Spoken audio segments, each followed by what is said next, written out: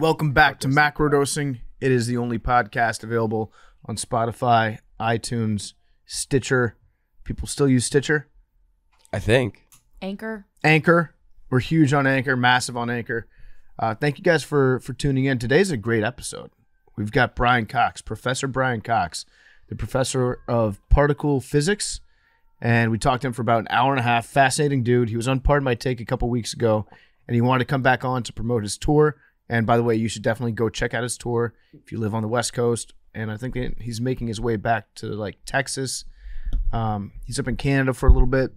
Go check him out.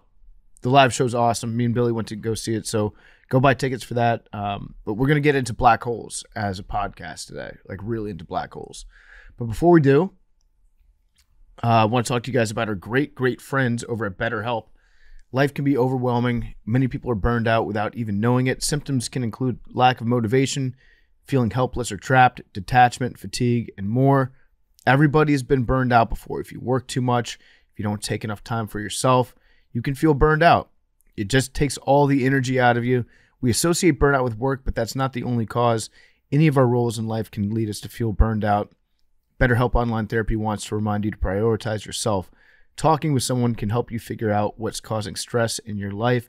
If you're just there full-time for your friends, full-time for your family, sometimes that can lead to burnout too. So check out BetterHelp. It's a customized online therapy. It offers video, phone, even live chat sessions with your therapist, so you don't have to see anyone on camera if you don't want to. And it's much more affordable than in-person therapy. You can be matched with a therapist in under 48 hours. Macrodosing listeners get 10% off their first month. Go to betterhelp.com/dose.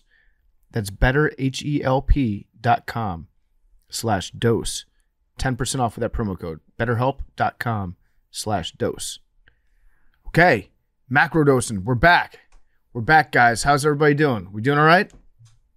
All good. Great. Good. We've got in studio, we've got Big T, we've got Avery, we've got Mad Dog.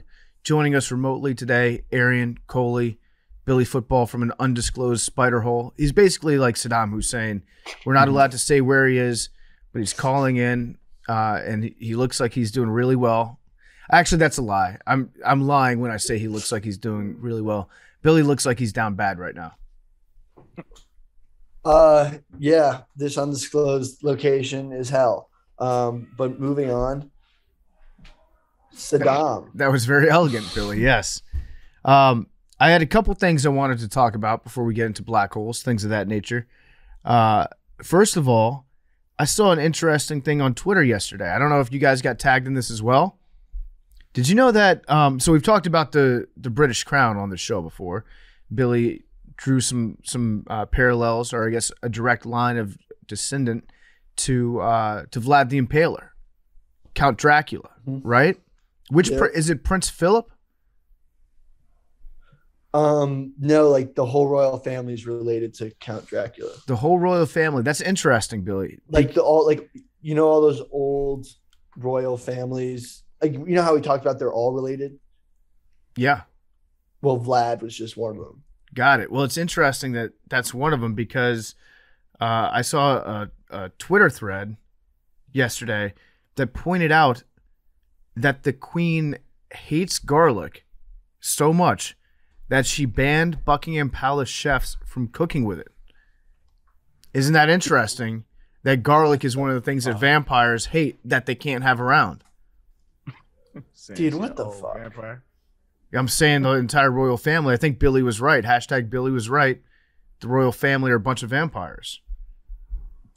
Yeah, I mean, that's one of those things where it's like, it's a slippery slope. I don't know. It seems pretty cut and dry to me. She lives in the foggiest city in the world. There's like no sunlight. That's the other thing vampires hate, right? Sunlight and garlic. But I thought that on age. She getting old as fuck. She is. There's also Could be thousands of years old though. We don't know. Yeah, there's rumors rampant that she's died and that they replaced her with a second queen. Is that still a thing? Like, what does she do? The queen, she just shows up in parades and she waves. She does this wave, the pivot. How you get that job? What the fuck? No wrist movement. How you get that job? What a job! Just show up and people revere you. For no reason. Dude, than it's having actually the right name. Yeah, Billy? Billy? What were you saying? Billy's location has no Wi-Fi. We I don't lost think. Billy. Aaron, we should... Loki's. Hang on. Billy, you got to do something about this Wi-Fi. Do you want to switch to cell service? It was working well a second ago. Like a hotspot? Would that work better? Yeah, wait, let me try. Okay, cut this part out. Yeah, Arian, I feel like we could... I mean, if like Princess Diana had daughters instead of sons, we could send you over there to infiltrate. You'd be like our Meghan Markle. Yeah, I don't know. They don't. White women don't really like. Well, I mean, it depends. Prince Foster. It's got a nice ring to it. No, he'd like lose his last name. He would be like Prince Arian or like Duke Arian of Sussex or something. Yeah, that's actually a good point. If you marry into the royal family as a male, do you have to give up your last name? I don't know. I don't really care about my last name anyway, so I don't think you'd I'll be like down. give it up, but you take on a title. How excited would they, Mom? I'm bringing Arian home. They'd be thrilled. Yeah. And then you show up furious. Facts. Those are all facts. You want to talk a little bit, Coley, about your beloved Celtics? We love making things hard on ourselves up here. I don't really particularly care for it. By the time people hear this, it'll be 2-2, and they'll be curious why I'm complaining so much. But it's a golden opportunity to be up 3-1. I think with the way the Mavs haven't showed up at all, I wouldn't be surprised to see the NBA push this one to 7, which is not what my poorly taken care of heart needs. And I will demolish my boss, all of our boss, Hank, if the Celtics lose this series, because it's 1,000% his fault. For the nut tap on Jake Marsh? Tap. The tap. He went overboard. He punched him right in the dick and balls, like as hard as he could. Yeah, and you could see his reaction right after he did it. He knew that he fucked up. And then later on, he was like, no, here are all the reasons why it wasn't that bad. It was bad. It was bad. It was a full steam clap. He clapped his cheeks, his front cheeks. Now, it's still early, so I'm not blaming anything on that yet. There's plenty of other things to blame, like Jason Tatum just taking a game off, just taking it easy. But yeah, I mean, I'm not terribly worried. I do want to go back to one thing you said there. You said the NBA wants to push this series in favor of the Miami Heat over the Boston Celtics. No, that's not what I said. Well, you said push it to 7. Yeah. And then risk the Heat going to the finals, which they did 2 years ago, and it was like the worst rated finals of all time. Well, that was the bubble. That was, no one really cared. It was during October. Like it was Still like a- during still football a- season. Still a championship. Not really. I don't It was a know. nice invitational. Nobody cares what y'all think. It's getting hung up in the rafters. It's a championship. It's getting hung up in the same rafters as a Taylor Swift banner. Does that count as a championship? What you mean? It's getting hung up. It's right, They it's hang right- it's conference all the rest titles into banners. I know plenty about it, Arian. It's okay. Um, Y'all However, lost in the bubble. I don't think that it's more like I don't think they want to rush to the finals yet, and the Mavs are just getting fucking demolished. I think if they can rush to Golden State Boston, they would do that in a heartbeat. It'd be hard to. I mean, I think as long as they have Golden State, they're pretty happy. I don't think they care too. I think they would prefer Golden State Boston for sure, but I don't think they care as long as they have one. Now, do you care to Miami's been in respond? more finals the last 25 years than us. Like they're relatively popular. They have plenty of fans nationwide. Yeah, but in terms of, I mean, the draw, the Celtics They've also- are much bigger. They've also, this doesn't get talked about enough for my liking at least. They've retired 13 and 23 for Dan Marino and Michael Jordan, neither of which played for the Miami Heat. Like they're too established of an organization at this point to still have those up there. It's embarrassing. Why did they That's retire Dan Marino? I actually kind of love that. He played for the Dolphins. No He rings. was in the same city. He was busted in the city. He was one of the greatest quarterbacks of all time. For sure. I love Dan Marino. I don't think the Heat should have his Well, number retired. no, I disagree. Especially Actually, Bam wears 13. Like they didn't even fully retire it. Like that's Pat Riley. It's Pat Riley. Pat Riley just like he respects greatness. What's wrong with that? I more don't think he cities was the one should who do pulled that. trigger though. I think 23 should be retired from basketball. I agree with that. In Houston, In every city in the world. no one should ever be allowed to. I kind of agree with that No. because No that matter who you are, as soon as you put it on, you're getting compared to Mike. and also that way, like that's another shot at LeBron, where it's like your number's not going to be retired by everybody, but Michael Jordan's is. I'm a Jordan guy. I think he's my number 2 of all time, but Jordan's the greatest in my opinion. It is kind of weird though that they retired Dan Marino's number. Very strange. Very strange When you behavior. But Arian, you could just say that like that the Rockets retired your number if they ever retired Jordan's number. It was just out of respect for the 60 touchdowns I had. Absolutely. Is that how many you had? I have no idea. Coley, do you care to respond to the numerous allegations that Peyton Pritchard broke the code when he reached out and grabbed Jimmy Butler's knee and yanked it backwards violently, causing Jimmy Butler to become injured and potentially miss more time? I don't even think I saw that play, to be honest with It's you. weird. They're not showing it anywhere, but he reached out. The play that he got his knee injured on, and he's had a dinged up knee, I think, for the last couple months. But Yeah. Pritchard reached out and just grabbed Jimmy Butler's knee and tackled him by his leg. And no one's talking about it. It's weird that like you haven't even heard about this. I'm going to send to the group chat real quick, and you try to spin zone your way out of this one. No, I mean, I don't even have to see it. I wish we did it to more players. Get Max Strus, get him on the ground. I don't know if we have anyone, maybe Grant, strong enough to do any damage to Bam. Though Bam doesn't worry me all that much. Yeah, I'm listen, we're 7 wins away. We got to do whatever it takes. This is what would Red Auerbach do? He'd build a fake court that looked like a court, and then Jimmy Butler would step on it and he'd fall into a hole.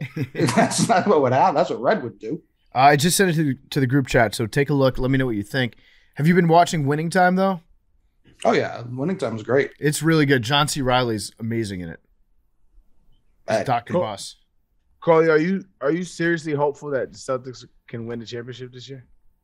I think I was one of the first people to say that it was championship aspirations for the Celtics. I don't see it. I mean, until game 3, they were the odds-on favorite, which doesn't mean much for me since they fluctuate game to game. But yeah, I mean, we can beat absolutely anybody. So watch that clip and tell me that's not a dirty play by Peyton Pritchard. Pretty bad, right? I mean, I remember watching. Now that I remember the play, What is I remember he doing? being very confused, like because they had just called a moving screen on the other end. So I remember being furious that this also wasn't called a moving screen after Peyton Pritchard was tackled to the ground. So this feels like just good old karma in my eyes. Bro, what the this is I've never seen this in basketball, bro. Yeah, it seemed like the old Roger Clemens when he threw the bat at the guy. He's like, I thought it was the ball. That's what he's saying after the play. He's like, I was reaching for the ball. No, that you just tackled him by his knee. No, he was using that man to stand himself up, clearly. But yeah, I mean, now that I recall the play, I don't remember watching that and thinking like, oh, why did he do that? I remember watching that and being like, classic refs fucking over the Celtics. It's been a weird series, man. Very weird series. People get on me for complaining about the refs. Like, that is basketball. It's the same thing in soccer. Like, that's basketball. I'll never sit here after a game and be like, the refs cost us that game. Unless some like true New Orleans Saints shit happens to us. And even then I'll probably find someone on the That was so bad. Right. That's what I mean. It has to be that egregious. But like, tackled the shit out of him. Basketball has, I don't know, like 200 plays throughout a given game. Like, more often than not, the correct team wins a game. Okay, Coley, I'm going to call cap on that. This is official Yeah. cap call. I'm calling Cap because I'm just doing this right now. Have not looked Go it up search. at all. I just searched Coley Mick refs. Yeah, throughout the game, I talk about them the whole time. Yeah, the entire time. You Yeah, talk after more the- about the refs than your Correct. opponent. Correct. The refs are the opponent. Imagine what the score would be if the refs got a single out of bounds call correct. That's when we're up 30 in game 2. That seems to me like an excuse. It's not an excuse. What did I just say? Were you even listening? I said after the game, I'll never blame the refs. During the game, yeah, I'm on their ass. I don't know. I feel like you're a big blame the refs guy. Literally never after a game. I mean, I called us the softest team in sports history when we didn't box out against the Bucks. And that was a game most people were bitching about the refs. You're complaining about moving screens. Yeah. When they call it on one end and they do not call it on the very next play, that's infuriating. Jalen gets punched in the chest every time he dribbles, and it's fine. Yeah. 90% of your game is spent complaining about the refs, but after it's over, you just pretend like After you it's never. over, I tell you what happened. Yeah, Jason Tatum did not show up last game. I think we shot 25 more free throws than Miami did last game. It Time is. to blame his son. Yeah, nice. Yes, let's get that discourse going. Even Celtics fans are starting to turn on Deuce, and that's not the energy we need as a collective. It's just getting too much. It's just like, all right, bro, put your kid up. I mean, he's on the team. He's not on the team. He's on the team. Well, they need to cut him. Yeah. So send him to the G League. He's better than Freedom. That would be funny if they actually Agnes? had some G League player take Deuce around. Be like, okay, we need you to spend more time learning how to be a good son. Did you Show up at the Drew League this summer. Did you see Inez? It was Inez Freedom's birthday over the weekend. Did you see who he had his party with? Yeah, he's a Fed. That's crazy. That's what I said on the show. Everyone thought I was crazy. Like he literally had the FBI. Was the FBI or the CIA? It was the FBI. The FBI threw him his birthday party. Wow, he took a picture and blurred all their faces out. Yeah, Like, yo, you spent your birthday with the feds, dog. What the fuck? That's weird, dog. That's 100% weird. it's so weird. Were That they shit wearing? is strange. Were they wearing the jackets? I don't know. They were just in regular. They was street feds, street clothes feds. But it was just like, why would you like? You're at this freedom. You got some bread on you. You gonna go to the feds to celebrate, dog? That's like the biggest bootlicker move probably in like history. That's a tough But one. I thought these right wingers didn't trust the feds though. I don't understand that shit. It's like they like them sometimes. They moved the goalposts. They move the goalposts. All right. I don't know enough about Enos Freedom. Is he a right winger or is he just like kind of? Because he's been all over the map. I feel like the last. He's couple one of years. those. He's one of those almost centrist guys. But he, you know what I mean. You pull the hat off and he's right wing. Dude, I think he's more of a foreign agent. I mean, I think he's a national security risk now that I would think about it. He's probably embedded with the feds to find out stuff. Like we talked about how he's part of a foreign, like a Turkish secret society, and he's been like he's a sleeper cell, like 100%. I don't find anything wrong with that. I'm off him. Like, stop it. Cut the games. That is a weird move though, to just like have a birthday party with federal agents. I don't think Not even just a birthday. The coolest birthday party. but how cool can your birthday party get if everybody there is in law enforcement? Boring as fuck. What? Fuck. Like that's the thing. I can't Following the law. I can't remember the last time that I hung out and had a good time without somebody at that place doing something illegal. And it's like varying descriptions of like how illegal it would be, but like somebody's always breaking the law. It just happens all the time. If you hang out with people and nobody is breaking or coming close to breaking any sort of law, it's probably a boring time.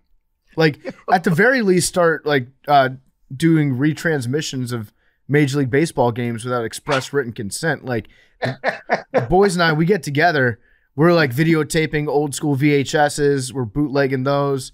You know how it goes. Like if the FBI is looking over my shoulder, I'm feeling scared the whole time. I'm nervous. Honestly, I've been to a cop's birthday party and they're like outside of the force, they're chill. Yeah, no, cops break the law a lot. Yeah. But the thing, I'm pretty sure the only thing is like if you're hanging out and there's like nothing but cops around, I feel like they're less likely to break the law because they're like looking over their shoulder. I don't know who I can trust, who I can't. I'm just like 13. He's in a picture with 13 federal agents. Like what is the what the maybe these guys are cool guys, right? Maybe these guys are cool. No, they're not. No, I take it back. The swag is horrible. If they were cool, why are their faces so blurred? Yo, might be Peanut Tillman. The belly hangover with the tucked in shirt, I'm not a fan of. Tough one. We got any cell phone clips? I think one of the dudes has a cell phone lanyard around his neck, maybe.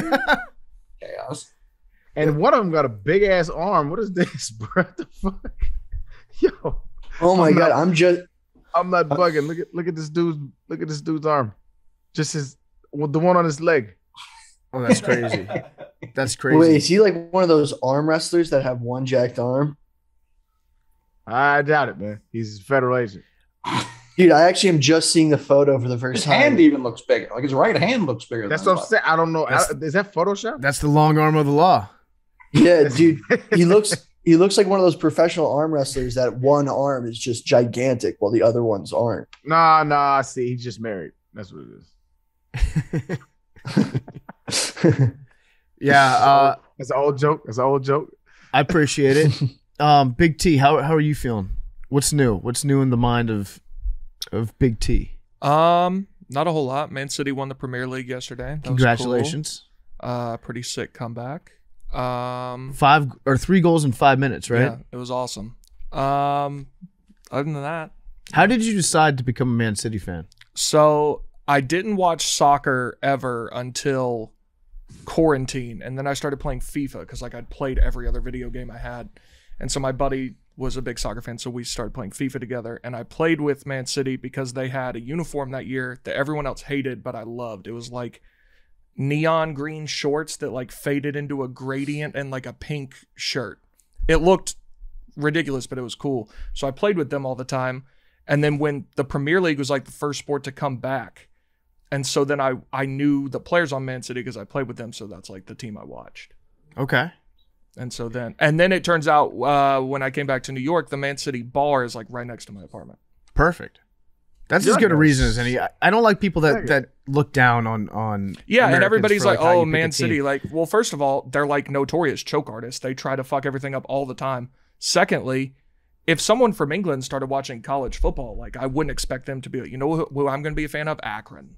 Right. They would watch Alabama or Ohio State or a team that's on TV all the time. Shot at Akron, our beloved Zips. I mean, I think they are like statistically the worst FBS, probably maybe UMass, no offense. No, I was gonna Akron's say, I don't worse. know if anyone's worse than UMass. It's Akron No, and Akron. UMass, like usually going back and forth.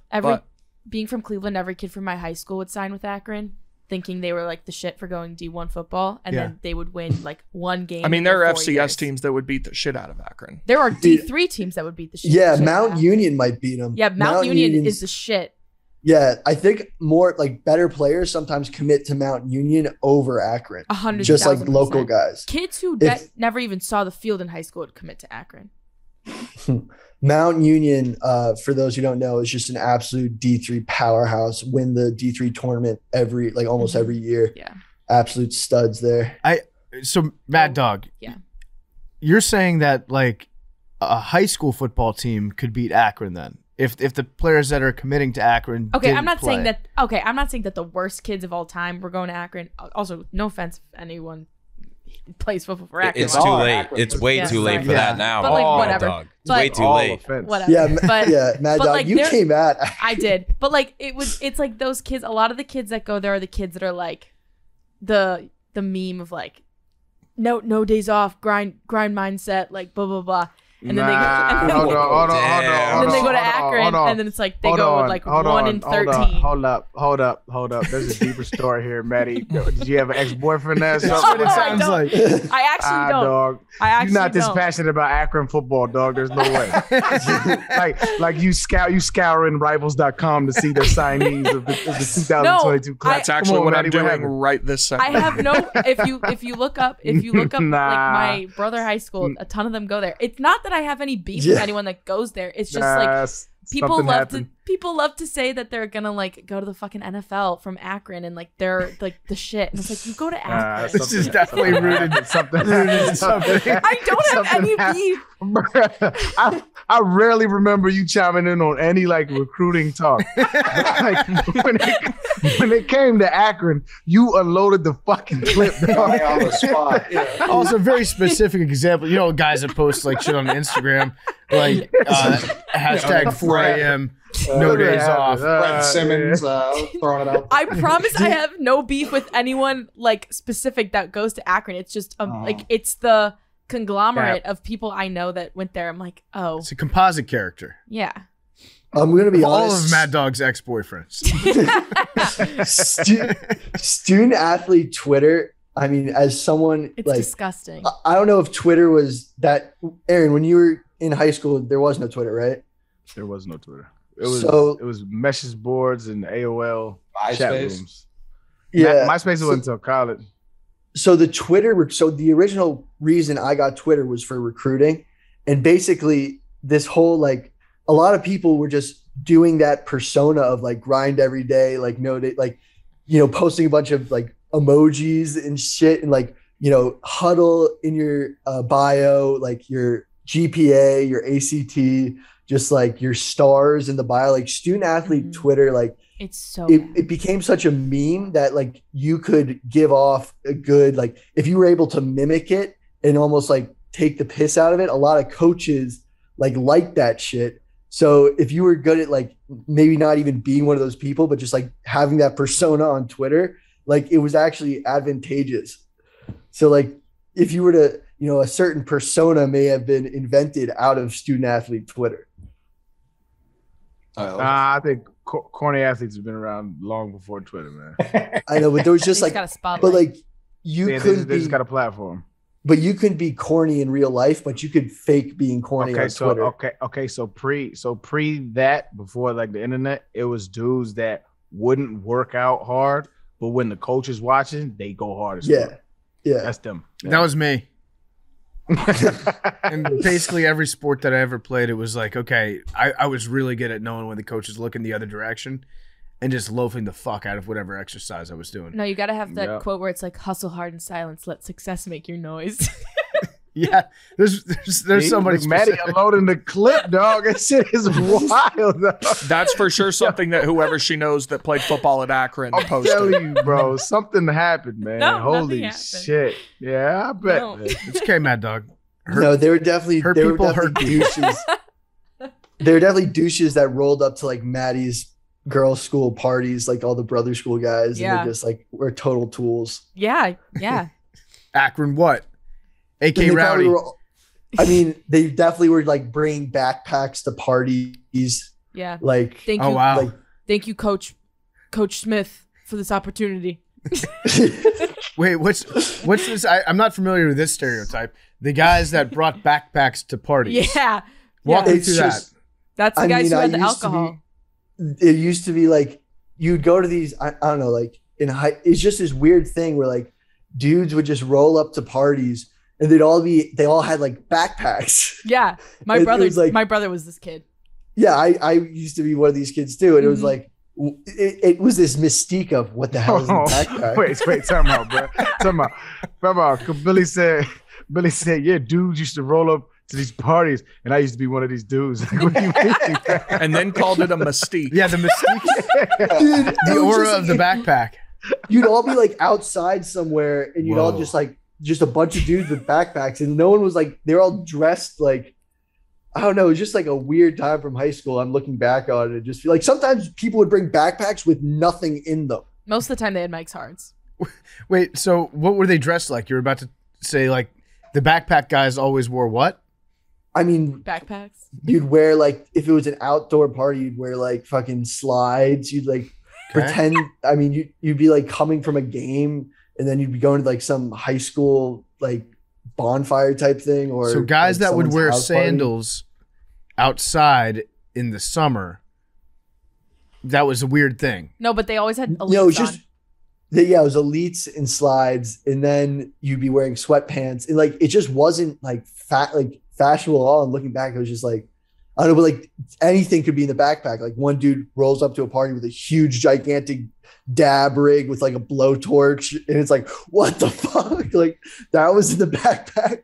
Unlike you now, who you're the epitome of fashion. When you roll up Right. wearing like your tactical khakis with like the zip offs on them, and then I know, the but, toe like- shoes. Now Yeah, you're I mean, now you're way cooler. I'm just dressing utilitarian now. Isn't that the backpack though? No, Yeah. but the backpack was just looking for trouble. Like the people wearing backpacks, like were either stealing things, bringing bad things, like, Mhm. you You said you know, were outside at a fire. What was there to steal? well, even if you're at like a house party, House like you dress party. the same way, like Inside or outside, know, it but- doesn't matter. backpack stays on. Backpack stays on. Okay, I'm keeping Like, my throughout eyes the out whole for kids party. in backpacks now. I'm Yeah. adding that to the list. And You guys have convinced me. they'd always be clinking. They've had their little bottles that they stole from their parents. They'd just be clinking. then- You have to walk all weird. And then there would be like rumors that like, oh my God, like this dude brought a gun in his backpack.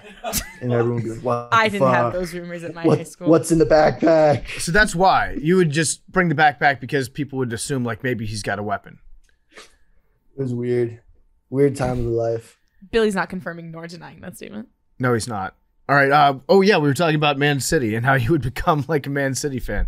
I don't have a Yeah. problem with anybody picking like an overseas team. Just like you were saying, I wouldn't have a problem with somebody from England picking just a random football team in America to follow. or Like to every game they support. plays on TV, they're very competitive, very good. Yeah, I don't expect you to have like if you live in London and I don't know you're a Raiders fan. I don't expect you to have like a cousin or an uncle that grew up in Oakland. You know, like Right. there doesn't need to be any sort of connection there.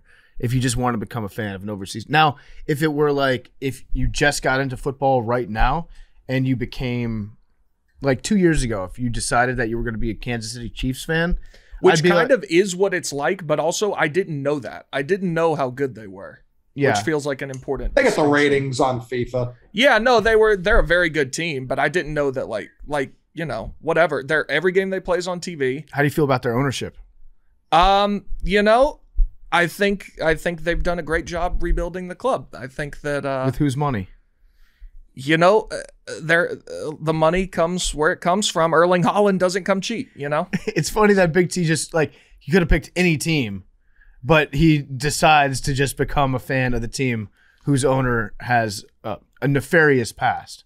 Every soccer owner has nefarious pasts. Yeah, Newcastle zero. just got bought practically by the Saudi Arabian government. Mm-hmm. Oh, did you see that thing about Nintendo? Was that real? I'm gonna guess no. I don't know what it's about, but Wait, all right, take your bets. Ask this now. Billy's like, I read somewhere that my uncle actually works for Nintendo and he can get me all the cool games first. Mario's not actually Italian. Okay, according to harddrive.net, Okay, Already yeah, sounds reputable. I love it. this is the story. Cannot confirm it, but Nintendo announces female characters will no longer be able to drive Mario Karts following Saudi Arabia investment because they invested in Nintendo. All right, so I went to harddrive.net and it's not a real website.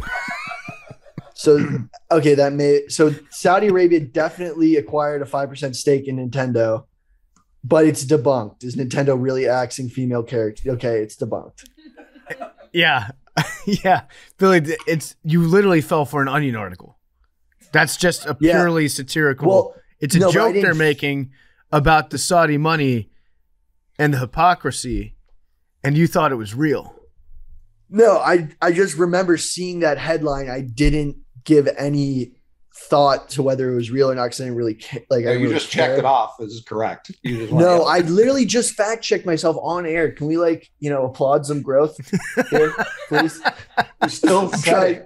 it. I'm trying real hard. You know what? I'm starting to get sick of applauding your growth, Billy, because I feel like there's been a lot of growth acknowledgement, but there's no actual growth. But I literally, I just thought it was something. I mean, speaking of Saudi Arabian investments and things, like that was something I saw recently. It's like congratulating Billy every week on getting his head unstuck from a giant bucket of water. It's like, okay, yeah, you got out again. Good job. But at some point, I'd like you to stop sticking your head into it. But I mean, wasn't that a good contribution to the show? Just debunking and just bringing up that headline. Yeah, no, it was great. Billy, I'll highlight one of your wins. You had a ratio on this dude who said that grown men who wear jerseys to games need to stop, and he made a 10-tweet thread. And Billy just responded ratio, and he got like 6,000 more likes. Fucking own that pussy. I mean, this guy, what a thread from this guy. Now, should you? So, what was this guy's point of why you shouldn't be wearing? all right. He went on the I'll read whole through thing. it. Number one, dude, your playing days are over. I'm sorry. Truly, it's not easy. No fantasy camp or game tickets can bring it back. So you might as well get on with ... life. And part of life is growing up as an adult. Adults don't wear other adults' underwear, pants, or suits. So why would you worship another adult's playing jersey? Adults wouldn't. Be an adult, in all caps. There's a part of like hyper masculine alpha Twitter that doesn't like watching sports because it's like, why would you watch another grown man play a sport? Like, I don't know. It's like Golden Tate, not Golden Tate, Andrew Tate vibes. If you know who that is, that's the famous like I never watched Star Wars guy. Mm-hmm. Yeah, no, I've noticed that recently. People that they just get themselves into this mental pretzel and they overthink everything. It really shows how insecure they are. It's like, how can you ever cheer for another man to do something that you can't do yourself? Like if you back in the caveman days, would you ever acknowledge like a better hunter than you? They always go back to like the caveman days and like correlate to our lives in society, how like in this like weird mindset of they think that they are actually strictly cavemen. They just happen to wear like suits and ties now instead of loincloths. Keep me away from them motherfuckers. They sound dumb. Arian, if you ever saw a guy wearing your jersey, would you be like, yo, look at this cuck. I can't believe that this guy is such a big fan of mine. Or would you be like, that's cool that somebody's wearing my jersey? I assume that they are cool as fuck. Yeah. That's what I assume. Because to wear my jersey in, 2022, is like you have to be a fan of me as who I am. Because like there's plenty of other, players to rep your team. So like you got to be a fan of me. So we should make macrodosing Arian Foster jerseys. That'd be pretty cool. No, it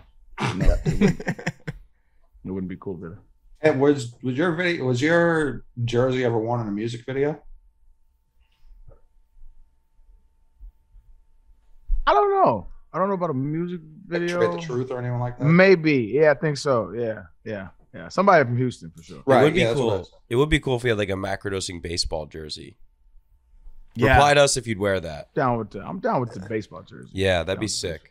We have some, by the way, we have some sick merch coming. I think I sent the teaser in our group chat, but we got like a bunch of other things coming for the summer, so look out. We got the yay and nay for the swim trunks.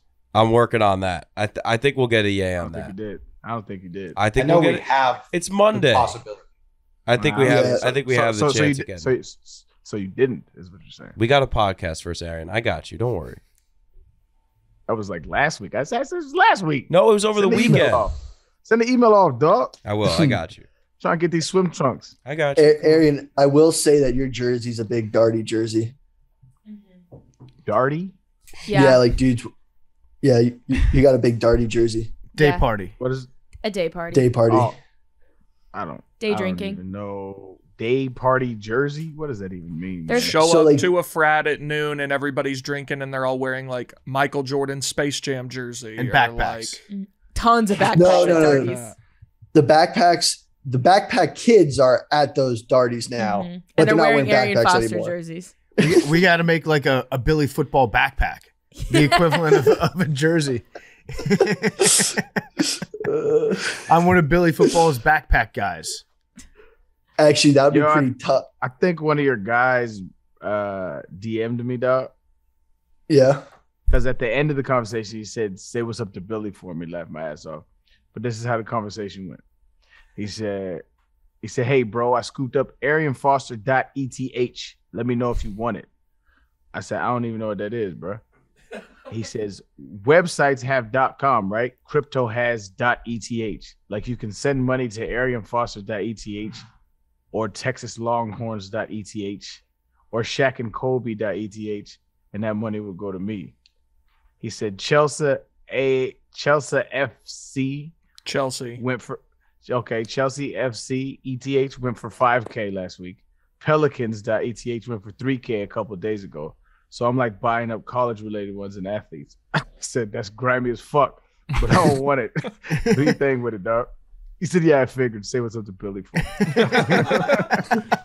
That's actually kind of genius. Yeah, someone tried to it's sell not me as one. much grimy. Well, everyone's Those always aren't mutually exclusive. yeah, everyone's always on the lookout for the next like Okay. online real estate. It's the So- .com era. Yeah, so imagine if you Yeah. had bought like if you gone back in the day and bought eBay.com, and then like 10 years later a company starts up and they call themselves eBay, and you're like, guess what? I've already got this. How much you gonna pay me? There's a dude I follow on Twitter whose name's Advil. He's just a cool dude, just a regular cat. I think he's a photographer. He's from Ball. He loves the Celtics and the Patriots. I don't know him, never met him, but he's just funny sometimes. And I've been following him for years. And he has Advil. And like they ended up blocking him because I guess he wouldn't give it to him. Yeah. Like Advil, the company. It's fucking hilarious. There was a dude that hit me on Facebook like 2010. And he was like, or 11 maybe.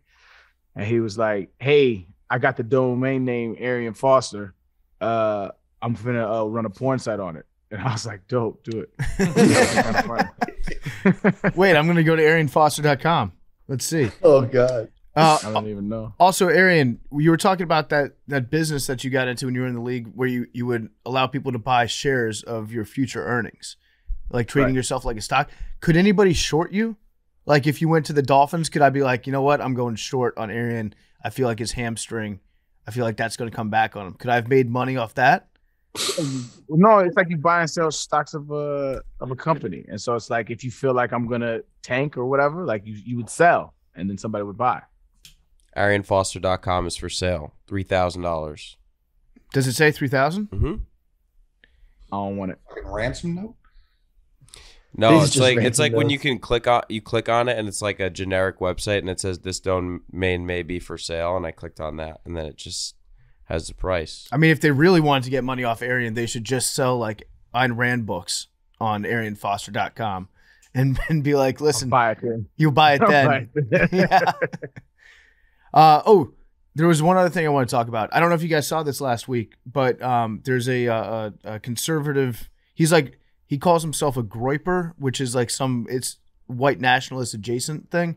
His name's Nick Fuentes, and he was making a lot of really strong points on one of his live streams last week when he was talking about how. Tell me more, PFT. Tell me more. Okay, I'm gonna red pill you right now.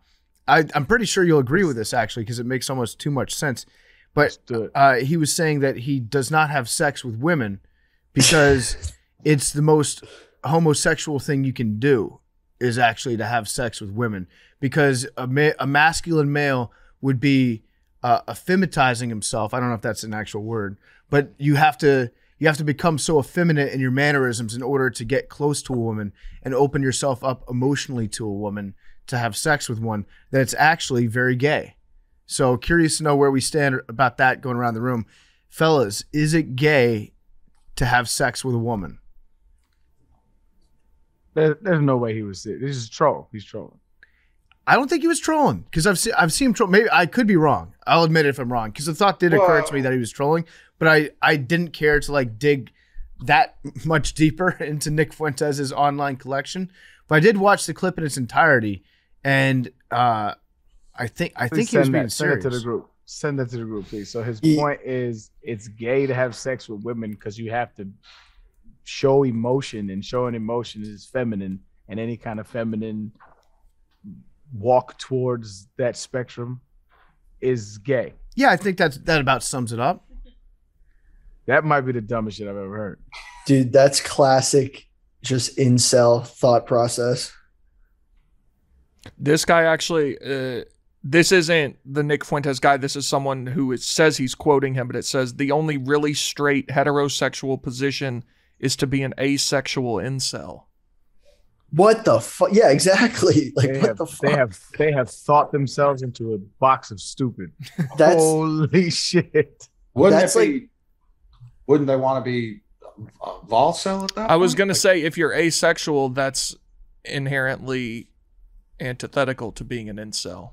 Do Right. people claim themselves as vol cells? I No, guess it's that's not. what asexual is, I guess. I guess. Like I- nuns do. Yeah, Nuns are vol- nuns I and don't, priests. I don't believe that shit. No, definitely not. No, me Well, neither. But definitely that's not like what priests, they're yes. that's what they're supposed to be. I don't believe none of. They all be beating off or beating somebody off, beating each other off. I don't believe none of that shit.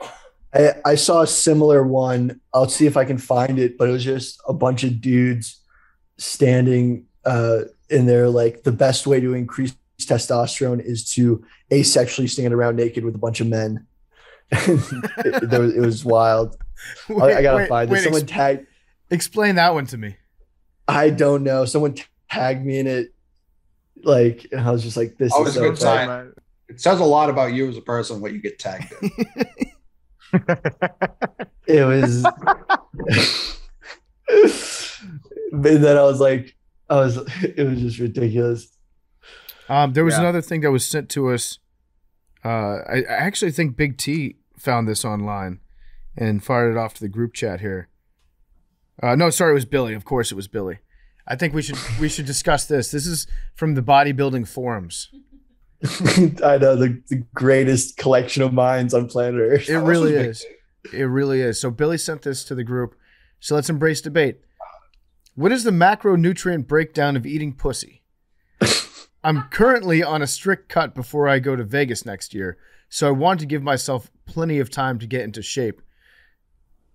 By the way, this was written in April of 2010. So this guy is on a strict cut before he goes to Vegas in 2011, which at the minimum is like 8 months away. Probably he's like already preparing for his Vegas trip 8 months in advance. Respect. However, I haven't been losing weight and didn't know why since my diet is in check 100% and the calories are right. Anyway, I was chatting to my gym buddy recently and we were talking about girls we were hooking up with, etc. So I said I'd been eating a ton of pussy lately and how last month I'd eaten 5 different pussies in the space of 24 hours. Wow. So he said, that's why I'm not losing weight because pussy is very calorie dense and I didn't know if he was serious or not. If that's true, would eating lots of pussy during a bulk be beneficial then? Thanks in advance. Thanks in advance is what I really appreciate because this is just a guy looking for answers. And he knows he's about to get them. Oh, yeah. Look at the response. Like I said, the response to it. I mean, talking about the original thing, like, I mean, Yeah. gym bros can calculate how much is on the bar just by looking at the number of one side with knowing multiples of 45 and 25. And they're like the smartest gym math guys ever, but it gets bad when they're misinformed. Yeah. I just, So does he think he like? Is he? It's not serious. This can't be serious. I Or think does he think he out here like? Because he's not doing it big. He's just out here handing out favors. That's not. I mean, five pussies in the span of 24 hours. It's like John Henry. Indulgent. It's indulgent. It is. Yeah, it is indulgent. After the fourth one, like you can't enjoy the fifth one, right? Your jaw's exhausted. After 4, you're like, can I pencil you in for like tomorrow afternoon? Because I'm going to need to be drinking milkshakes for the next week if I keep this train going. That's one every 4 hours and 45 minutes. Yeah. It's a lot of 4 pussy. hours and yeah. I don't have that desire in me, man. Also, does he think that you're like, is he like biting and swallowing? I mean, Well, you so I've had masticate. this question about Once something chewing hits gum. your tongue, you're- How does gum have calories? We don't swallow gum. Right, but like No, but but- it has. So the Calories and sugars shit. you sugars start digesting once something hits your tongue. Yeah. It's like the sugars that absorb That's into your mastication. spit. Okay, yeah, that makes sense. So you chew gum, the sugar comes out of the gum, and you end up probably also Swallowing swallowing the some of spit. that spit. Yeah, Also, So I it's guess like that would less be than the same 5 principle. calories a stick. that is Yeah, the same. Sure, it's not. It is the same principle. Yes. Yeah. Do vegans do that? Just curious. Eat pussy. Arian? Do we eat vagina? Yeah, Yeah. I guess that's what I'm asking. Well, when I was vegan, I did for sure. Yeah. Definitely. So Billy's right. You were a fraud vegan. Fraud vegan. You don't swallow it. Apparently you do if you're gaining all this weight. Oh, So- swallow the juices. I mean, there is an argument there that you're So there- ingesting things from an animal. Yeah, I mean, I see the argument for sure. Billy, So is there's pussy keto? There's a response. Here's a response. This was a response from Bearded Freak. His tagline, bearded_freak, tagline 5% pleasure, 95% pain, from Ontario, Canada. He's 34. He has 687 posts on bodybuilding for him, and his rep power was 335, which I think they give you your rep by how much you bench press on there. So he said, they aren't high in fat or carbs, but they do contain a significant amount of estrogen. This will undoubtedly have a negative effect on your test levels. I'll advise you to stop eating pussy, but if you must, try to eat some semen too, preferably your own or whatever floats your boat to balance it out. Preferably your own, though. So, yeah. I feel like we move on from this conversation. I feel like we've extracted just about everything we can. I do wish that body to not be gay by eating vagina, you must ingest some semen to balance out your testosterone levels. Yeah, This logic is undeniable. Either that or just stand naked around a bunch of guys. While eating semen, you'll be the manliest man ever. What's the conversation like when you're just standing nude around a bunch of dudes? Just like I bet my T's spiking right now. This is classic locker room talk. Whoever gets the chub first, you kick them out. Yeah. See ya. I mean, locker rooms, like there may be truth. Yeah. Yo, the white dudes did the weirdest shit in the locker rooms, bro. I don't know what it is, but like white humor is like automatically go gay. Like it's just as soon as like as fast as you can go gay, that's funny. Like they used to do shit like run around, and they used to tuck their jump between their legs, and they used to run around. Like, Is this in the NFL? Let's go with the mangina, Arian. Come on. Yes. And I never understood. I was like, what the fuck are y'all doing? I just never understood this shit, dog. I never understood this shit. You've never done the mangina. I've never tucked my shit, no. And then, well, it's a double bonus because then you can turn around and then you bend over and then that's the fruit basket. It's the goat. Or the goat, yeah. I don't see what I'm saying. I don't know. I think I've talked about it before on the show, but like you walk into the training room, it's like fucking 5:30 in the morning, like, Arian, come here, bro. Come here. What would you rather do? Would you rather swallow a whole horse cock or drink a whole gallon of cow sperm? And I was like, what the fuck are y'all talking about, dog? Cushing, shut up. Bro, I'm not doing none of that shit. Well, come on, bro, but you have to. I'm like, I don't. I promise. I just never in the like room. Why do I have to? It was all I never, and they be cracking up, lying. I'd rather do a horse car. I was like, bro, what the fuck is wrong with y'all, man? We are so Answer getting the that question. Spotify deal. See, to answer the question. It's funny, like that's like sometimes guys we don't know how to bond with other dudes, so we just like we say the most disgusting things possible to each other to avoid saying anything meaningful, you know? I mean, Arian's right. This is for sure a cultural thing. Yeah. Aaron, you went mute for a Muted. second. Oh, my bad. Oh, you're back. Not my bad. I'm getting like literally, you know, my upstairs is like pretty much done now. My downstairs is literally tearing out the kitchen right now, and it's just loud as fuck. So what would the black dudes in the locker room? What would your version of the white guys being like? Yo, how many horses could you suck down in an hour? Like, what would your version of that be? Like when you're bonding with each other, and like say a white guy comes in the training room, and it's you and one of your friends at 5 o'clock in the morning getting treatment. That's not how I understand like that's how they think it's funny, but like there's no like equivalent to that. Like would you rather? I guess It'd be your hypotheticals would be like which chick would you rather have? It would be like, all right, would you rather like mess with J-Lo or maybe mix and match body parts maybe, but like never. I don't understand the like bestiality obsession. Like it always involved animals and goats and horses, and it was just like weird, man. Would you rather fuck a goat and nobody knows, or don't and everyone thinks you did? No, I'm like that, asking yeah. you the question. Yeah, that was actually a big one.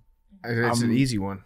I don't give a fuck if you think I fuck a goat. I'm not fucking a goat. Yeah. Yeah, I mean, everyone thinks I fucked a frog. So I thought So you might as well fuck the frog. I would actually put my money on, yeah, you probably fucked a frog. I didn't fuck a frog. You've definitely You like touched your penis to a frog. yes. Have you ever gotten a frog off? Oh, bro. I What? seen something. Where was that? Was it? Beer Oh, it was a Fest. crab. No, it was a crab. It was a crab. Like some dude was telling you how to like make crabs, like so they don't try to snap at you, and you basically like rub the bottom of the joint, and you basically get him off, and then they just go limp. I seen that on Twitter somewhere. There are a lot of other ways to not get bitten by a crab. Never go in the I ocean. mean, that's the You're one not that you did. fast, so you just walk away. Yeah, really. You can either jack it off, or you can take half a step backwards. I just imagine this guy like these other. those options. I mean, Oh, what a man. conundrum. What am I gonna do? Imagine, If you ever find yourself in that pickle, dude, I'm just imagining a guy at the beach like walking by, like no one can see anything, but all of a sudden he's just Stand like, back. I've got he this. he jumps on the floor, lays down. Everyone's like, "What's going on?" He just starts rubbing a crab. He's like, "Don't worry." I have no choice in the matter. Yeah. No, I'm no hero. I'm just all right. I just did what anybody else would do in that situation. How far could you throw a crab, do you think? Oh, like a blue crab? I Yeah, think we you're can better start. off. I think you're better off with the frisbee vibe. Yeah, like than the discus. actual toss. Yeah. Yeah, it would spin. So I used to I'm going crab. a good 30, 40 yards. 40. 30, 40 yards.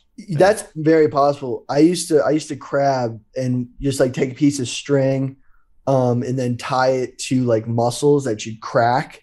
And then you put them in between two rocks, like the rocky part of the beach, and you'd be able to pull up some huge crabs. And one time I pulled one up, and it clamped on me, and then I like in reaction threw my arm with the crab connected to it, and it launched pretty far away. That'd be sick if you were like in a fight with somebody and you just started throwing crabs at them. Like imagine getting hit in the face with a flying crab. That Marvel character would be trash. That's a superpower. Just can summon crabs at will. King crab. Crab, man. Oh, did you guys see that? I was like reading about this theory that like in evolution, everything just evolves into crabs. That like in various different times in the fossilized era, there's been many animals that evolved into what looks like crabs, being like a multiple-legged, double-clawed animal. You started this with, did you guys see this? Where Well, would we have seen this? Oh, well, I mean, it was on Twitter, but I'm on a different part of Twitter. than you guys. Hardwired.net. So wait, you're saying that they're saying that evolution is real, but it's in reverse. Like we're all we're going back to the ocean. Yeah, like why everything eventually becomes a crab. Carcinization. It's on Wikipedia. It's an example of convergent evolution in which a crustacean evolves into a crab-like form from a non-crab-like form.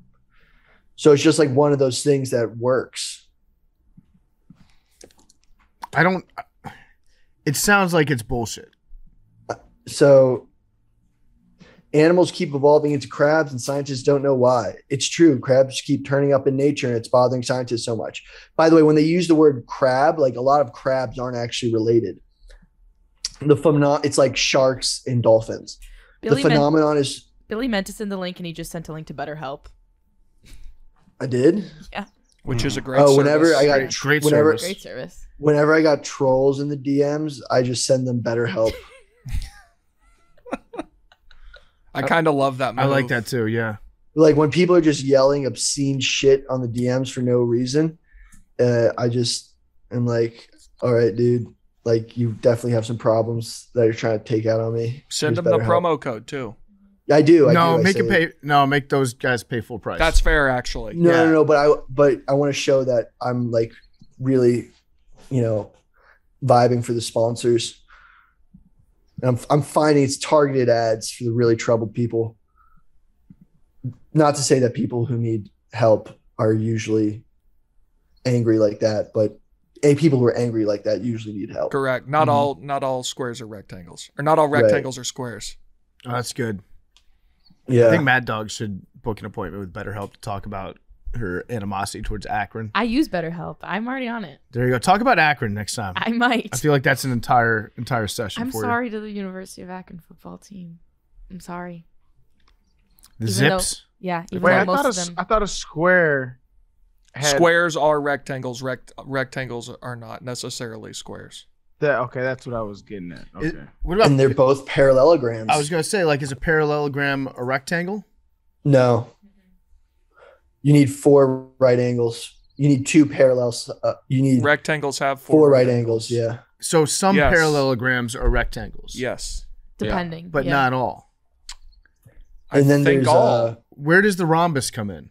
the That's what I was rhombus. The rhombus is a parallelogram. But I think a rhombus might need to have Oh, a rhombus has 4 equal sides. no, because if you had 4 equal sides, it'd be a square. No, it wouldn't, because the angles could be different. Oh, the angles would add up. Yeah, I think it has equal sides. And then there's the one, honestly, was one of my favorite shapes, but I'm forgetting the name of it. It's not a rhombus, but it had 1 pair of parallel sides and what was it called? A trapezoid? Got to be a I think trapezoid. so. It's got to be a trapezoid. Everyone, That let's, sounds like classic Zoid. let's go around. What are your favorite shapes? Billy said trapezoid. I like an octagon. I'm a Dodecahedron. Octagon? I like an octagon. Hexagon. I'm a circle guy, man. Yeah. I think it's really What's I'm a yours? everything in nature is kind of space anyway. I was going to say circle too, or oval. Where does the Fibonacci sequence? Yeah, I was just fall? gonna say the Fibonacci sequence. Oh, the spiral? Yeah, Yeah. Spirals are cool too. Are they considered shapes though? it's within a Has to be. circle, isn't it? It's not really. Spiral isn't it? It's not- No. A spiral. I don't think the Fibonacci sequence represents a shape. Not I mean, like it's a mathematically shape, but it's not, speaking. Yeah, I don't Yeah. think it's. Well, I mean, the Fibonacci. But sequence is it's definitely like mathematical. there's no end to it. I don't know enough about geometry, man. I'll keep it a buck. I'm shocked that nobody said triangle. We don't have any triangle fans in the chat. I don't like how they Um, don't fit into things. What do you Really, mean? I would have thought it would They have been fit a into triangle. triangles. Wait, No. You wait. think it'd be a triangle? I need Mad Dog to expand on this thought. They don't fit into things. Like if you're thinking about like I'm an Akron football player that loves triangles. No, no, like how His name was Trey. that's such an Akron football player. No, like how squares like Great joke. if you're playing mental what's that game? the thing you do in your brain. No. Yes, but no, the thing Tetris. Like a triangle would never fucking fit in Tetris. With another triangle But or a what do rhombus. you mean? Like where would it fit? A rhombus Or a could guy- Block fit. is technically 2 triangles. Yeah, good point. The squares. I don't like it. Like a circle, just think of it like a pie. You cut Well, okay, those- so you don't Yeah. like triangles. Do you like pyramids?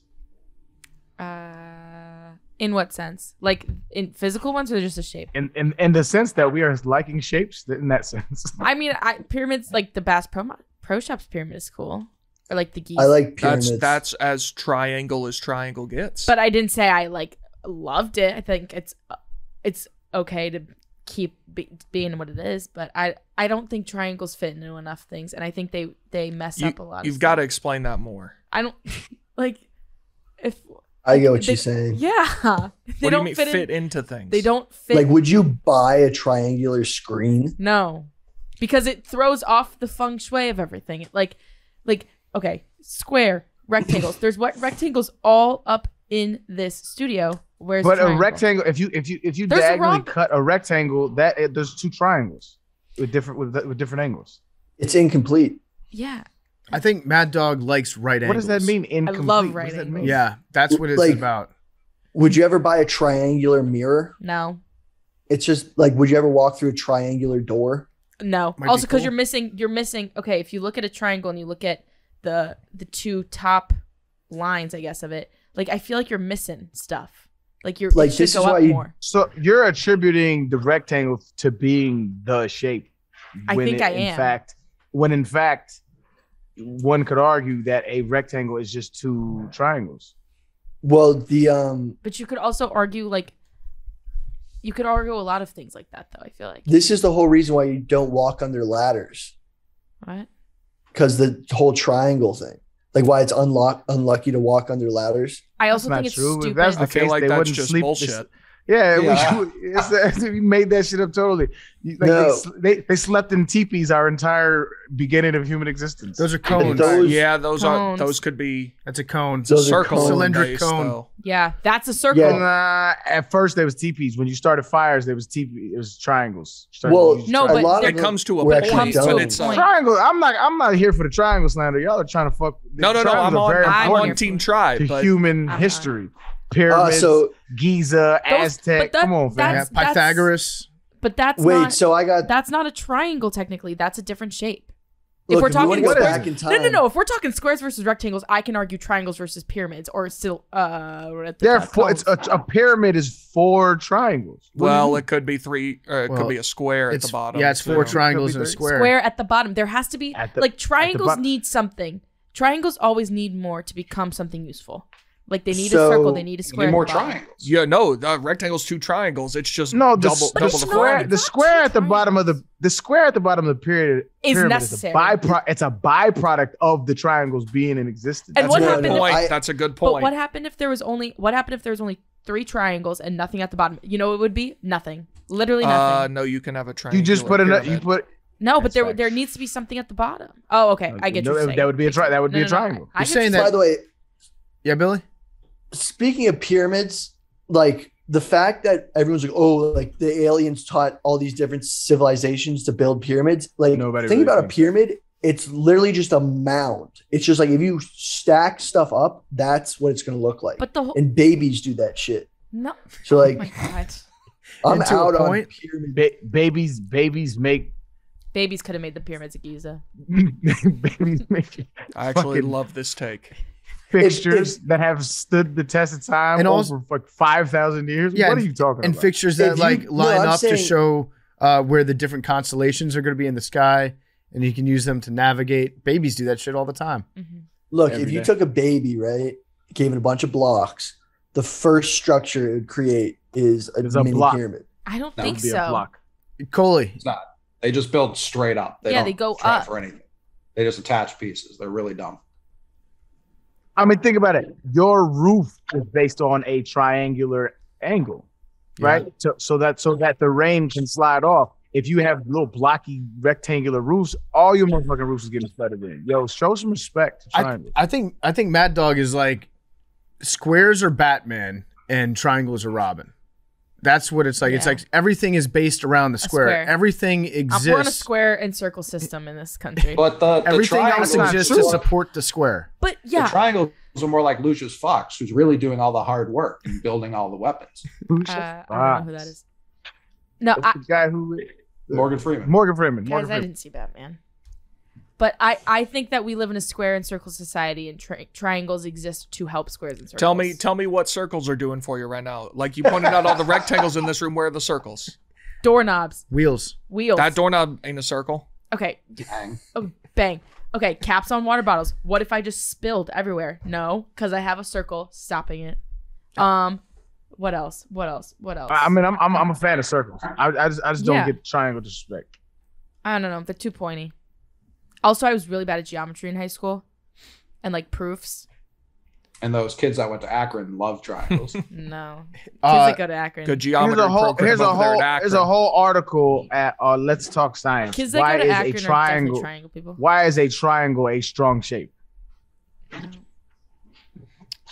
So when engineers build structures, that is the strongest.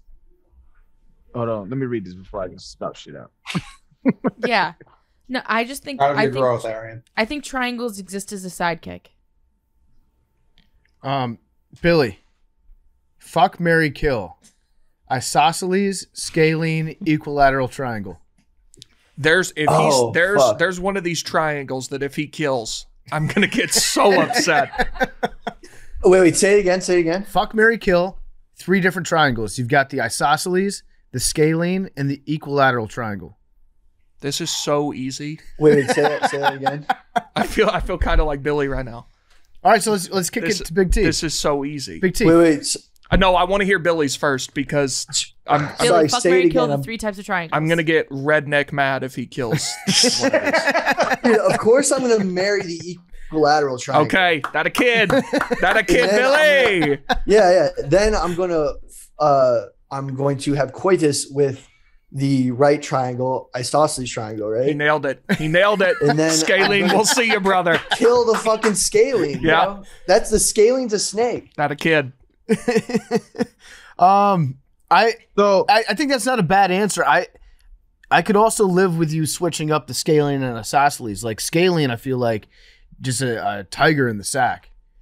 Do some weird Yeah, stuff. you don't know what you're getting. Don't know what you're getting, and it might be bad. That's the thing. Like Exactly. I understand it could be good, could be bad. Exactly. Isosceles, you're gonna have some fun. It's it's like a solid 7 out of 10. Is what that's your experience. You're gonna have like 70% chance you have a great time. It's Nick Markakis again. Everything with Big T comes back to Nick Markakis. That's correct. I'm glad that Billy and Big T could bond over that. I think that was an important moment. That's growth, Billy. I mean, I'm furious. That was bad I'm just- podcasting. I wanted to see redneck mad Big T. I'm still stuck on this. Triangles are actually the strongest shape that there is. Talk about I it. can see how they would be the strongest in terms of physical strength. Well, this is what I'm saying. Like they're the most important triangle, especially when you talk about building architecture and stuff like that. You need triangles. But we're Y'all podcasters, not bugging. architects.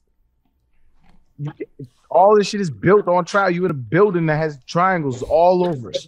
It's But Arian, yes, they need triangles, but could you do it only with triangles? I feel like you need to have No, and that'd a be so- triangle No, is yes, you could. No. I you don't can't. know if you get a triangle You is a JJ Redick. A triangle is a Kyle Korver. No, this is the point. A Strong triangle piece, you is need the it to star succeed. player. But you can't build an entire You team just out of Kyle listed two Korver. players who didn't win anything. You could build a team out of Kyle Korvers, and you'd be a pretty damn good ball club. That team 0-82 Oh, every year. Y'all would be so bad. Scoring We're on off the 140 a game. Are you Giving saying up 600. you can't build nothing without triangles? That's what I'm saying. It is the strongest, the most important piece of your building. I just don't like that. You thing. can't If you're build. talking about squares, we're talking about 2 fucking triangles. This is my point. I don't know. I think you can build a good building out of nothing but rectangles and squares. Yeah. You could have Bricks. You can't even get Bricks. the rectangles Yo, without the triangle. Billy, Bricks. tap your list for a geometrist. Where's your triangle guy? Bricks. I rest my case. Bricks exists. Triangles all in bricks, bro. Triangles are all in bricks. But like you're just saying that because they make up a rectangle. Triangles literally need Yes, other yes, triangles. No, yes, triangles Maddie, need other listen to what you triangles. just said. No, listen I know. to what you No, just no, no, said. no, no, no. They But make up. But it's not like They I have are to put the substance. It's not like when you're making a brick, you're like, let me make a triangle's worth of cement to make into a brick. No. You're just making a rectangle's worth of brick. Yeah, I can also fit They like work because circles. triangles work. No, you can't fit circles into a brick. No, but you can. Okay, cells. Let's consider cells circles or atoms. They're not. They're They're definitely not not circles. What are they then? Not triangles. Cells that's for are fuck's sure. cells are probability. That's atoms. Excuse me. Atoms are probability. So it's basically like we don't. It's quantum mechanics. Quantum mechanics is very hard to understand. So I'm I don't not really saying I understand did. it.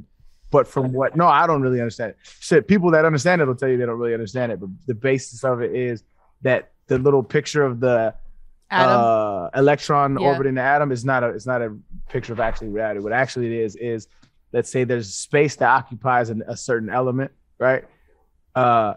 And where an atom is a probability of where it is. So it'll be like 33%. It'll be it's supposed to be in this area, and so it can be two places at once. This is actually a great conversation because what I wanted to talk to Brian Cox about was the double slit experiment. The double slit experiment is fucking fascinating. So basically, they shot electrons at a wall, right? They shot electrons at a wall, and they put 2 slits in a I think it was a sheet of metal or something like that.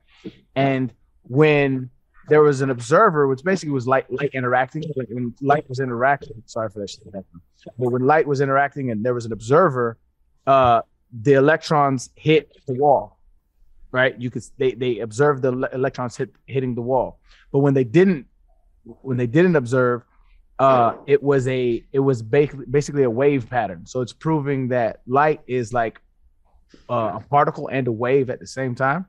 And so this is very long-winded, but it's fascinating shit. And so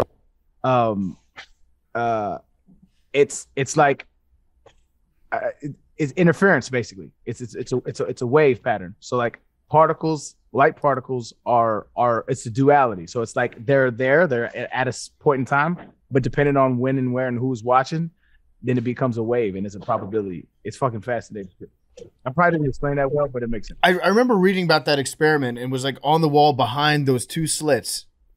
You could see where the light was hitting, and it was not just in those two slits. There were like multiple slits everywhere because the light was coming in at all these different angles from it, right? Yeah, it's like it's if you were to put 1,000 light particles across, what would happen is it would be a wave function. So like any wave, right? So like a bell curve. Think of it like a bell curve. The majority of the light's gonna hit here, and it dissipates as it goes on the sides. So that's what it does, and that's the functionality it serves. So there's a duality. It both is a particle and both isn't a particle. It's fascinating shit. It's mind-blowing stuff. I watched, if you just like go to YouTube and type in like the slit experiment. I've tried watching. I don't fully grasp it, but there are parts where my brain will tap in and be like, "Oh, I think I get that. That's crazy." Yeah, we should ask him about that. It's a good interview that we have coming up with Brian Cox. Stay tuned for it. We're gonna get to black holes here in a second. I know Arian has done a lot of research. You want to talk about doing your own research? Arian's like an expert on black holes. All right, black holes. We love them, don't we, folks? Don't we love the black holes? Probably a big circle. Oh, a black hole? Mm-hmm. Or is it a cone? Oh. I don't know. Because a circle that's two dimensionals, right? Yeah, but I guess black holes, what are the dimensions inside of a black hole? I guess Brian Cox will explain that to us in just a second. Mm-hmm.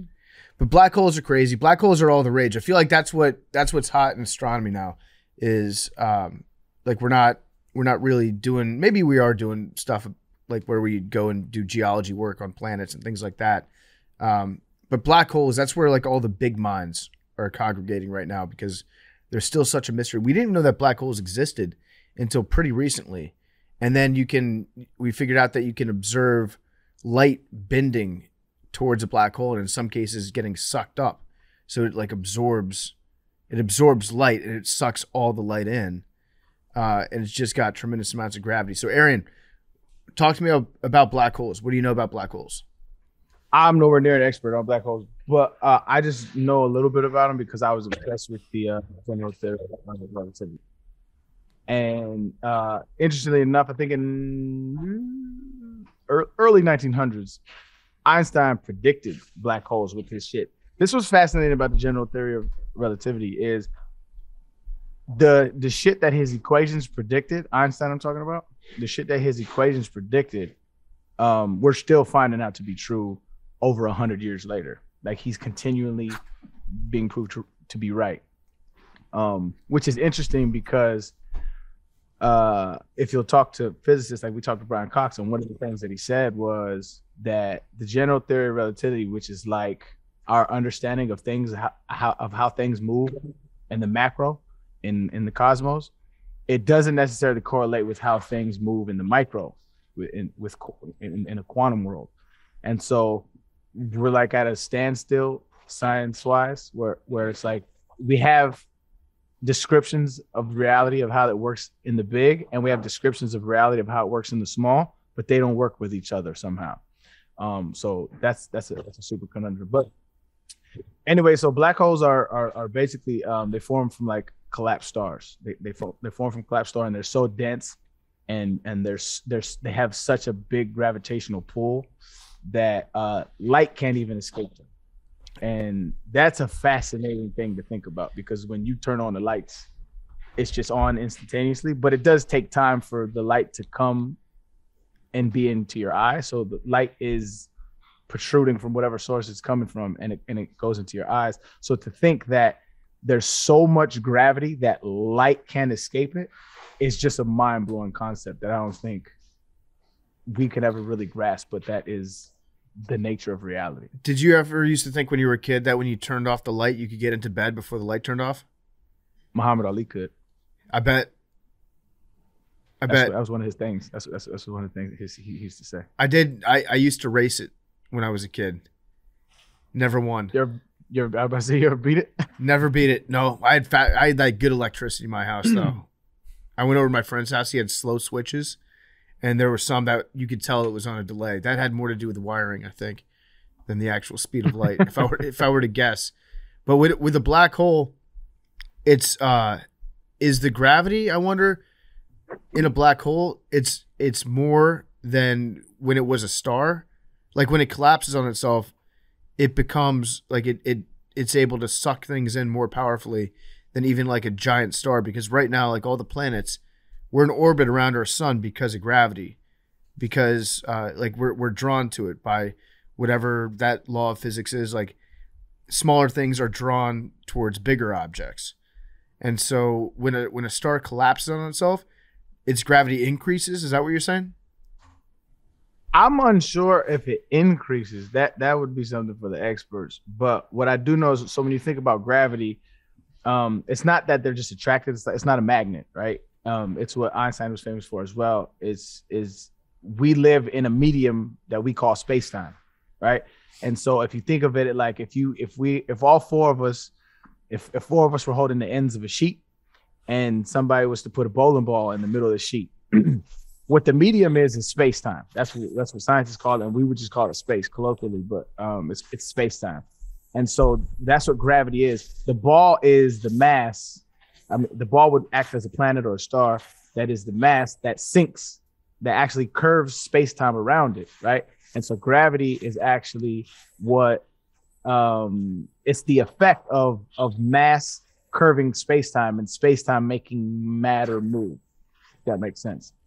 And so I'm unsure if the mass increases, but what I do know is it makes it more dense in a smaller compression. So if they said, and I don't know how accurate this is, but like they said, if you were to take all the space out of like the Eiffel Tower, not the Eiffel Tower, some building in New York, if you just take all the space out of all the individual atoms, you could condense it into like, I think, a teaspoon of where it is, but it would still be as heavy, right? It would still be as dense. And the most of the entire universe is made up of like what they quote unquote empty space, but it's not really empty, but it would just be like space inside. But the actual atoms itself are infinitesimally small. Like we can't even, they're super small. So I'm unsure about that question. I'm actually curious about it. What about wormholes? So wormholes are theoretical, but definitely possible, which Einstein's predictions or calculations also said is possible. So wormholes are basically, if you like I said, if you look at that sheet that we're holding, that sheet, that's the medium we live in, that's space, right? So theoretically, if we were to fold the sheet over, right? So if we were to fold the sheet over, I'm getting into my professor bag here. If we were to fold the sheet over, right? Theoretically, we can connect two places of space that aren't by each other, right? So if we live in this place, like say Earth is here and there's some other planet that's way over here, theoretically, if we could find a way to manipulate the space around it, we could travel through that medium. That is an actual possibility through Einstein's equations, which is fucking insane. Seems like it'd be a pretty heavy lift to fold the entire universe in half on itself. Well, I don't think it's not actually folding. It's finding a way to manipulate the space around it. So like a big when you talk about Bob Lazar, right? Which part of me is like, yo, this is insane what he's talking about, but part of me is like, yo, it's possible. When he's talking about the alien craft that he uncovered that had alien technology, what he talked about was the reason why it was able to move the way it moved was because it didn't operate with with any kind of thrust, with any kind of vehicle that we know of, like a rocket ship or a spacecraft, it bent the space around it and was like, it's like a bowling ball through a sheet. So if I was to lift, two of us were to lift our sides, that bowling ball would automatically go to the bottom, right? Because gravity would take it down. The technology he was talking about is exactly the same concept, is that it bends the space around it and propels and kind of rolls the craft forward, which is fascinating idea. We don't know that technology to be true, but he says that it is. But theoretically, that's what they're talking about. They're talking about bending space around it. I was actually reading about Bob Lazar a little bit over the weekend. It's funny you brought up his name. He went on like Joe Rogan, and he claims that he worked in super secret government facilities and worked on alien spacecraft. The more I find out about the guy, the more I think he's just a complete 100% fraud phony. Because he's got all these convictions in his past for, like, he was like selling prostitution on the Las Vegas Strip. His education doesn't add up. No school says that he ever attended. And he's just kind of like, he's had a history of just kind of being fraud adjacent with a lot of the stuff that he talks about. That doesn't mean that, like, the principle that you're talking about of how to, like, bend space and make an object move around it, it's not to say that that's not true theoretically. But the more I read about the guy, because when I first heard him talk, I was like, this is fascinating. The guy sounds like he's legit. He sounds like he knows what he's talking about, but he's also probably just like a complete fraud. I think he's also been married like 5 times, which is these are just character judgments. Yeah, that's true. But that's tough to do. Like, getting married and divorced 5 times is. What's harder, that or eating 5 pussies in 24 hours? Oh, good point. Good point. I understand. The Clam King, Bob Lazar. I understand getting married twice. And maybe 3 times, bro.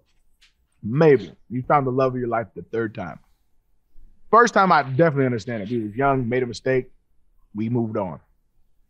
3rd time, maybe, I don't know. I'm not, I'm middle-aged, man. And maybe in my next, I'll understand it a little better. But 5 times is, what are you trying to prove, dog? At what point do you just tap out the game? Like, I'm good. Didn't Larry King get married like 6 or 7 times? Oh, yeah. Competitive. So competitive. Kelsey Grammer, too? Yeah, well, Larry King's just a piece of ass. Like, it's hard being loyal to one woman when you're hung like a stallion, built like a brick shit house. Good old Larry King. That guy definitely goes to Clamptown Road. You call Larry King a piece of ass, bro. He is. Just facts only.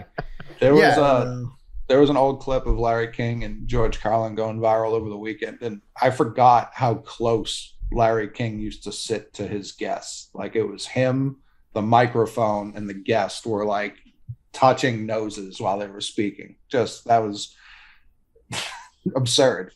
Genuinely absurd way to talk to a person. Larry King is a great name too for a host. Tremendous name.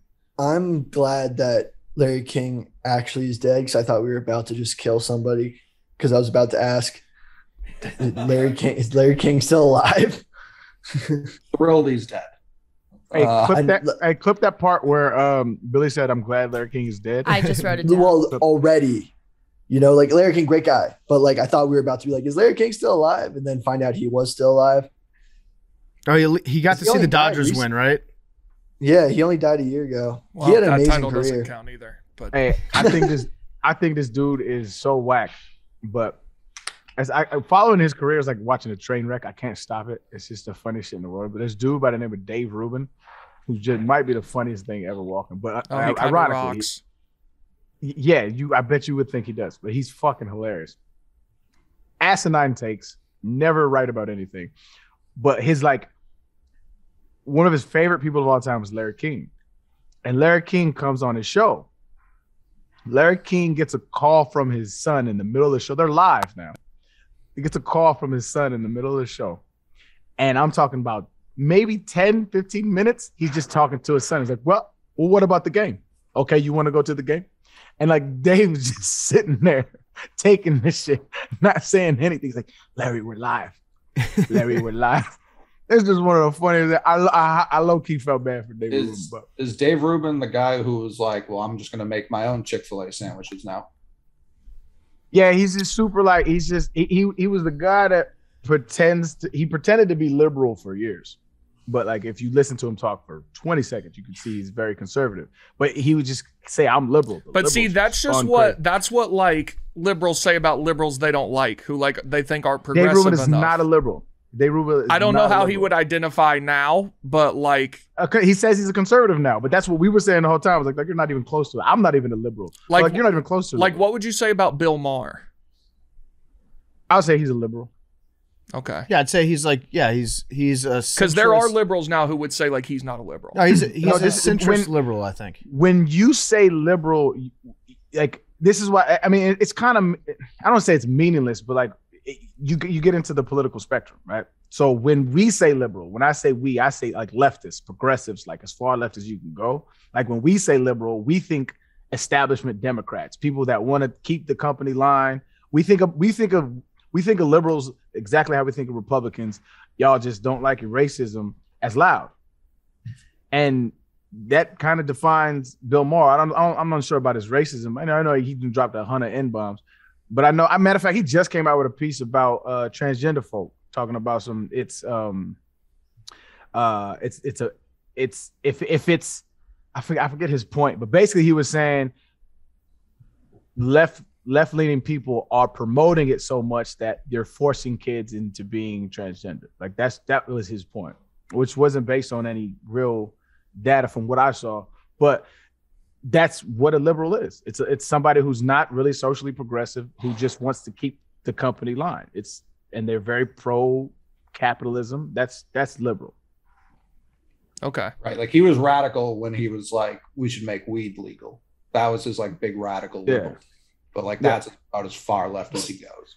Do you think that there's a lot of people who use weed as a way to like say like, oh, like I'm the leftist because I like to smoke weed? So we say like, that's a trope we use. So when we talk about libertarians, we say libertarians are just Republicans that like to smoke weed. That's basically it. Like Obama, for example, he gets a lot of shit from the right about being like a radical leftist. Obama, by any real examination, was centrist as fuck. He was not like in favor of legalizing gay marriage, even when he ran for president. Like that was something he felt should be held to like civil unions that should not be forced to be recognized as marriages. Like that was in 2008. No, that shit was not that long ago. Yeah, it's pretty recently. So like I don't think that. I mean, you can critique Obama for a lot of stuff, but I don't think you can be like he was super liberal. Like I think I sent this to the group chat earlier this week. Like the crowning progressive achievement that Obama had while he was in office was forcing people to buy health insurance from private insurance companies, which is for profit. For profit. Like that's straight up. That's a conservative thing. Like and that's what people are like conservatives will always say like, oh, the party's moving left. No, the people are moving left. The people in general move. Conservatives have moved left. Like if you think about what conservative meant in 1950 or 1960 or 1970, like the people will always progress because it progresses towards like human rights and recognizing human beings as humans. That the people will always move more left. Like it's just what it is. It's rare that a conservative value will stay. It's just rare.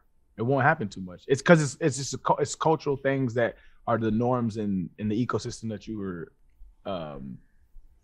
brought up in. So, for example, like traditional marriage is always brought up as a conservative thing. I don't think that you'll find many people at all that are opposed to traditional marriage. Like even people on the left, it's like you're a man that wants to marry a woman. Good. That's awesome. I hope you guys are happy together. I don't think that anybody on the left, maybe there are some people that you can find that are like, it's actually bad for men and women to get married. Only anti-marriage stuff I see is like health insurance shouldn't be tied to, similar to jobs. It's like, yeah, we should have things that aren't completely attached to being dependent on another human being, which feels fair. Yeah, like you can get water for basically free because it's provided by a public utility. It's not totally free, but it's pretty much free.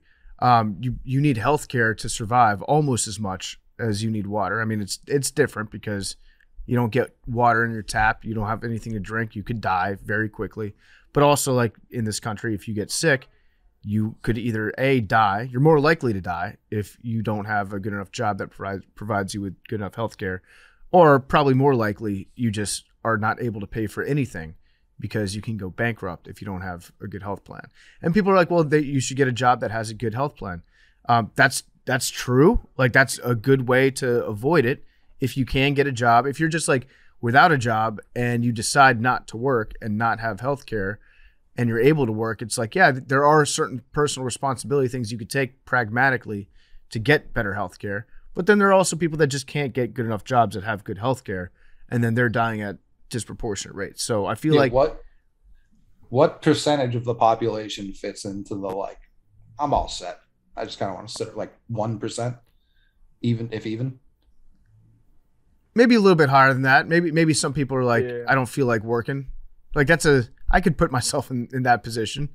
Sure. I mean, I think most people would prefer not to work, but how many people are like actively like, you know what? I'm just going to see what happens. Like, I think it's like maybe 1% of the population. Probably. Yeah. Like I'm just going to roll the dice. How much money at our age do you think would be enough to just straight up not work anymore? When you say our age, you mean Like their not age or taking our into age? account taxes and everything. I'll just say, let's call it 32 years old. That's kind of splitting the difference of a lot of people in this room right now. 32 years old. So How you much need money? 45 more years of money. Yeah. On average, yeah. Yeah. So Do I have a house paid for already or no? No. You have to get your house. No, I got to get my house. I do. Okay. How's the credit? like 3.5 million. 3.5? I'd say maybe Is more. that low? I was With thinking- inflation, That's- Big T? Nah, I was don't- thinking no less than 20 million. but 20? What? I don't know, guys. I'm 23. I'm gonna be honest. That Basically, ain't- how you really got to Maybe do it 4. is.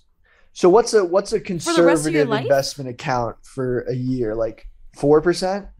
Yeah, let's call it like 4%. Anywhere from 5 to 8 is what the market usually yields. Really? Does your I mean, life- so you think No. conservative 5? So 5%. I'd need 200K a year probably at 32, like having a family and everything.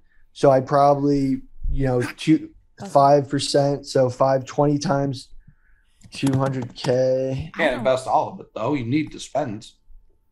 Right. So I'd spend only what I'd make from the How are you investment getting account. through year one? Wait. Life insurance policies are Working for just for really 1 dead. year. We're not working. Well, yeah. Well, so then maybe just set aside 200,000 plus the whole thing. So then that equals, I think that's about how many zeros is that? That's about 4 million. If you were to invest it and get 5% each year, but then it wouldn't. So let's say 5 million. That's kind of the number I had in my brain too. 5 million Yeah. sounds like it's enough where you can. But that's like a comfortable lifestyle. That's Yeah. like a, Yeah. That's maybe the like other 100. thing, That's like yeah. $100,000 a year, something like that. Maybe. Yeah. Well, if you had It's 45 years, 200 $100,000 a year would be 4.5. Oh, Yeah. wait. I didn't do that. Yeah. There you go. Yeah, so you live comfortably. You can still go on vacations and stuff. Go out for nice meals. When does your AARP kick in? 65, I think. And what do they lowered give you? it actually. Oh, it got lowered, so you get Social Social Security, Security, not- which is like nothing. Okay. And So we're extra not couple counting. $100 a month. I was going to say, so we're not really counting that as a form of like income. Yeah, I would not. I would probably say no. But yeah, 5 million. So that's doable, right? Everyone thinks they can get $5 million by the time they're 32. What? Billy, you can Stuff, bro. rob some banks. I would just get nervous if I run out. Billy, you need to do your OnlyFans. You need to do your crypto shit.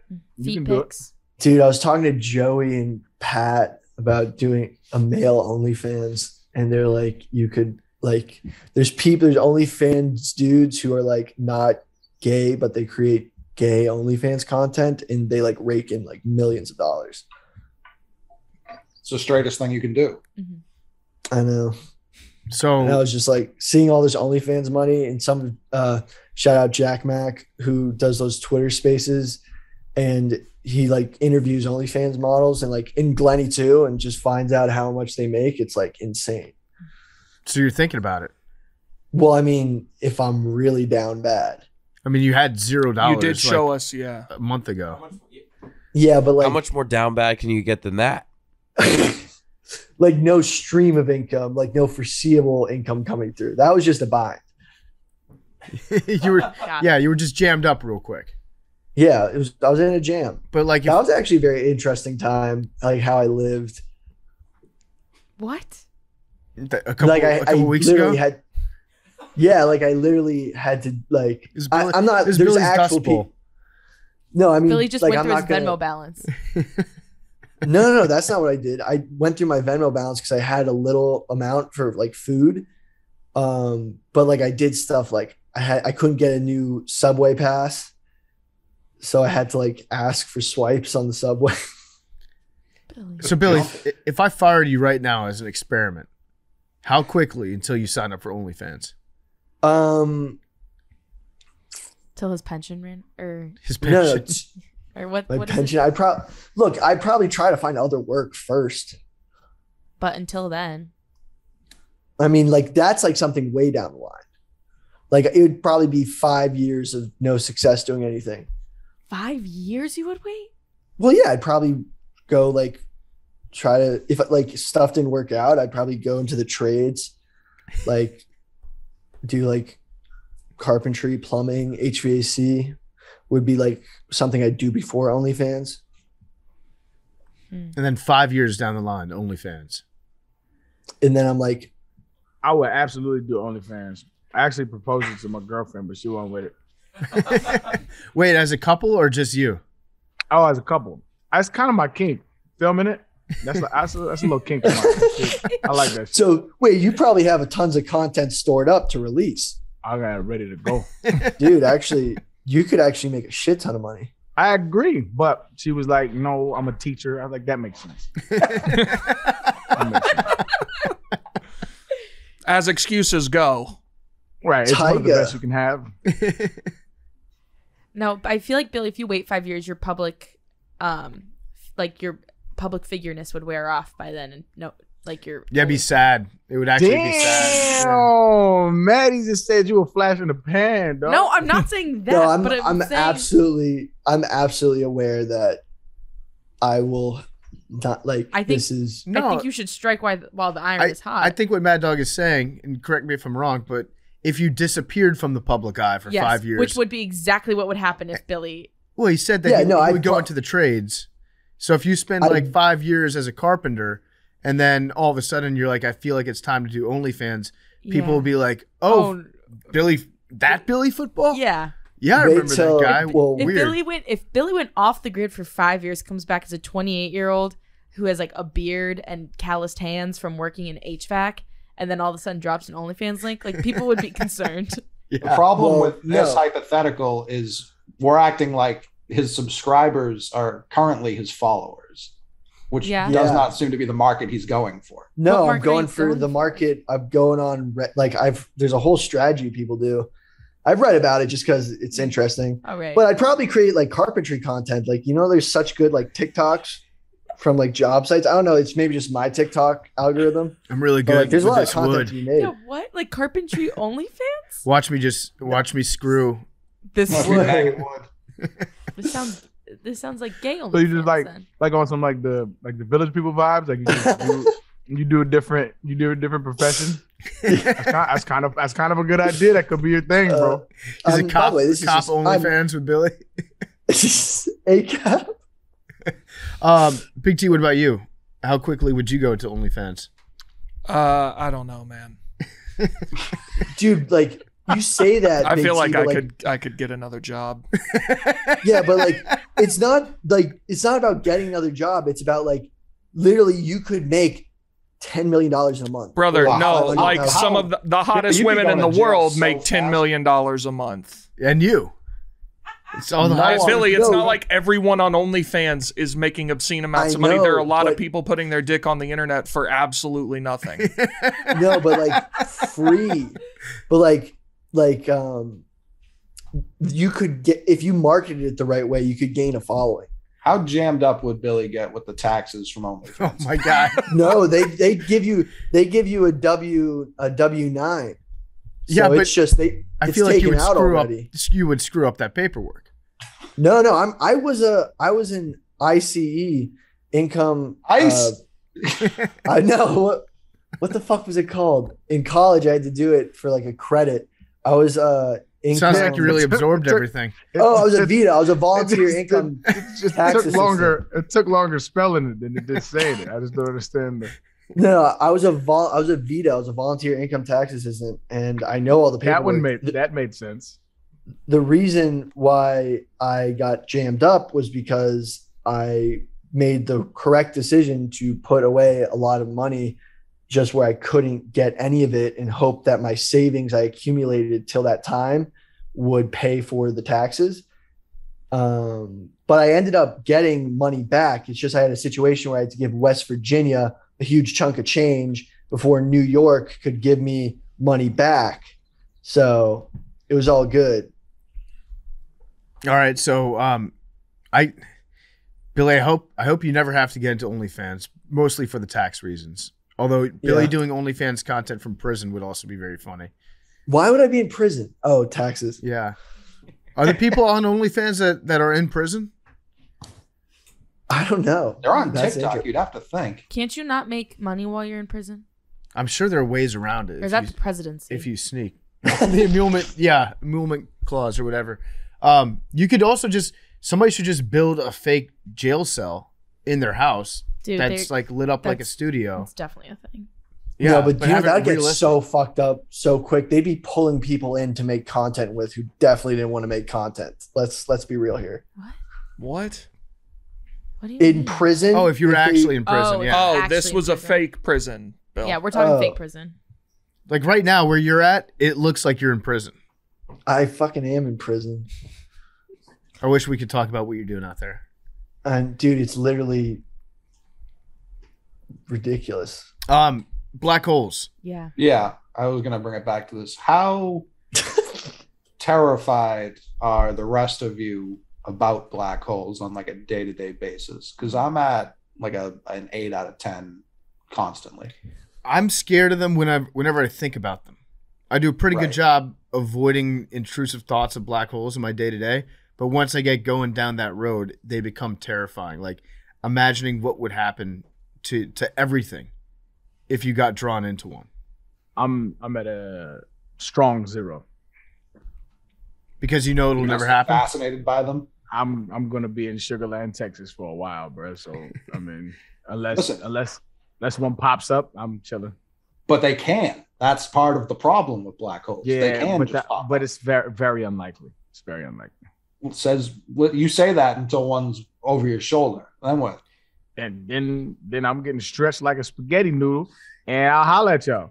Hope Jesus is real. How you may not know this, and how close could one be where we could observe it, but it wouldn't like instantly like? What's the closest one could be without like fucking us up? I don't know that off the top of my head, but I do have Right. my good friend Google right here. There's one at the center of the Milky Way. That's one we just I took a think picture of. I think there's a closer one. It's too close for my liking. This is why I'm thinking about them. So Why is it at the center? Is it like actually the center of the whole Milky Way? So in 2020, astronomers reported the closest black hole to Earth located just 1,000 light years away in the HR 6819 system. And that's another thing. Astronomers there's no creativity. And granted, there's like billions and billions of stars, but I just feel like there's just more creative ways to name shit. Like HR 619. That's just boring. Why don't we name it ourselves? Let's give it a name. Nobody's gonna recognize it as that, but No, we'll just like known colloquially as The closest black hole we'll call Goatsy. How about that? Goatsee's the closest. Yeah. Billy, I do you know, are you familiar with Goatsy, Billy? no. Might just Google it real quick. Goatse. It's an astronomy term. What is this? Click on the image result. Oh, oh, what the fuck? Jesus Christ. No, Mad Dog, don't look it up. I wasn't What the gonna. fuck, Okay. bro? That was meant for Billy's eyes, Jesus. not yours. who's paying to keep that website up? A hero? So, Some benefactor. That's old school internet shit right there.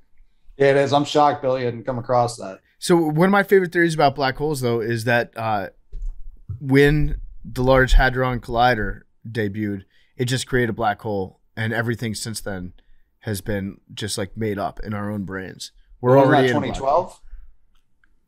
20. No, that was 2016. 2016. Everything since then has been completely fictional, and we're all living either in a simulation or we're all dead. And this is the afterlife right now. Honestly, 2016, from that point on, for me at least, it does feel very like that theory flies for me. Like I feel like 100%. $1,000,000%. I feel like it's more likely that the earth has been destroyed and this is all just a complete fantasy hologram than it is like this has actually happened since then. Your thoughts? If this is the afterlife, man. You didn't pray hard enough, Big T. Yeah, no kidding. Yeah, Well, that the absolutely the makes Braves sense. won To a me, that World would give- Series. They did. That does seem like something that wouldn't happen in the real world. That would make so much sense to me, dog. Like if I was, let's say I was God, right? If I was to write a book and never update it until 2,000 years after it's written, I would put some shit in it that could explain the shit that we're going to figure out, right? Like in the year, blah, blah, blah, blah, blah, this is going to happen, and this is what it is. Somehow, some way. But it's just a whole bunch of vague ass, like, you know what I mean? That's why it's just so uninteresting. Like, I'm sorry, that was a little tangent. I'm sorry.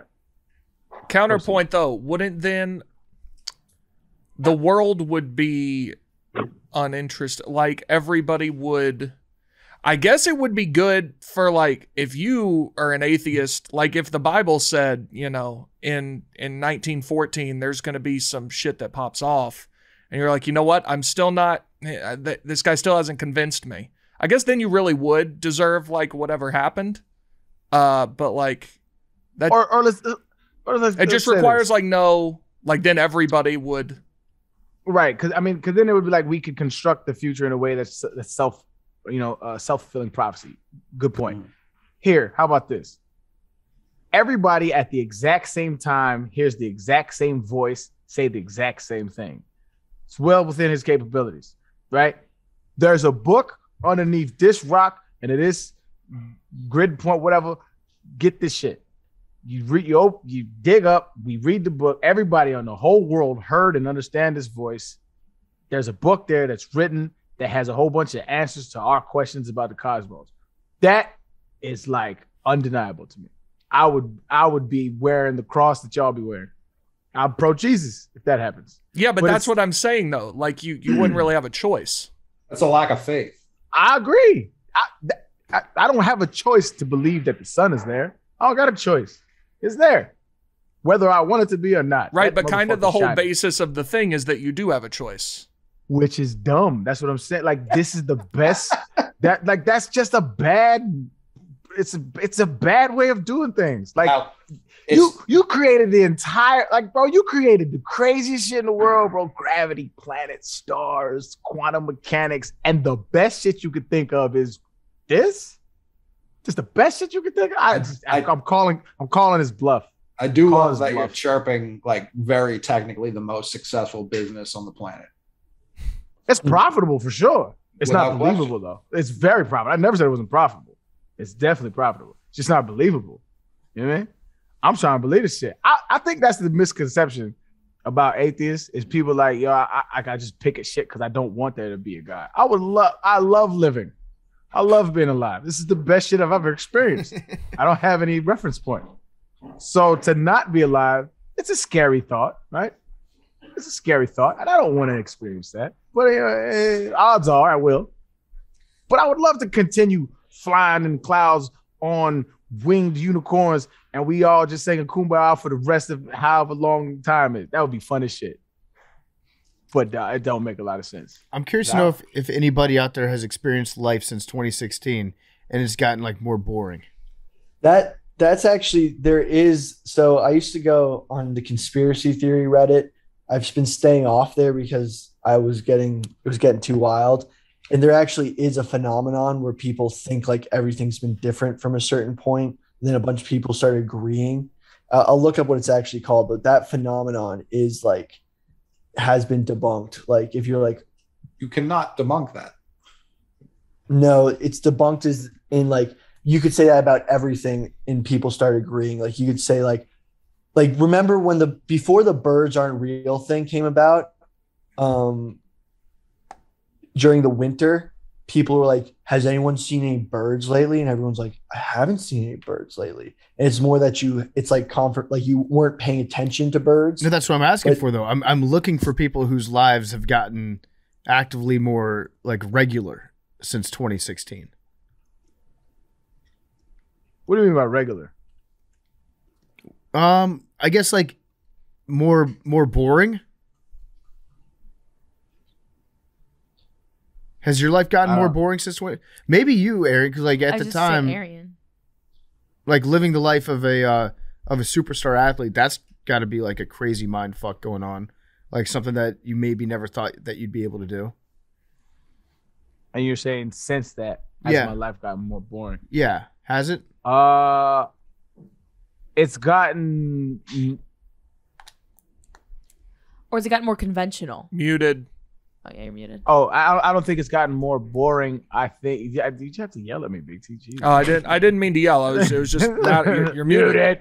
I don't think it's gotten more boring. I think it's gotten more fun for me. Okay. Yeah. It's because I think it's just like anything, right? Okay, like if y'all could do whatever you wanted to do, would you be doing this right now? Honestly. Yes. You'd be doing this right now. I'd be doing something very similar to this. Okay. I honestly believe that. I am, but I think for a different reason, right? I'm doing it because, if you just, I think everybody thinks like if they get this like freedom, financial freedom, and like literally I don't have anybody to answer to. It's just I wake up and do what I want to do. Then they're just gonna just like do nothing all day, and that is it's the scariest thing in the world, having real freedom. Like it's not something that I think that everybody can handle, honestly. And so I do things to keep my mind interested, or else it's a dangerous place your mind can go. Yeah. I think I would. I have fun doing this, and this is like it's sometimes a lot of work with the schedule that we have to keep around here sometimes. But so I'd probably, if I had enough money for the rest of my life, I'd probably do what I'm doing, but at a lesser clip. So I'd do less frequent work essentially, but I'd still be doing like the same thing. I feel that. I mean, I'm doing it, so I agree. Yeah, I don't know. I'm just buying more and more into this whole we already are in a black hole theory. Yeah, I feel that. Well, if that's the case, then black holes aren't this big, bad, tough guy they make them out to be. That's true. If that's the case, then black holes, everyone should be so lucky to get sucked into a black hole. Right. Now, if it's not the case, which most likely isn't, still terrifying. Still terrifying. They shred everything up. Well, what if everyone whose lives have gotten like worse since 2016 are like in a personal hell, and everyone's who's gotten better, it's like they've made it to the afterlife, like the good one, whatever it is. Whoa. No, because I wasn't that good before 2016. But maybe because you're like Wait, are you postulating that in 2016 our universe or our solar system or something went inside of it? Yeah, inside of a black hole? Or when they did that at the CERN Center, which our guy worked at, they did the collision thing and created the God particle that ripped a tear in the universe and caused a black hole. And created, they found it. But why would we not feel the effects of going into a black hole? Because we're as we'll talk to Professor Brian Cox about, we're in the event horizon. We're just like in that moment where we can't. Well, it's because I don't even know. If a black hole opened up on Earth, it would suck us in so instantaneously that nobody would feel it. It would be like, No, we snap your would, fingers, we it's would, over. we would die. We would feel it if there was an out. I think that's what he was saying. He was saying an outside observer would see us as time stopping. Yeah, but I feel like the force in which we would get sucked in would be so fast that we wouldn't know what was happening at all. It would tear us apart limb from limb. That's what he talked about. He talked about the spaghetti, like we would like be a spaghetti noodle. Yeah, but I don't think that you'd feel that. I think that it would just happen. You wouldn't feel your limbs stretching? No, like you'd be dead by then. It happens so quickly. The force would be so big. It's like if I set off an atomic bomb in Sugar Land, Texas, you probably wouldn't feel it. You would just get vaporized, right? I don't pretend to know what that would feel like. I don't know. I guess it's a good question. I'm on team not black hole though. I think Yeah, I'm not. I would prefer not to be sucked into a black hole, but if it's already happened, then far be it for me We to turn back might the hands be of in time. one. I think it's possible we might be in one, just like we might be in like another universe, right? Like our universe might be inside of a black hole or something like that. Some crazy shit we haven't thought of. But I don't think we have been alive to have been sucked into an event horizon. No. Billy just sent an interesting screenshot to the text. This is what Billy does during our episodes macrodosing. This is from Reddit. The question is, was Mike Tyson erect during most of his fights? I've been watching a lot of Mike Tyson videos lately, and while I've seen his training videos where he's always visibly erect, I'm not really noticing it in the actual fights. Is that because of the baggy fabric, or did he just not have an erection during actual bouts? Also, why is he erect anyways? Is that true? Dude, I have no idea. Like, that was just something I came across while looking for the phenomenon I was talking about, where everyone thinks the world's changed. And I saw my boxing Reddit and someone posted that. They must be trolling. But then in the response, they found footage from Mike Tyson from JRE saying that he gets aroused by fighting. So I don't know if it's a troll but you got to wear a cup when you fight. So this makes no sense. If someone was to be erect while fighting, my first guess would be Mike Tyson. Makes sense. Yeah, it's true. I got to get going. You guys can continue the discussion, or if you want to do voicemails. Yeah, let's do some voicemails. Does that work? Yep. Okay, yeah, I got a jet. Sorry, guys. And there's one more left. Do you want to like transition into the interview? Yeah, I'll do that real quick. No, wait, did we already do that? Or All big two. No, we didn't No. already do that. No, okay, Yeah. do that. And then you guys want to do voicemails after Yeah. the interview? Okay. All right. I think it's about time. Let's get to Professor Brian Cox. Great conversation, an hour and a half with the professor. Fascinating guy. We get into some crazy stuff, some weird stuff, some fun stuff. He's brought to you by our great friends over at Game Time. We went to a Mets game. We had a great time as a podcast. We went to a Rangers game. Also had a good time. Go Rangers. 2-1, Avery. Hell yeah, we're back. I feel the same way as Coley right now. The series will be 2-2 after tomorrow. I can't wait. It's really good right now. There you go. If you've been thinking about going to a playoff game, I know tickets can be very expensive. You look at some of the prices that you see online, you're like, no way could I ever afford to go to this game. Guess what? Game Time has you covered. It's a new ticketing app. It makes it easier than ever to score last-minute deals on tickets to sports, concerts, and shows, and they guarantee the lowest price. How about that? They cracked the code on how to score deals on last-minute tickets. It's all possible with the Game Time app. The biggest last-minute price drops can be found on the seats that you thought you could never buy. I was shocked when I saw the deal that we were getting to go to that Mets game. It's because of our friends at Game Time. They get you the best prices on all the last-minute tickets. Download the Game Time app, go to the account tab to create a login, redeem code MACRO for $20 off your first purchase.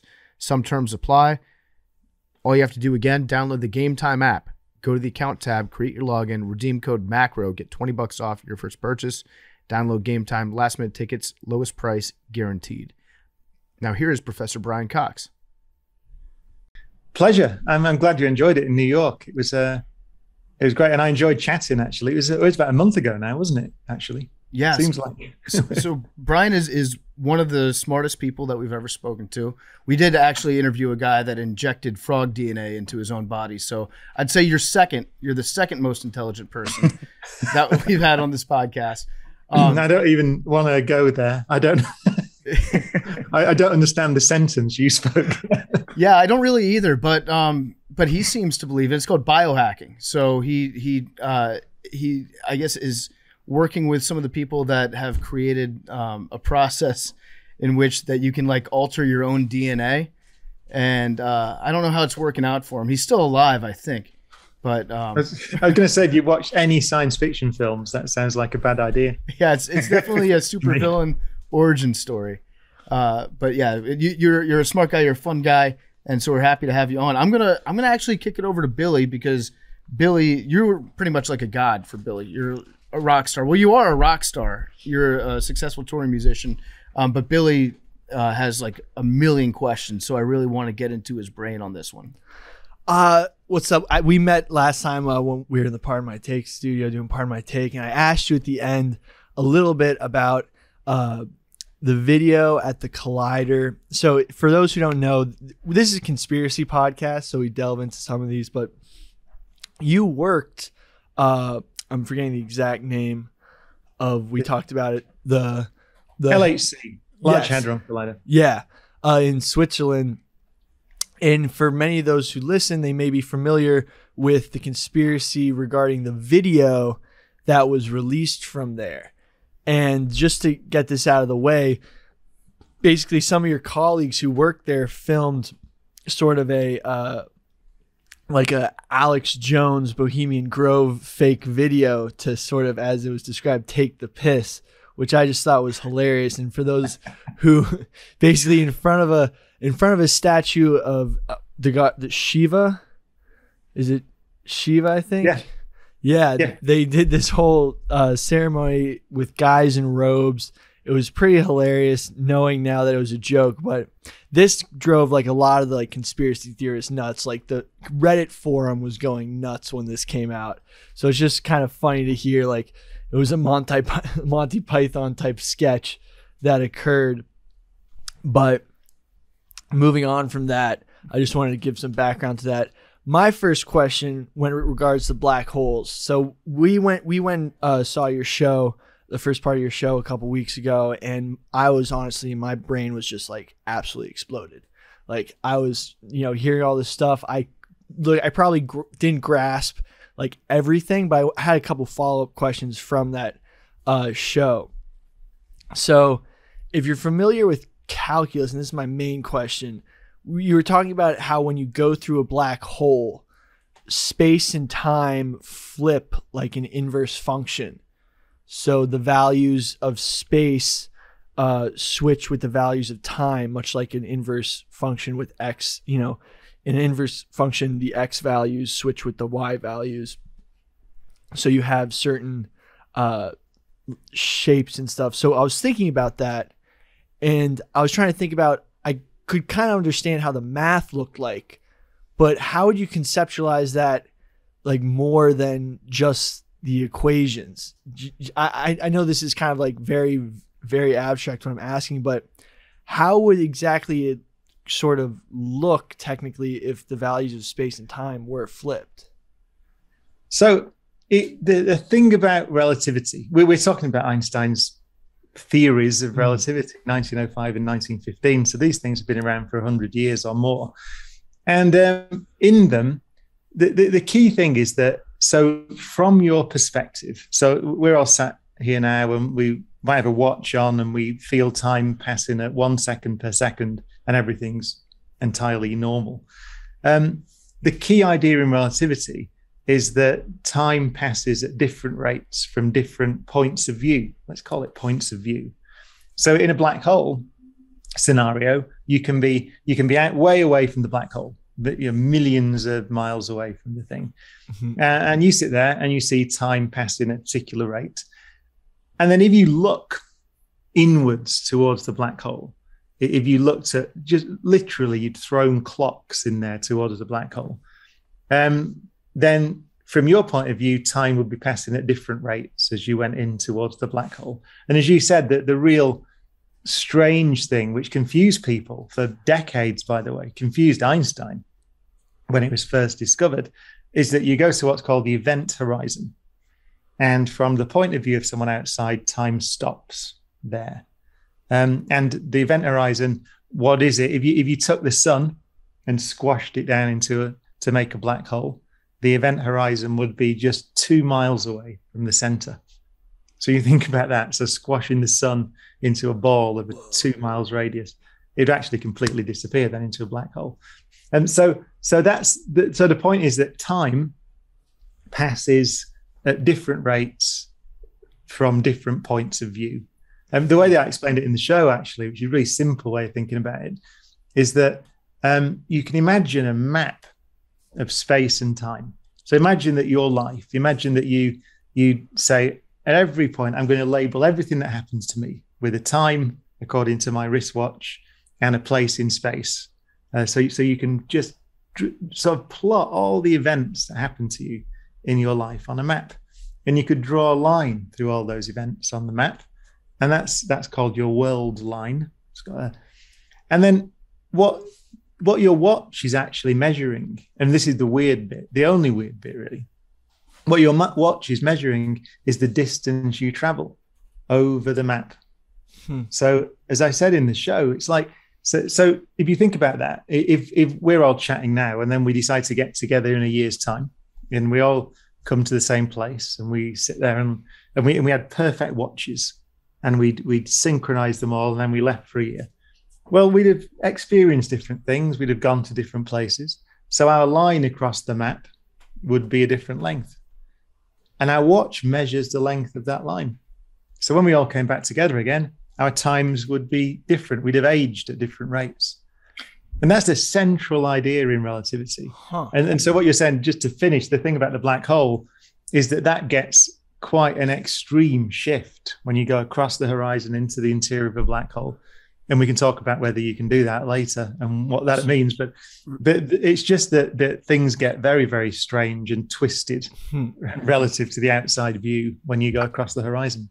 I have a follow-up to that, maybe, because the way in which physicists see the world has always intrigued me, right? Because it's like you guys can see reality in a different way. You look at reality in a different way than we do because we just experience time and space normally on this earth. And so this idea has always intrigued me because I fell into like a relativity rabbit hole where I just started looking and reading everything I could on it. And it made me fall in love with science, actually.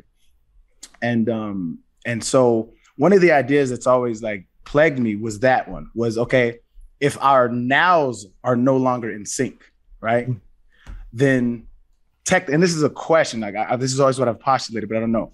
If our nows are no longer in sync, and I think Brian Greene explained it like this one time, was like if me and you share the same nows, but we're on totally opposite ends of the universe, depending on how we move, our nows can be 100, 250 years in different ways. I could be in your future 150 years and he could be in mine. So if that is the case, unless I'm understanding it wrong, everything that has happened is happening, and everything that's going to happen is also happening. Is that not an accurate way to think about it?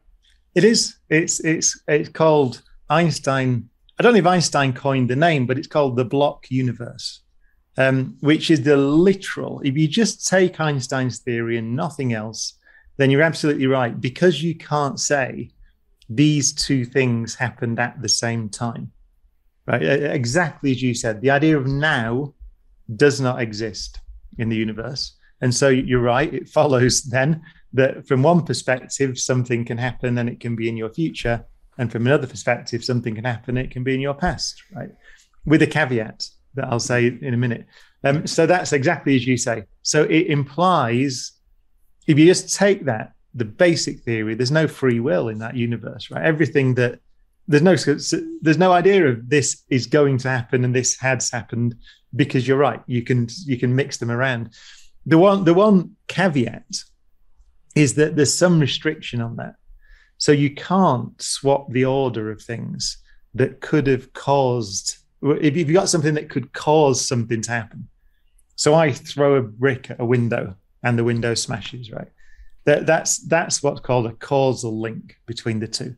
And you can't swap the ordering of those. So everyone agrees that the smashing of the window is in the future of the throwing of the brick, right? Right. So that's that's actually built into this universe. It's actually enforced that by the speed of light being the same for everybody. Yeah, and okay, so that leads me to my next question, in which like physicists see the world in a different way, right? So like you can argue philosophically all day long, but from your perspective, like where do you stand on free will in a universe where everything has happened, is happening, as well as the future? Like, what is your perspective on free will? Yeah, well, as I said, if you take Einstein's theory and nothing else, then that's exactly as you said. Everything is just laid out. It's a big map, a map of space-time. And it's like saying, you don't say on a map of the world, which is just a map of space, if I go from London to New York, then London is no longer there or something, or no longer, and Einstein essentially is relativity, just adding time into that as well. So we get a big map of space-time, you're right. However, it's really important to say that that's not all there is. So what black holes are teaching us, and we've long suspected this, or long expected this, is that there's more to it. There's what's called a quantum theory of gravity somewhere, which is that, so Einstein's theory is not complete. It doesn't tell you what space and time are, for example. And so we're almost certain that there's a deeper theory. I mean, I don't even need to put a caveat there. We're certain there's a deeper theory. And we're actually starting to glimpse it in the study of black holes.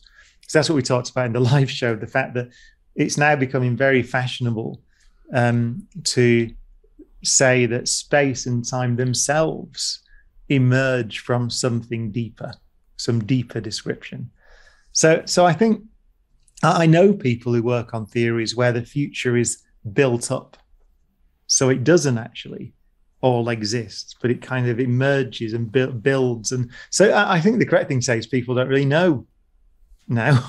So, I mean, the point is, though, free will, I mean, we do think that the world, however the world emerges, however it works, it's what's called deterministic, which does mean that if you know everything about some system, then you can predict what it's going to do in the future and predict what it was going to do in the past.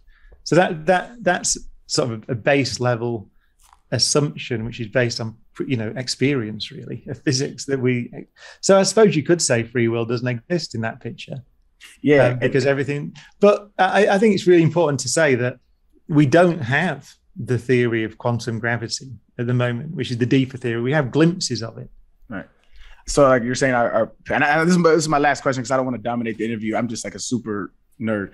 Like you're saying, like we don't have the complete picture, is what you're basically saying. And it's so important in science. It's often misunderstood. I think people. This is where you talked about conspiracy theories earlier and things like that, where I think people assume that first of all, scientists are really attached to the theories that they have. And then from that, you get these conspiracies that there's something else going on, but we're kind of trying to ignore it because we want to cling on to our, Einstein or Newton or whatever the hell it is that we want to cling on to. And that's complete nonsense, of course. The basis of science and the absolute basis of physics is that we just want to understand how the world works. Right. And we don't have a complete picture of that at the moment. We know that. That doesn't mean you can make a load of shit up. There are some quite important constraints. It's really difficult. It's really difficult to build new theories, right? So we spend you might have seen that last week. So this is the 16th of May we're talking now. You might have seen this a few days ago. There was a new picture released from the Event Horizon Telescope of the black hole at the center of the Milky Way. Yep. So it's the second picture that we have. Now, the other one was from a galaxy about 55 million light years away. It's quite a little black hole, actually, that one. It's only about 4 million times the mass of our sun, right? So it's quite a small one in galactic terms. But one of the reasons people want to do that is we really would love to see a deviation from the predictions of Einstein. That's people spend their whole careers trying to find little deviations from what we expect, because that's the route to the deeper theory that we know is there, quantum gravity. We just don't know what it is. So that the key, it's a key thing that saying you don't know first of all, you really mean it. And we don't mean I don't know. We mean nobody knows. Right? We don't have a complete picture, and we're trying to find a better picture. And that's it, basically. I appreciate it. Like I said, this last question, I want to dominate this. But I've always been curious as to why, because I think the work that y'all do, right? And on a day-to-day grind, people on social media are just doing their jobs. They don't understand how important the discoveries of physicists or any kind of scientists have been. The reason how we're talking on this Zoom call is because of science. And so the one of the more important points is the communication to y'all's discovery and however that conduit is to the public, so that we can grasp it on a very basic level. But one of the things that has always been misrepresented, which I don't understand why y'all do, is what theory means to y'all is the exact opposite of what it means colloquially to us. Like when you say there's theories that are out there that we know, that's like higher than fact in science. But when we say theory, like it's colloquial, we don't. It's like it's like a guess. You know what I'm saying? Like the term theory, I think, is just not branded well in science. Like, have you ever come across that issue in kind of trying to communicate with science? Yeah, it's a really excellent point. It's so what do we mean by Einstein's theory of relativity? Right. We mean that there are a series of assumptions underlying it. There's a thing called space-time, which is in there, and so it's a model, really.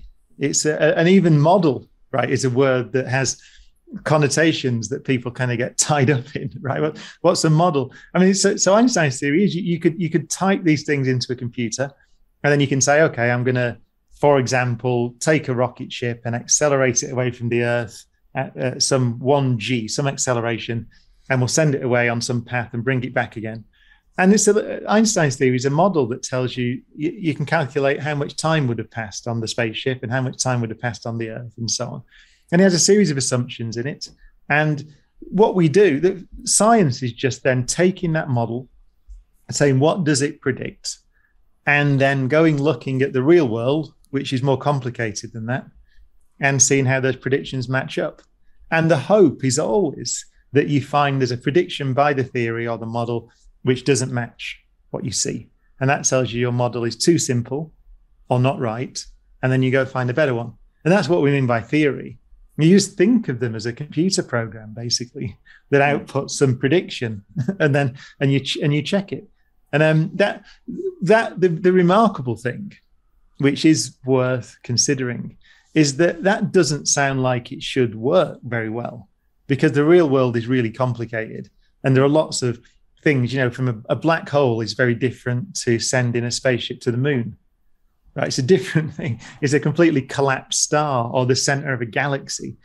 And yet, the same model that allows us to accurately describe how a spaceship flies to the moon also describes how light bends around a black hole and what a black hole should look like when we point radio telescopes at the things, and all sorts of stuff.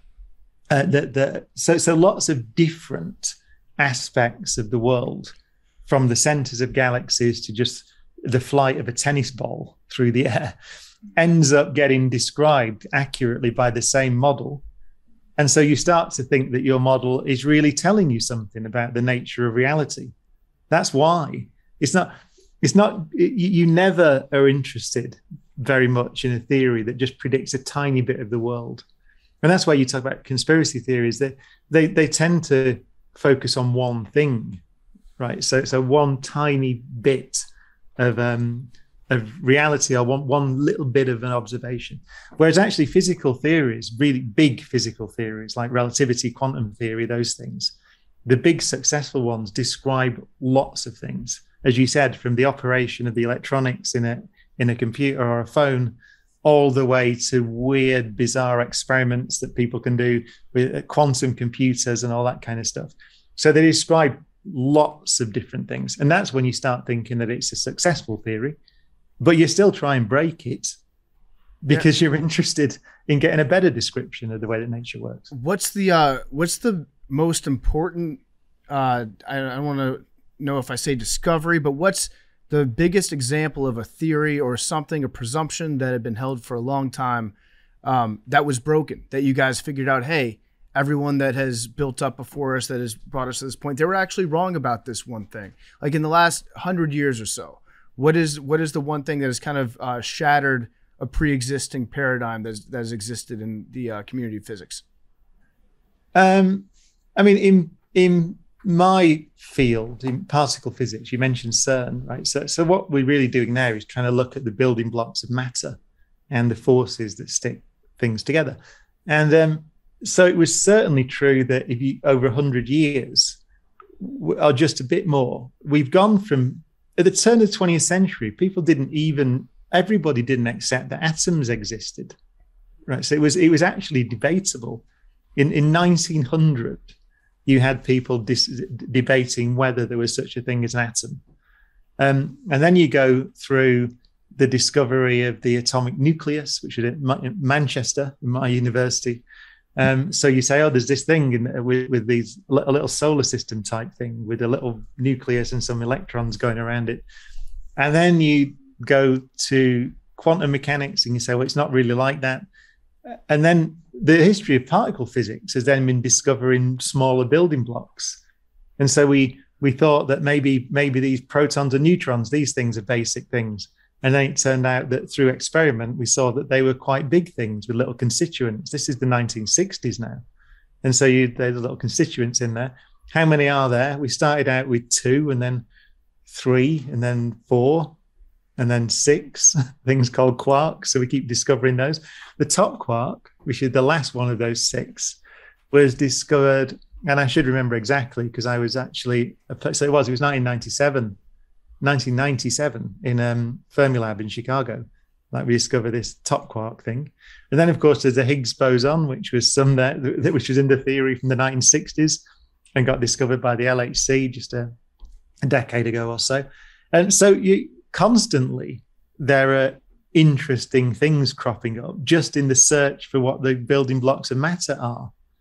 So it's constant, and we're sure that the ones we've got now, a big mystery now, huge mystery, is that if you look out into the universe and look at the way galaxies move and galaxies form and all the theories that we have for how that works, almost all of them depend on some other particle that we think should be around. And it's got all sorts of names. We call it dark matter. People think there might be things called supersymmetric particles, all this stuff, loads of things. And I think many people thought we'd find them at the Large Hadron Collider, and we haven't done.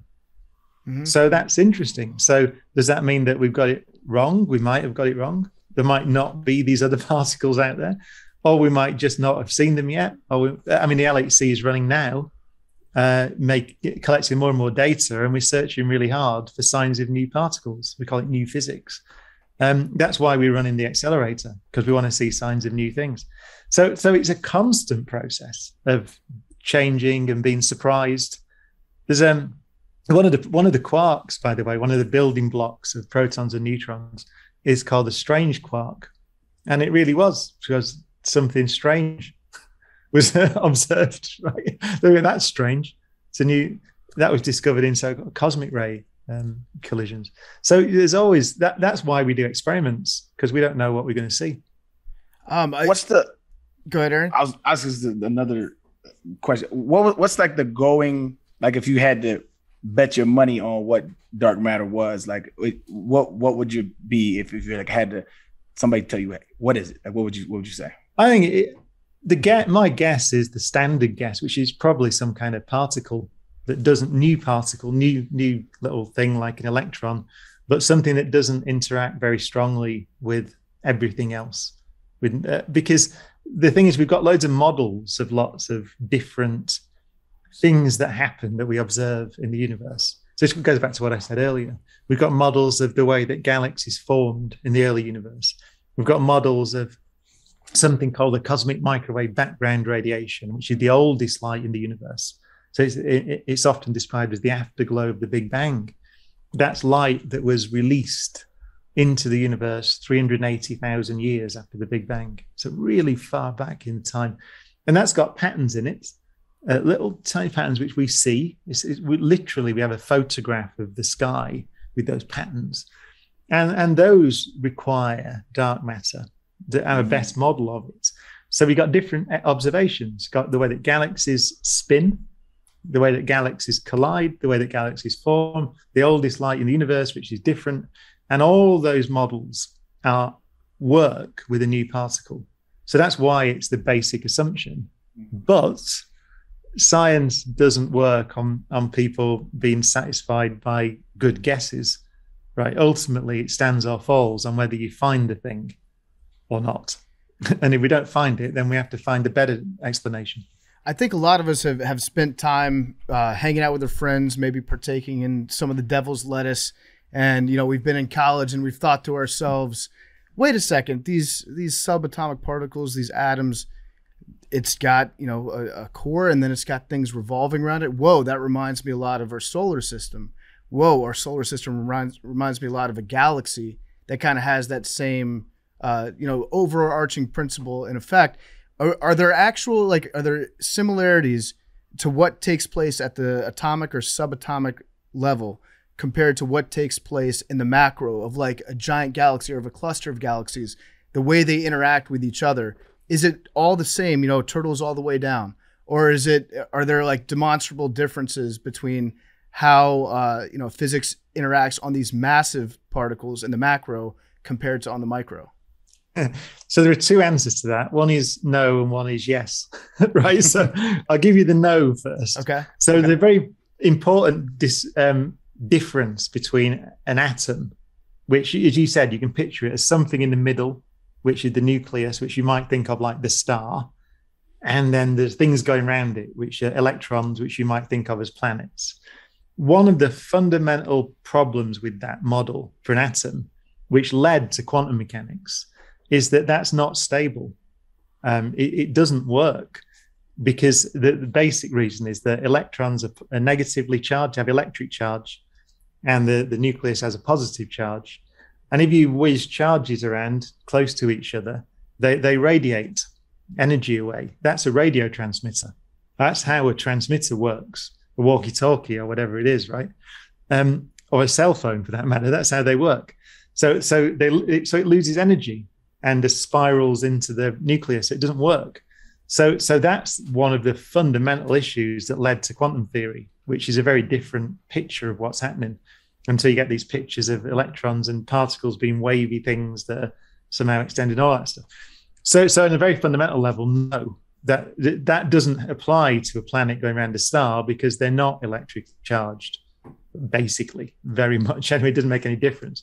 And so gravity, you can have this thing going around and it can be stable and go around forever, which it can't in an atom. Right? So that's the no bit. But the yes bit is that in particular in the study of black holes, but from other areas as well, we're beginning to suspect that actually quantum theory is the base theory. So quantum theory might be a more fundamental description of nature, and out of quantum theory might come gravity. So actually, if you were to ask virtually all physicists to guess, not all of them, but most of them, to guess what the most fundamental picture is, and there'll be a caveat to that as well that I want to say, but then they would say quantum mechanics. So in a way, we've gone full circle. But I should just be careful with fundamental, these words, because it might be more correct to say that what's interesting at the moment is we're starting to see two descriptions of nature. So it's called the holographic principle. I think I mentioned it in the talk, right, in the show. So we're beginning to see that you can. This is a good caveat. In the live show, I say, if a physicist says in some sense, it means that they're waving their hands around a bit because they don't really have, it's kind of a habit that you got in some sense, which really means we don't really know. So we're talking about really cutting edge research now, but let me give you the in some sense. So you're in a room now, and in some sense, it seems like there's a description of everything in the room, including you, and space and time, all those things that are in your room, in terms of a quantum theory that lives on a boundary surrounding the room. So it's an equivalent description. And that's called the holographic principle. And that seems to be true. And it's been proved for simplified models of space and time and quantum mechanics. For the aficionados who like to look things up, look up ADS-CFT, which stands for anti-de Sitter conformal field theory. It's called the ADS-CFT correspondence, so you can look that up. So it looks like you can describe a theory with space, time, gravity, which is what we live in, right? This world. You can describe it in terms of a pure quantum theory on a boundary surrounding it. And that's what a hologram is. So that's why it's called the holographic principle. Okay. So, but the key thing is, I think it's not correct to say, to claim which one of those is a more fundamental description. I think what most people would say who work in the field is they're equivalent, and that's really interesting. You can have two descriptions of the same thing, and that obviously means something quite deep. But I don't think we really know what it means. Yeah, that's in your field in particle physics. Like the Schrodinger's cat is kind of like that principle where like the duality does exist, and I think that's what's to me kind of fascinated me about physics. Physics is like dualities exist, and so like the way I look at the world, just like I have a basic understanding of the physics. I'm like a fan more than anything. Is like, and tell me if I'm looking at it the wrong way, but it's like the universe is just kind of this like bowl, and like wave particles are just like waves, right? And like we're just kind of like waves interacting with itself in a sense. Oh shit, in some sense. And so I question like consciousness aside, and this is getting real. I'm sorry, but the consciousness aside, I don't get to talk to physicists much, so I'm gonna do that. But consciousness aside, I look at it like as just like the universe just kind of like experiencing itself like in different wave patterns. But we do have consciousness, and something we have to acknowledge. But as a physicist, I'm wondering, I don't know if you want to answer this or not, but I've always been curious, like what is your thought about like the afterlife? Not like in any kind of religious sense, but just like what the physics says, like with any kind of idea you have of what consciousness is. I know that's like a wild question to ask, if that makes any sense. Yeah, no, it's a good question. I mean, I think my picture of what we are, right, so us, is we are temporary collections of atoms that have got into a configuration astonishingly, right, that ultimately you have to trace that back to 4 billion years of evolution from the origin of life on Earth. But astonishingly, and I think very rarely in the universe, we've got ourselves into this configuration that can process information in such a way that consciousness is present, right, as you said. And I think it is. It's called the hard problem in neuroscience. I think we're miles away from understanding what that is. Other than there's no indication at all that it can't be in principle described by the laws of nature as we understand them now. So we don't think that we need anything else beyond basically 20th century physics to understand what it is in principle, right? In practice, it's so hard because the human brain is so complicated that we're miles away from being able to simulate it or to understand it or to understand its structure fully. We know a lot. Obviously, neuroscientists are really good, but we don't have a view of how this property of the universe, as you rightly say, comes out of these little structures.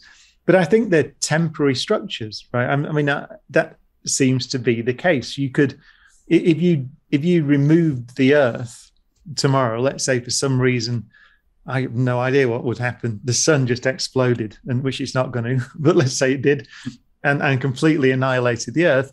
I think that experience that we have would be gone, right? I think that this little corner of the universe would then be devoid of consciousness again. It's true to say, in a sense, that if you could, and this goes back to some of the great studies of black holes that we're talking about. If this sun exploded and you could collect all the ashes and everything that came out, you could put a big net around our solar system and measure everything as it flew out from the explosion, then in principle, you could reconstruct everything that had happened in the past, right? That's determinism again. So I suppose the only sense in which I think that we persist is that the physical atoms themselves, and if you think determinism is right, then the information that was contained in our heads will, in some sense, in principle, still be there and reconstructible. But it's beyond any possible technology that we can imagine. So I think in terms of our experience, right, in what we are, say you talk about me, aren't you? Do I exist once I've died? And I would say, no, you don't, other than in that technical sense that the information that was you is still there somewhere, well, but completely unreconstructible. Matter is neither created nor destroyed, right? Matter. Well, matter is actually. So matter is created and destroyed. Energy, we think, is conserved. But what the LHC does, right? Why do we smash protons together at really high energies? It's because you can make Higgs particles if you do that. So the protons go away, and the energy in that collision can get converted into lots of new particles.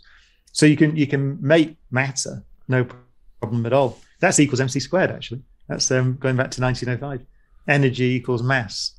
So I can take energy and make mass out of it. I can take mass and make energy out of it.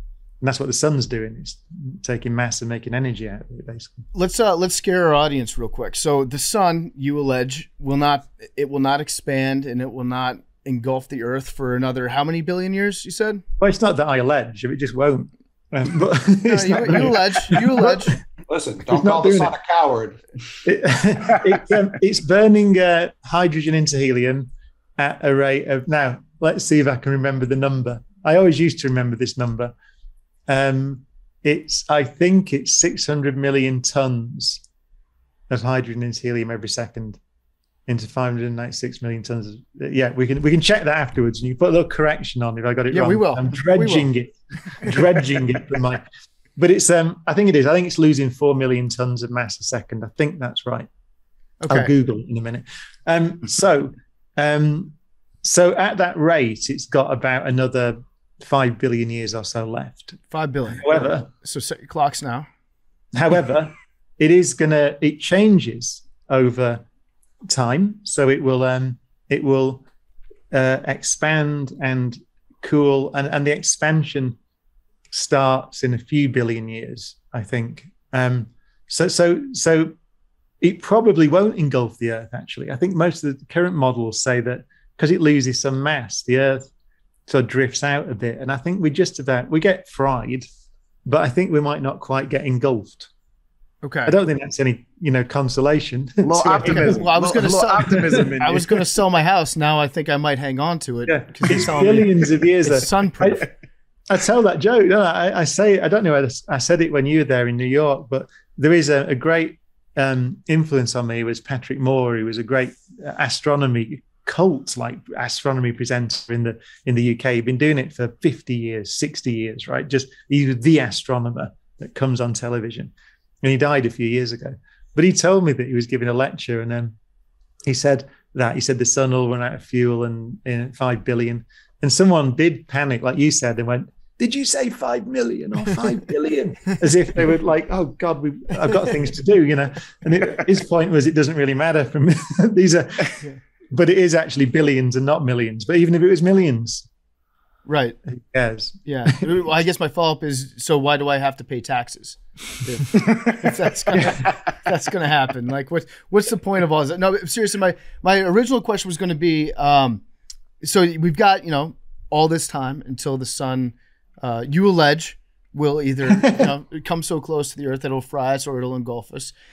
Are there any stars that we've observed in the universe, anything that we've seen acting utterly unpredictably, things that have caught people off guard?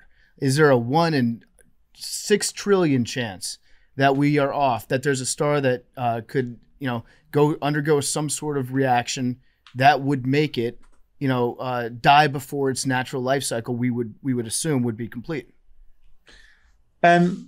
No, we haven't seen anything. The sun's what's called a main sequence star, and really stable, middle of its life.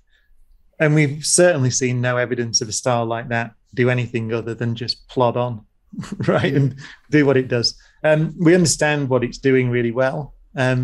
We understand the nuclear reactions. We and all the measurements we have tell us that it's stably burning through its hydrogen, and that's what they do.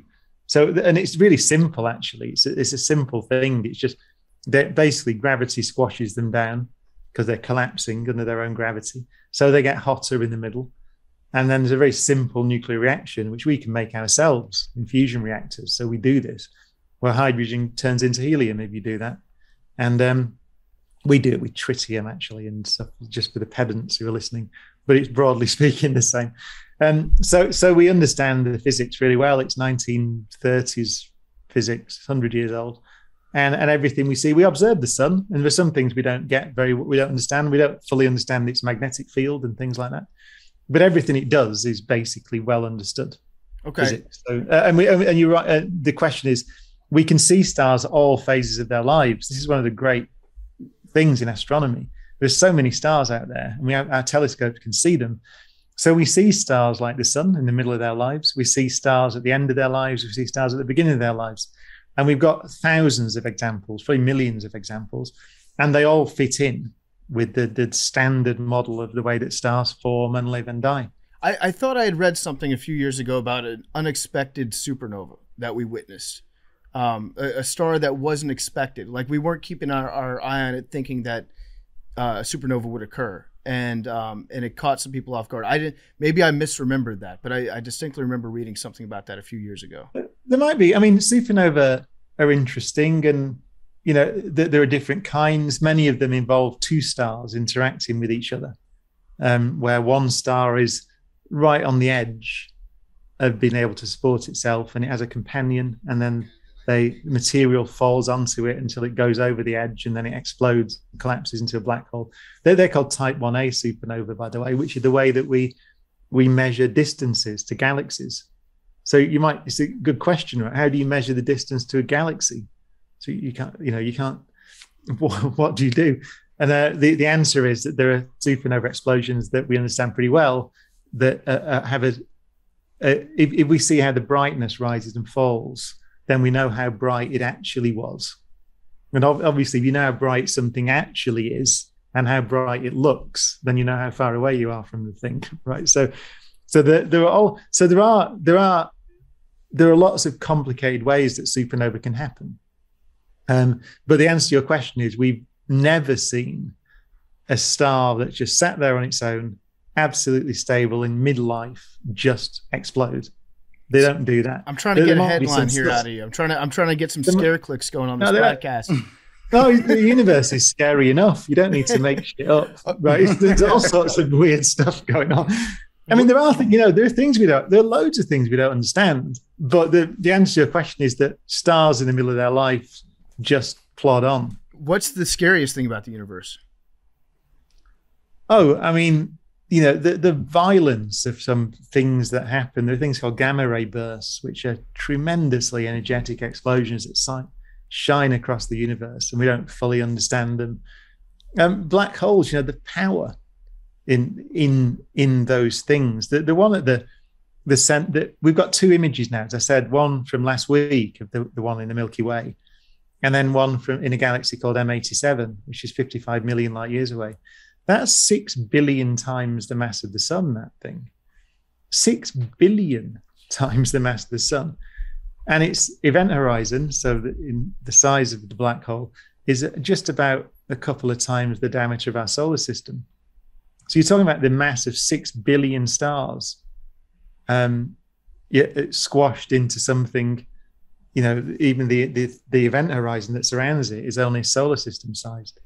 So it's the universe is full of astonishingly powerful things, which is one of the reasons that as I say in the show, actually, I'm quite surprised that a civilization exists at all in a typical galaxy. Given the violence of galaxies and the unpredictable things that seem to happen out there in space, A nearby supernova explosion would make a mess of a planet.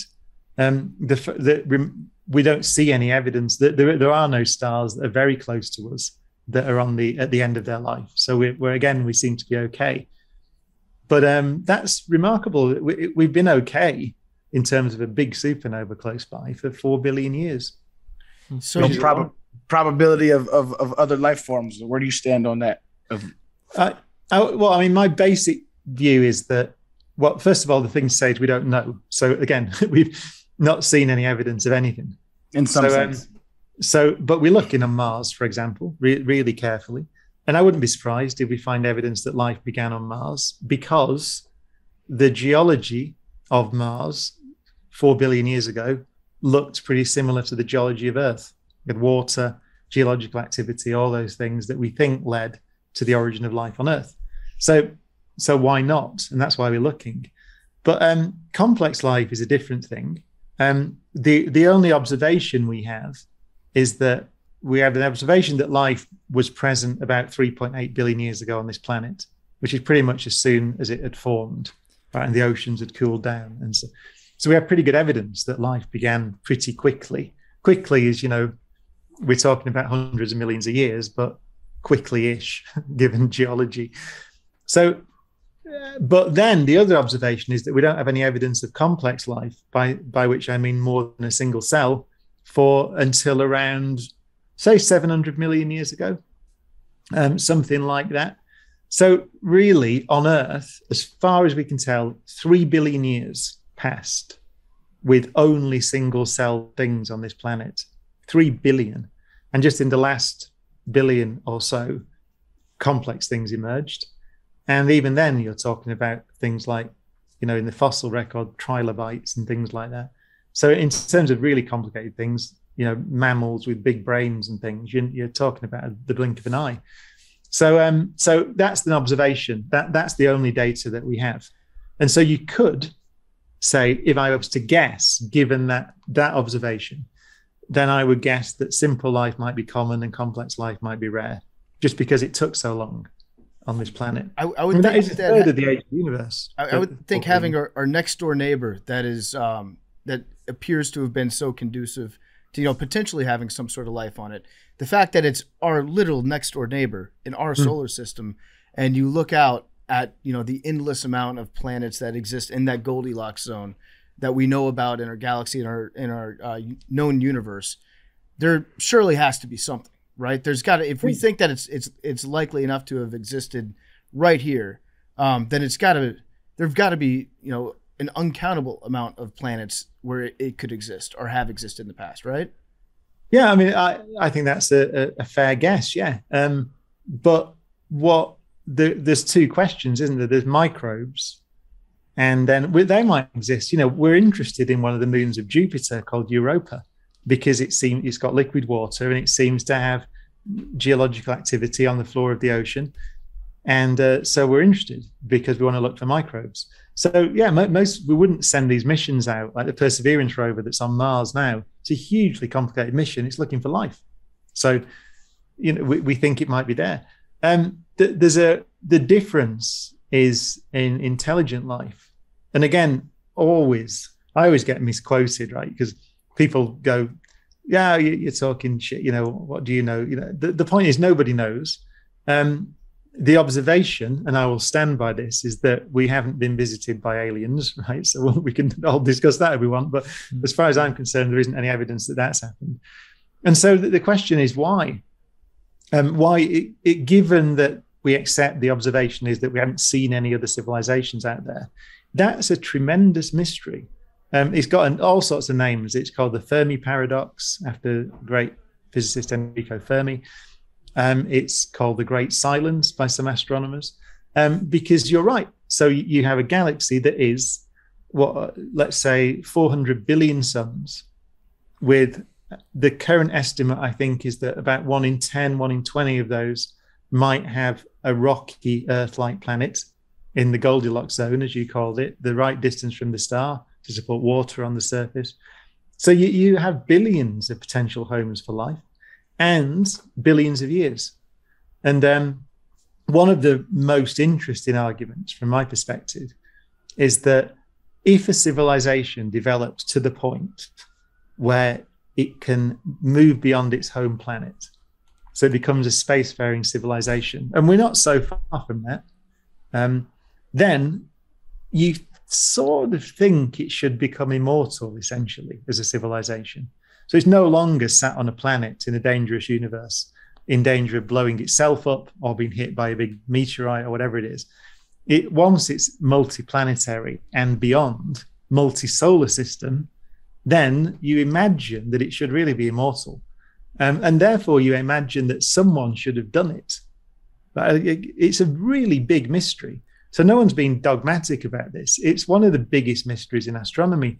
Why does it appear that nobody's done it? No one would be, I don't think any astronomer would be very surprised if like something like Independence Day happened, right? You'd go, okay, well, I understand that now. That makes sense, right? Yeah. That someone did do it. But the thing is that the key thing is that at the moment, various aspects of the web notwithstanding, let's put it this way, there's no good evidence, I think, that there are any other civilizations out there at the moment. That's certainly not to say there shouldn't be, but there's just no evidence of it. And so that is a big mystery. And the answer might be biological, might be just, it's very difficult. It goes back to what you said about the consciousness, when you say what we are is a load of atoms that have got together into a pattern that can sit there and have a conversation on Zoom. Like that sounds crazy, doesn't it? It's like, really? Does that? So it may well be that just is so rare that you don't get many of these civilizations dotted around. Might be, a handful per galaxy, maybe. And then they just don't meet. Big T, do you have a question?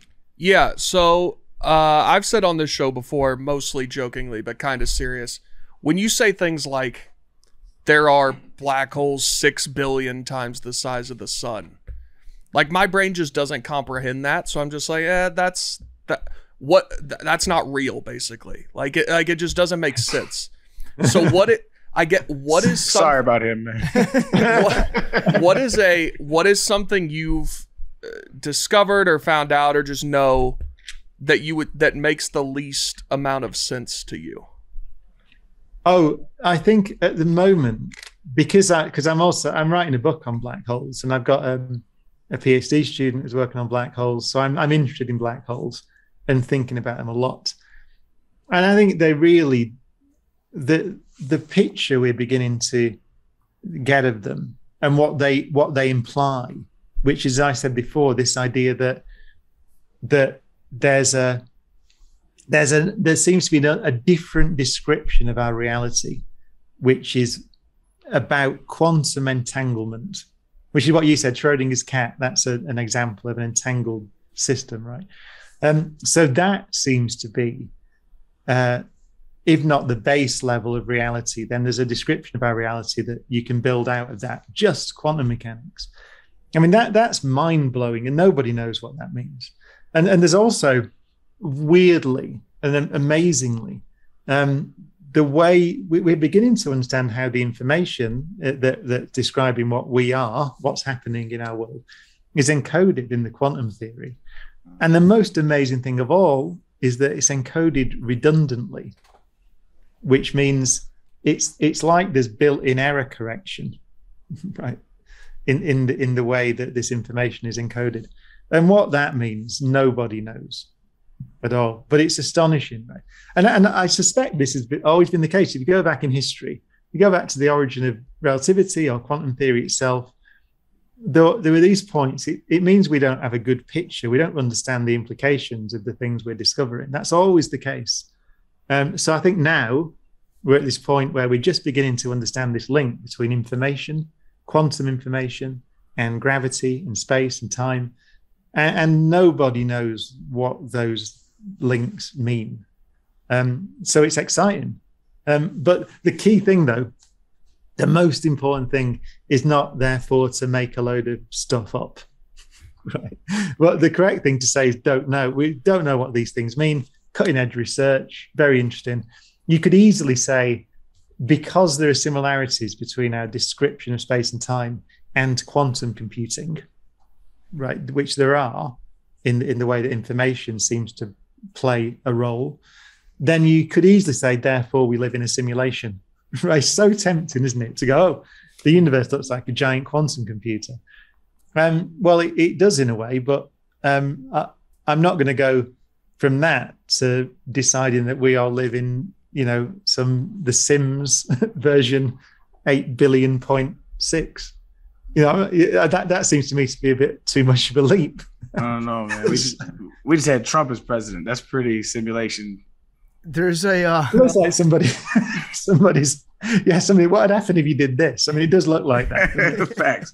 There's that thought experiment though that I forget what it's called. I'm probably gonna screw this up a little bit, but when you think about the simulation, either we are the first society and we have not invented that first simulation yet, or we are one of many societies and living in a simulation, or we end up destroying ourselves before we reach the capability of building the simulation. So on that, it sounds like you stand on, I don't know which one, or if that's even a fair premise to put you in.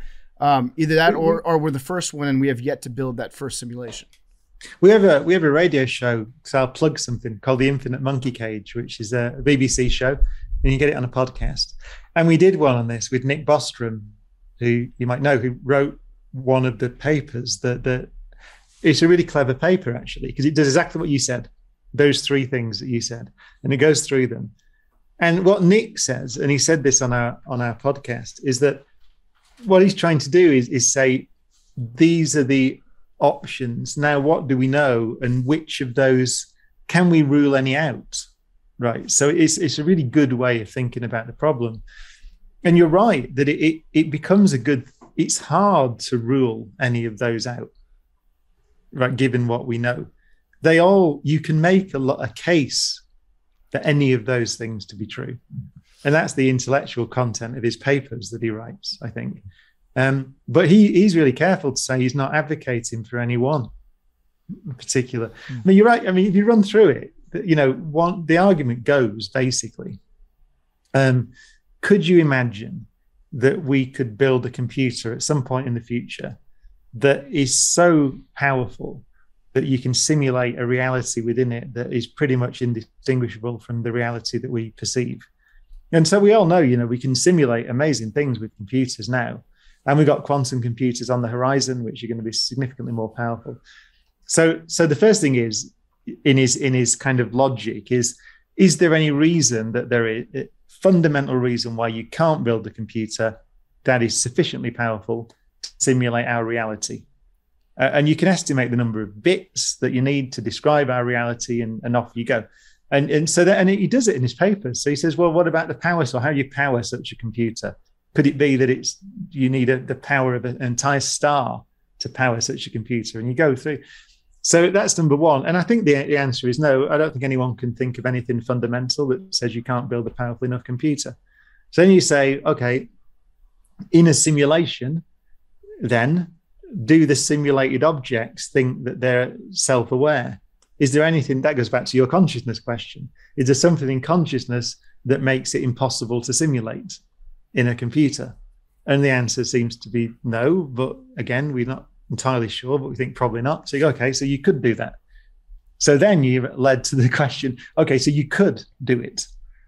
And then you get to your point. If you can do it, then given that there's been so much time, it seems, why would someone not have done it? And if someone's done it, then what's the chances that we're in it? And so off you go.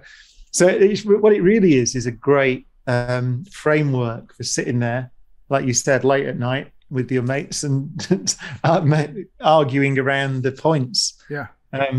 But I don't think that, again, to go back to what I said earlier, I think Nick Bostrom would say this if you had him on. But we don't know enough to make any reasonable judgment amongst all those possible ideas. Yeah. Let's do a quick Billy's brain dump, because I'm sure he's got some other intricate questions for you. Billy, brain dump.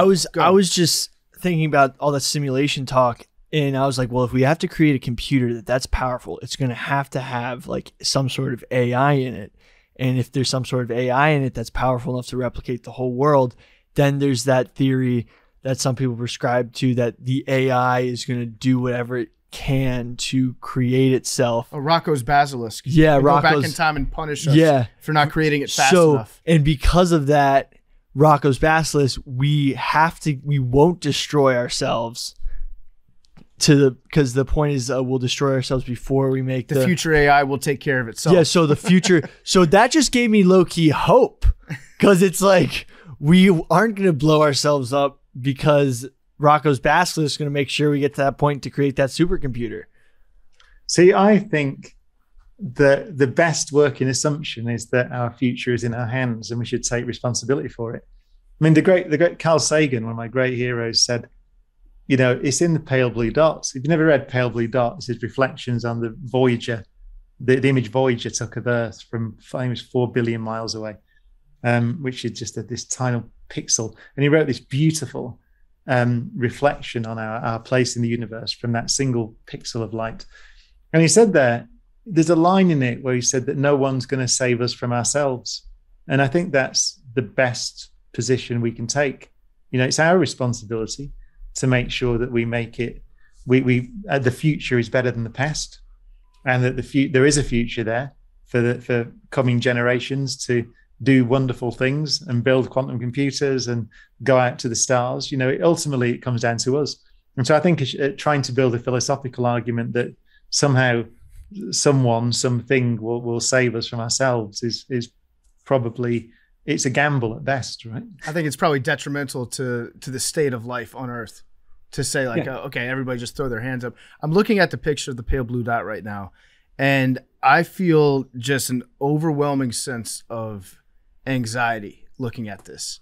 And I'm sure that's something that you probably have to deal with in your field a lot, because you tackle all these questions and problems and interesting things that you literally study infinity is like one way that you can look at it. There's so much stuff out there and so much that we don't know, but we do know that we are just infinitesimally small. Like we in the grand scheme of things do not really matter on this earth. How do you juggle what you spend your day-to-day life studying with also just existing as a human being and getting through your day and doing normal things and just feeling like a regular human being that does not know all this stuff about the universe that you know? I think the most interesting intellectual terrain, put it this way, is in the space between ideas that seem contradictory. And there are two ideas here. There's one, as you articulated, that we are physically insignificant, definitely. There's no doubt. I mean, one planet around one star amongst 400 billion stars, in one galaxy amongst 2 trillion galaxies in the observable universe, which is one patch of a much bigger universe. And even our universe might be a bubble universe in a multiverse, right? So definitely insignificant. However, the other idea is that I argue that we're extremely valuable essentially beyond anything we can comprehend, because going back to what we just discussed earlier about consciousness, it might be that there are very few places in a typical galaxy where consciousness exists. And so I think it's a good working assumption that in our galaxy, let's just assume for the sake of argument that pale blue dot is the only place where a civilization has emerged that can think and explore the universe and do all the other things like write music and literature and art, everything that we value. That's the only place where that has happened. Let's just assume that. Then that makes us astonishingly valuable beyond anything. I think most of us do not have the ability to comprehend how valuable that makes our dot. And so there are two ideas. There's physical insignificance, the temporary nature of existence that we talked about earlier, the fact that one day we will be gone. And yet, for this brief moment of time, there is a place where the universe can think about itself and comprehend itself, and that's here. And somewhere in the space between those two ideas is the answer. is the answer to the question of what it means to exist and what it means to be human. It's in there. So that's my view. I mean, you can see what my view is. It's that we have the most tremendous responsibility here, in some sense, to the universe, because, and not in a mystical sense, but just a very straightforward observation that we are the means. I think Sagan said it, the means by which the universe comprehends itself, and it would be idiotic for us to take that lightly. Yeah, that's actually a really beautiful way to think about it. Yeah, also, very well said. we're the only planet that's ever won a Super Bowl too. We got 59 of them. So count the rings. Yeah, but you're right. Even that, I mean, you can kind of laugh, but what an incredible thing that you can, after 13.8 billion years, in the formation of the solar system and all this stuff and supernova explosions and supermassive black holes, there's a place where you can have the Super Bowl. Yes. And you got to think about it. It's awesome. Like, how lucky are we? You mentioned Sagan, and I'm always fascinated to talk about the Voyager because of what was included on it, most notably the golden record that we sent as like a representation of art on Earth, of science on Earth, and it had works that were put on. I think I wrote down Mozart, Beethoven, Chuck Berry was on there too. Yeah. Where do you stand on Chuck Berry being included on the golden record, like representing life on Earth? You're a musician. I think it's brilliant. He played recently, not recently, but at some point at JPL, at his Jet Propulsion Lab, actually. He did a gig there in celebration of that. I think it's, I heard that George Harrison, they were going to put Here Comes the Sun on, which you might argue is better than Johnny Be Good, right? Or you might not in the history of music. And I was told that his publisher, without telling him, said no and wouldn't give them the rights to put it on. And he found out later after it had been launched, and he was really not happy. Think of all the future royalties you were throwing away with that. Like, the universe. Yeah, universe. It was, if you listen, it's wonderful. There's Andrianne as well, who was Carl's wife at the time, was involved. And if you listen to her talk about it, about how they chose what to put on there, it's fascinating because they didn't have very long. They made the argument, and it was something like a month or something. They said, right, go on then, you can do it. So go find some music and some pictures and things like that. And it's worth just looking at what they ended up putting on there. In fact, someone told me that, I think it was Anne told me that they said, they asked them music, they went to musicology, people are experts in music, and said, what should we put on there? And someone said we should only put Bach on there, but that would be showing off. So you could argue they put Chuck Berry on there as a kind of an act of modesty. Yeah. Next to Bach. Well, speaking but I think, in the history of rock and roll, that's a profoundly important song. Yeah. So you mentioned modesty. They also included picture of a man and a woman, but they didn't want to include their naked bodies on it. They thought that was inappropriate to show to the aliens. Like, aliens don't give a shit. They don't know. Like, the alien's not gonna be like, oh, that's a penis. Actually, crazy. They probably sat there going, how did these things breed? They probably sat there now. We didn't give them sufficient information. Exactly. The aliens are going to be like, they reproduce asexually on Earth. And that's, yeah. It might be time for like a Voyager update because, I mean, music has changed. Time to put like hardcore pornography. Top tweets of 2020 on there or something like that. It's a question, isn't it? What are the aspects of our civilization that we want to send out there for first contact with an alien civilization? What do we want to say about ourselves? What if they're chill? What would it be? Yeah, I know. I do. I actually think that you could make the argument that tastefully done pornography would be scientifically useful for aliens to find from Earth, right? Well, they want to know how we breed. Right? Yeah, I mean, I took a picture. Question. I took a really awesome picture of American toads and amplexes this weekend, like scientific. Mm-hmm. Like, how would you take that? Like, what is the most natural state of humans reproducing? Yeah, just I don't know. I don't have the answer to that. Like in the forest. Yeah, in the forest. Yeah, or in a cave. I thought you meant what position? Yeah, that's what I meant. That's what I meant. Yeah, I think you do like a top 5 position. You'd have to do like do 5. You know what I'm saying? I mean, because you don't want to think. You don't want the aliens to think we're stale and we have no style. Like, you know what I'm saying? Like we like to mix it up over here. You know, after a couple of drinks, we get it in. But like toads have one way of doing it. And I took this as a really awesome photo. But they also don't send Voyagers out. That's what I'm saying. You don't want to, we gotta mix it up a little. We gotta show them that we have complex sex. How do you know do you spend a lot of time observing toads? Oh, yes, the American toads. How do you know? I'm a bit of a herpetologist. I don't know if you can be a bit of a herpetologist. It seems like something you'd be either qualified to be or not. Basically, it's do I want to go spend money to do graduate school to get the degree to be a herpetologist, or do I just do herpetology? I'm really going to celebrate National Frog Day when it rolls around and not miss it. I'm actually really glad that you got to see this brief glimpse into Billy's brain, because yes, he is obsessed with toads and frogs reproducing, and newts and salamanders. And newts reproducing. Yes, he is. And and there is only one way. Well, American toads. I mean, amplexus is the introductory to reproduction in life. Like that's basically amplexus. That's their one way. It's froggy style. Froggy style. Coley, do you have any questions? Yeah, I mean, I just being transparent here, I smoked before this, and thinking about space in this state is top 5 most horrifying things. So this has been quite a roller coaster for me, and probably our listeners who indulged as well.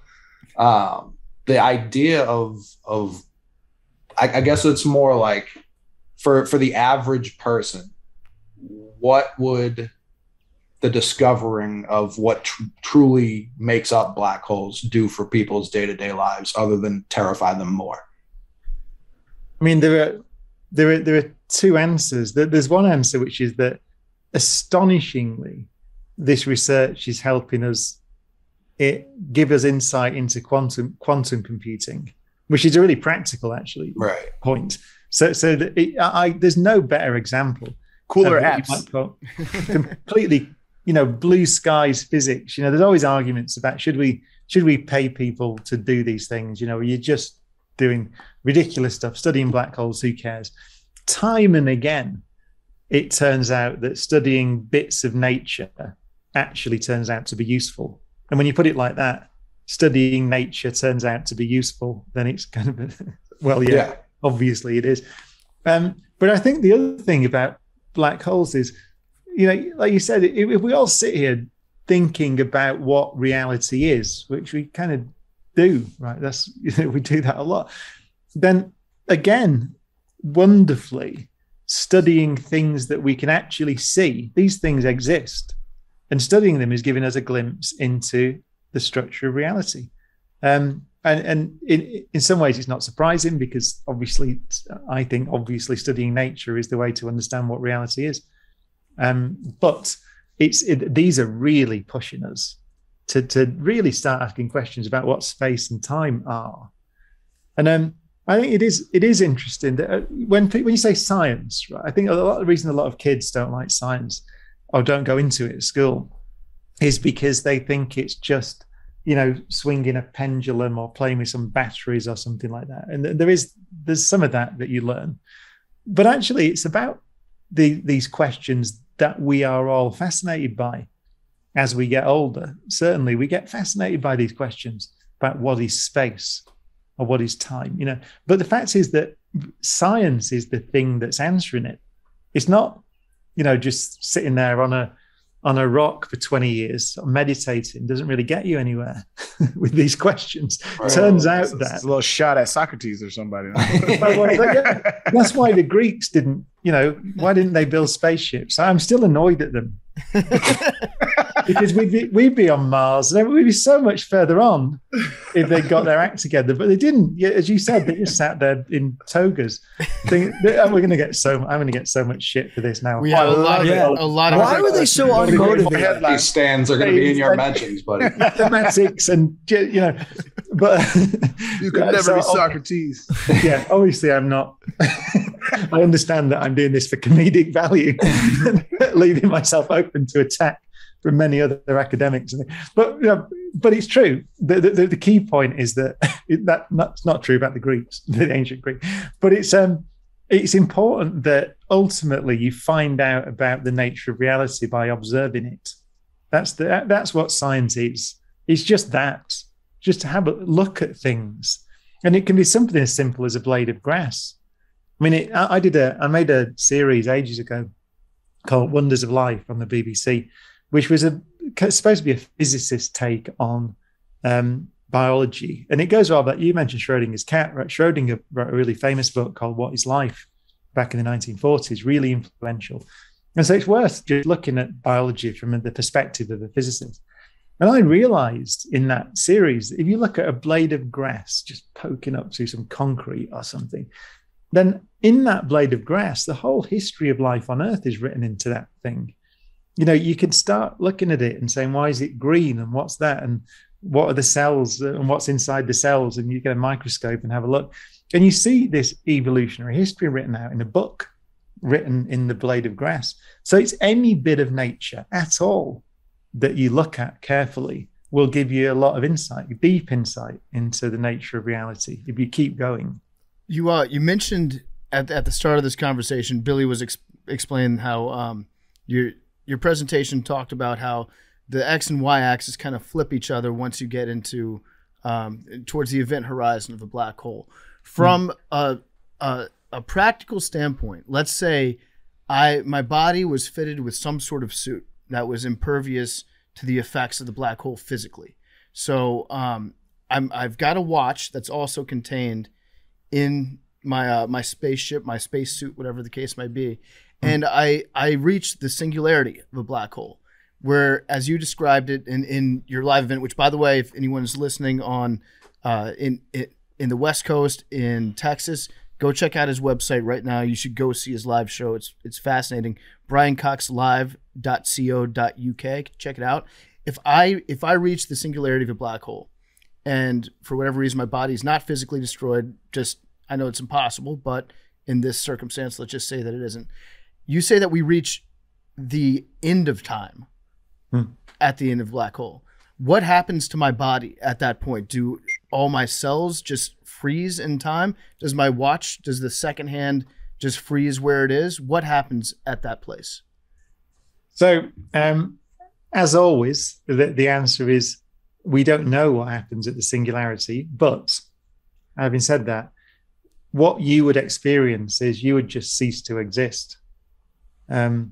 So you would, and I think it's correct to say that so the first thing to say is in a very big black hole, like the M87 one, 6 billion times the mass of the sun, you've got no problem falling across the event horizon. You'd feel nothing at all. So it's just absolutely normal. So in your spaceship, you just go into the interior of the black hole and nothing happens. You get very close to the singularity, and you get what's called very strong tidal gravity, tidal effects, so that you hear this thing spaghettified, right, where you get stretched and squashed.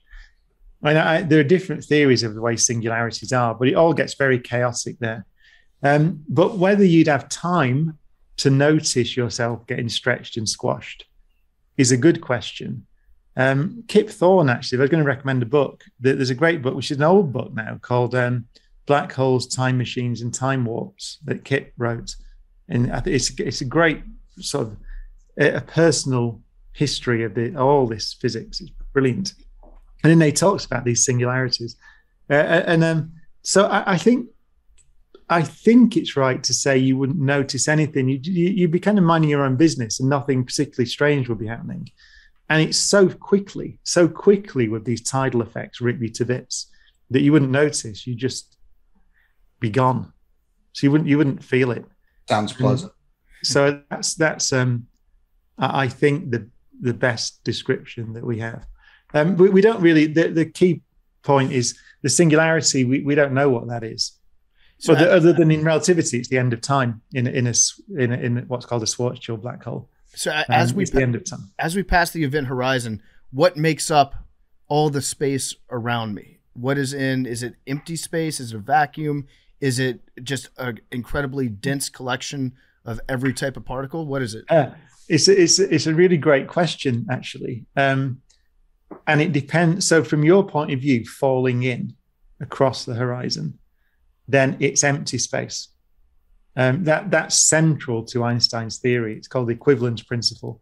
So if you're just freely falling through space, then the space looks as if it were absolutely flat and normal and nothing.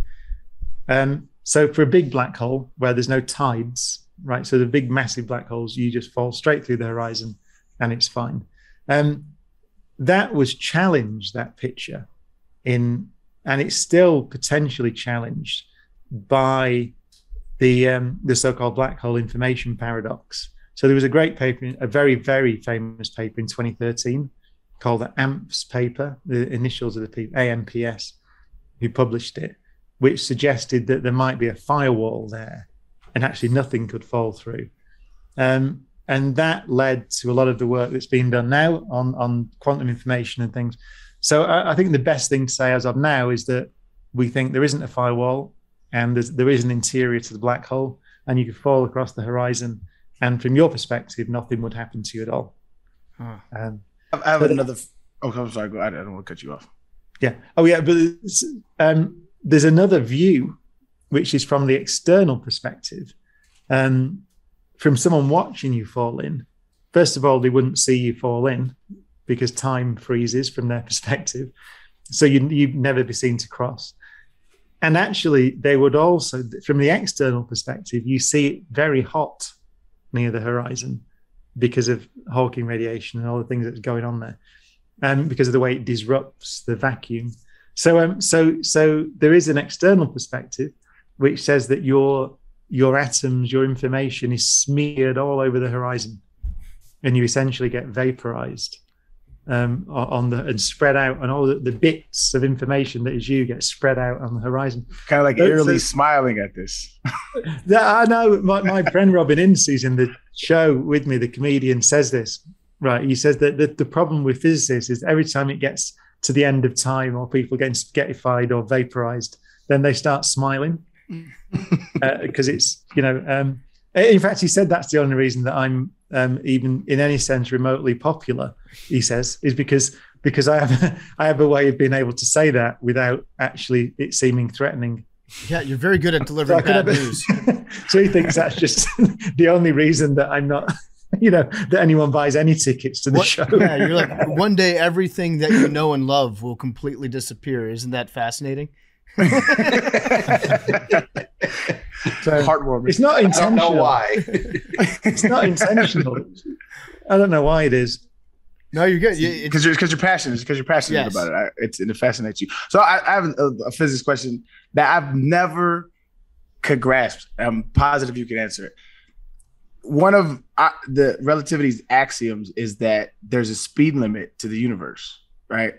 But also what we understand about dark matter is that it's expanding space, or space is expanding at a faster rate than light can reach. So at one point, the distant galaxies we're not going to be able to see because space is expanded faster than the light can reach us. But if light is the speed limit, that I just never understood that concept. Yeah. So you're right. It was the motivation actually for relativity that Einstein noticed that took seriously the fact that the idea that the speed of light is special and it's the same for everybody, no matter how you look at it, it's the same. That was in 1860s physics, but Einstein took it seriously, worked out the consequences. So yeah, there's a limit, and that enforces what we talked about earlier, actually, the causality, so cause and effect being preserved. But the picture of the expansion of the universe is that space-time, or space, let's say, space is stretching. So if you imagine a big sheet, a big, huge, infinite sheet that you can stretch, and you just put little points on it, just mark little dots, and just stretch it, really slow, at a constant rate, just stretch the thing. Then what you find is the further away that dots are from each other, the faster they recede away from each other. It's just that's nothing to do with relativity. That's just the way that if you stretch a sheet at a constant rate, that's what happens. And so you get to a point where the dots are so far apart that they recede from each other so fast, because you're stretching each bit, that they go away from each other faster than the speed of light. But nothing's traveling faster than the speed of light. It's the stretch of the sheet. So it was my misunderstanding of the medium of which light is in. Okay. Yeah, it's a good question. Yeah, so that's the space itself is stretching.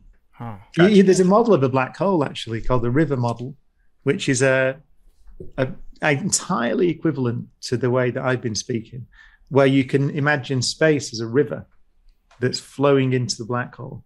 So you just literally like a sinkhole sort of thing, one of those things in a lake that drains the water. So you can imagine space as a river flowing in. And at the event horizon, then the river is flowing at the speed of light.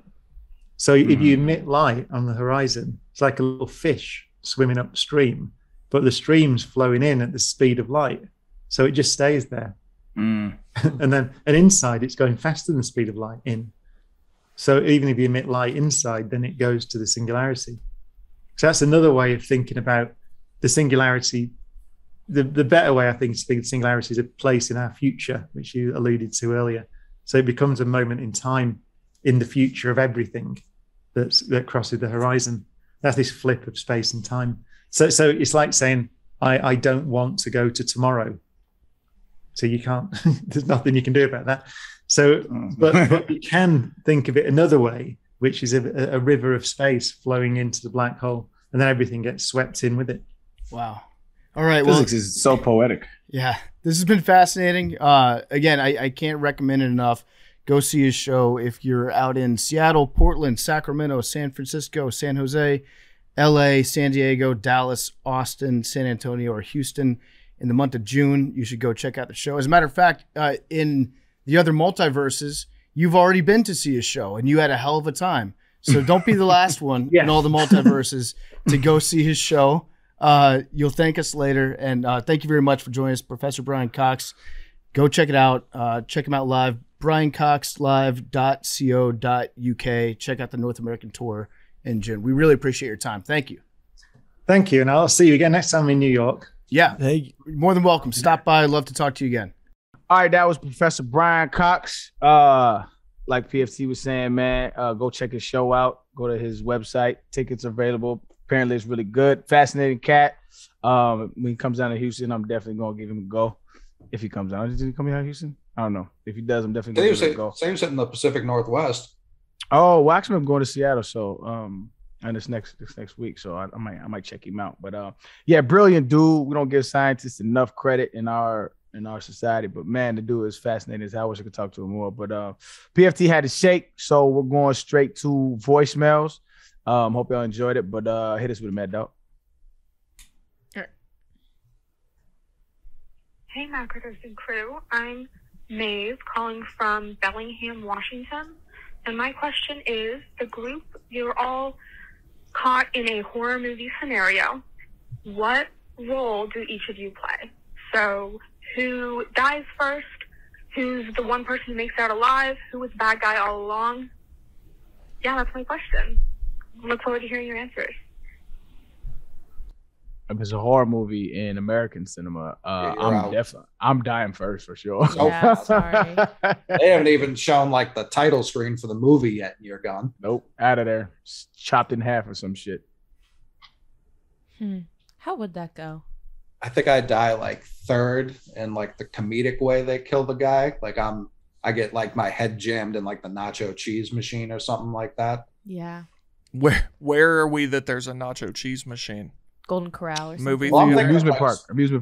Yeah, amusement park. It's either Final Destination or Scream I'm thinking of. So like they killed people in hilarious ways in that. So I could see that happening to me. She mentioned bad guy all along. That's for sure, Billy. Mm-hmm. Or I'm going Billy or you because I think you're kind of like you'll come off as the nice guy, right? It's like I'm not. I got the ideas. This is how we get out of this, and but it was you the whole time. That's how I feel. I see where you're going. The movie leads us to think Billy's the killer, but it's been you the whole time. That's fair. I like that. What's PFT? I like that. I like that. The comic relief, 1,000%. Yeah, he's in the sequel for sure. Does the funny stuff. Yeah, Yeah, he he's makes the definitely sequel. getting out of there. He gotta get out of there. You gotta get out of there for sure. What do girls do in horror movies? Trip. Slow down the group. Billy. Whoa, I didn't say all that, bro. Billy. What? Billy went incel misogynistic. Yeah. I did not. What? You did. You Yeah, he slow did. No. down the group. I didn't say that they trip. Notoriously, women How is always what you trip. said not as bad as what I said? You said they slow the group down. What did he said? Trip. I didn't say they slow. They just trip. They be Yeah, tripping. and then when Yeah, they always trip trip, over like a sprinkler or something. I'd but then they scream. trip, and then they have to be grabbed by someone in the group and helped up, and it slows down the group. Yeah, see, there goes the misogyny. Yeah, right. It's yeah. not misogyny. It's like I'm just the same way saying that, it. No, it's not just like the mine. same way that it's that horror movies are racist, and usually like you said, they are also like what I'm saying. Like just because I'm saying it doesn't mean I mean it. It's like something that happens in the movie. Well, You the said that- group part is where I'm falling apart because they slasher movies very usually one-on-one kills, so they're not chasing like the whole group. Otherwise, why would you run? Yeah, we just gang up on him. Mm. Damn. Yeah, that'd be a funny twist to a movie. It's like, wait, there's 5 of us. There's only one guy with a knife. I feel Let's like get we this. could Let's get Yeah. this motherfucker, man. Like, I'm with that. Yeah, I'm with that. I feel like But I'm already dead. So I feel like yeah, Avery's you're way the, gone. yeah, Avery's the type that has the like secret code to the treasure chest that we need to like open something and ooh, Like- like the electronics guy, the mechanics guy. He has Yeah. all these gadgets. I'll take and shit. that. Yeah, I like that. I'll take Yeah, that. I feel like Avery would be the guy that we're desperately trying to contact because he could save us somehow, but we're like off in the woods or he's like Watching off the doing Rangers. something. Yeah, but if he came back, he would be able to save all of us. But we can't reach him. yeah, he has some like formula or like he's the dude that like they're like, "Oh, let me get in." And he clicks a bunch of keys on the keyboard and he's like, "I'm in." He's the hacker. Like Avery has a satellite phone that could call the police. Yeah. I haven't seen any like newer horror movies. How have they remedied like a lot of people would get killed, or at least a suspenseful scene was always trying to unlock the car, and you drop the keys, and then the killer would get closer. Now you just touch your door handle and you can get in because of the magnets or whatever the fuck. So how have they remedied that? I'll keep it a buck. I haven't watched horror movies since probably The Ring. Okay. The closest I get to horror movies is Stranger Things. I don't know that I've ever watched one, to be honest with you. I hate horror movies. Yeah. Yeah, it's like life is already stressful. Like I'm gonna sit there and Like- be on purpose, be stressed. I I like hate it. yeah. I like thrillers, but not Sure. like Yeah. horror movies. Who's like I just don't get people who itch to see that. Like who's like itching to be like scared. a my lot brother- of fucking people. I know, it's my crazy. brother loves them shits, bro. My brother will sit there and he knows all the horror films and like he just loves that shit. Like matter of fact, I had to mediate one of his shorties because she came over and they were having an argument and he was like, I want to watch the horror movie. She's like, I don't want to like, what the fuck is wrong with you? I don't want to watch a horror movie. Like it's nighttime. Like why do you want? She's like, I'm watching a horror movie. He just throws it on and she's like, I'm leaving.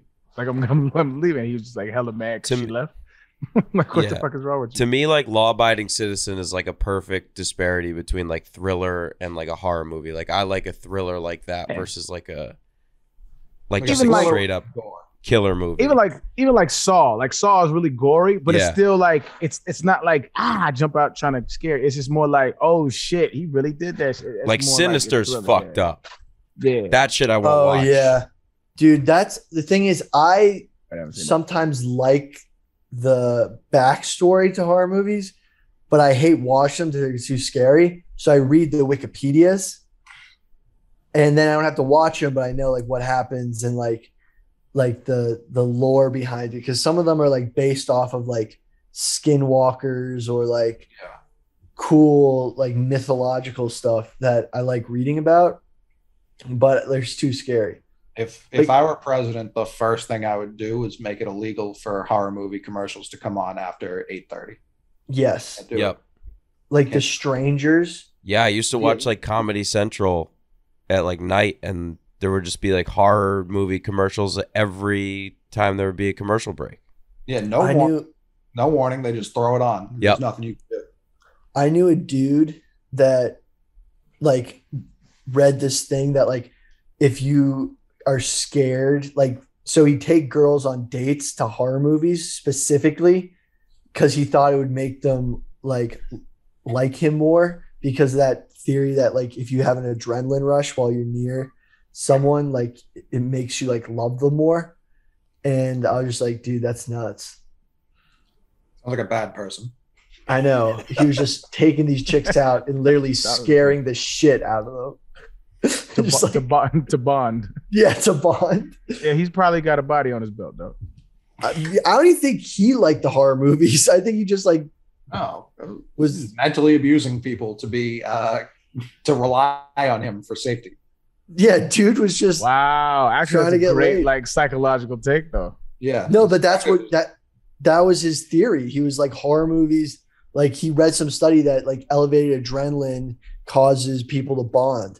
The people who are really like, I don't get like the people who are obsessed with horror movie villains. Those are bad people. I got a homeboy who's like obsessed with Cersei, and I was like, "How you like that bitch, bro? I want to choke her with everything in me." Cersei was cold. You like Cersei? Well, that's not really a horror. That's not horror. No, but I mean, it's similar. She was a bad person for sure, but she was doing whatever it took to keep her family on top. She had one goal in mind, and she didn't care who stood in that way. She had some qualities you could respect. Like what? Like what Coley just said. Yeah, it's her family above all. I root for villains that their logic makes sense. Like to me, the end is a good thing, right? Her logic made no sense. She was just greedy and a horrible human being. Like, so for example, Joker on The Dark Knight, his logic makes sense. I wanted him to win. I wanted him to beat the Batman. Fuck Batman, because his logic does not make sense. I saw something on Twitter. It's like, what would you do if you were Batman for a day? It's like, I just kill the Joker. Like, I don't know why we're just leaving him alive. Because Batman doesn't kill people. He does. He's a bum. No, he does. He kills people. He always says like, "Oh, it was shrapnel or something like that." But yeah, he kills all the poor people. There's also just like a lot of collateral damage that definitely kills people. Like if you saw the car chase in the new Batman, like he just definitely killed a ton of people. Yeah, and I'll give Cersei some credit because clearly the writing wasn't the strongest on that show, as we saw. That was so whack. That final season, what are we doing here? You said final season, and you know what? Write a better one. Listen, don't tell. If Zack Snyder can redo Justice League, I do not understand why HBO can't redo. Well, that's also a bad take because the first 6 or 7 they went off of someone who did write it better, and they could have just waited for him to write it better. Well, clearly he's not right if he would ever do it. But then they're like, no, we got this. And they clearly did not. And I don't know, like I haven't read the Game of Thrones novels, but I've heard there are just chapters upon chapters of him just describing the landscape. So I don't know that he wrote it better. Well, he at least the story that they were going off of was pretty damn good. And then when they were out on their own, you know what the story is? What do you mean? Like why he wrote that? Why? It's about the city you're in right now. He grew up in New Jersey, and over the wall what's that, the Hudson that separates Jersey from New York? Yep. So he wrote in his mind what he believed New York City to be. That's Game of Thrones. A murderous, sex crazed. He wasn't far off. Yeah, the power, the politics, like that's like what would you do if you owned New York? What ends would you go to keep it? So New York City is King's Landing? Yes. Holy shit, yo. So wait, where's New Jersey? I don't remember like word for word what he said. I think he said it on one of the late night shows. He was like, yeah, like because he just grew up. I think he was like a latchkey kid. He grew up in his apartment, and all he could see all day was New York, and he'd never been. So this is where his imagination led him to. See, kids, hating will get you a long way. But I'm just trying to think, like, was he like north? Is like Westchester the north? It's like Connecticut. What the? Whoa. Mad Dog, we got another one? I get that though. The Lannisters are like Wall Street like preppy bankers. Yeah. All right, you want to go to the next one? Yeah, one more. What up, friends from the Yo, we pod? got some This good is at Allie shit. from Chicago. I am a proud Billy Bliss bro/bro gal. Just curious to wonder what you guys think about obscure sports. More specifically, if there are any obscure competitive sports or games that you guys think should be featured in, say, the Olympics, a world game situation, anything like that. Me personally, I was a competitive ultimate frisbee player in college and just don't think it gets the recognition it deserves. So, got a couple athletes on the pod. I would love to hear what you guys think. And as always, stay amazing, stay gorgeous. Just a bunch of athletes here talking about it. What's the issue? What's the problem? Hey, kid, I'm glad you caught that, kid. Just a couple All right, of athletes, what say you? just trading war stories from our times in the league. I just want to say, like, get the recognition it deserves. Like, what recognition? What does it recognition? Ultimate Frisbee's too recognized, I would argue. There's one answer to this question, dog. And I don't want to be mean, but yeah. Slam ball. Slam ball. Slam ball is so fire, dog. It is the best obscure sport there is, dog. 1,000%. What's that one sport where like they had it in every like college rec center where you go inside the room? Spike ball? No, you go inside the room and you hit the ball against the walls. Oh, racquetball? squash? Racquetball? Is that what it is? I Squash? think Is it a talking little about blue ball? squash. No, there Is it was a a little blue game. ball? There was a game called. I think she's talking about racquetball. They might Yeah, have I just think called I it this at my camp. It was called Gaga ball, and it was basically in like a hexagon.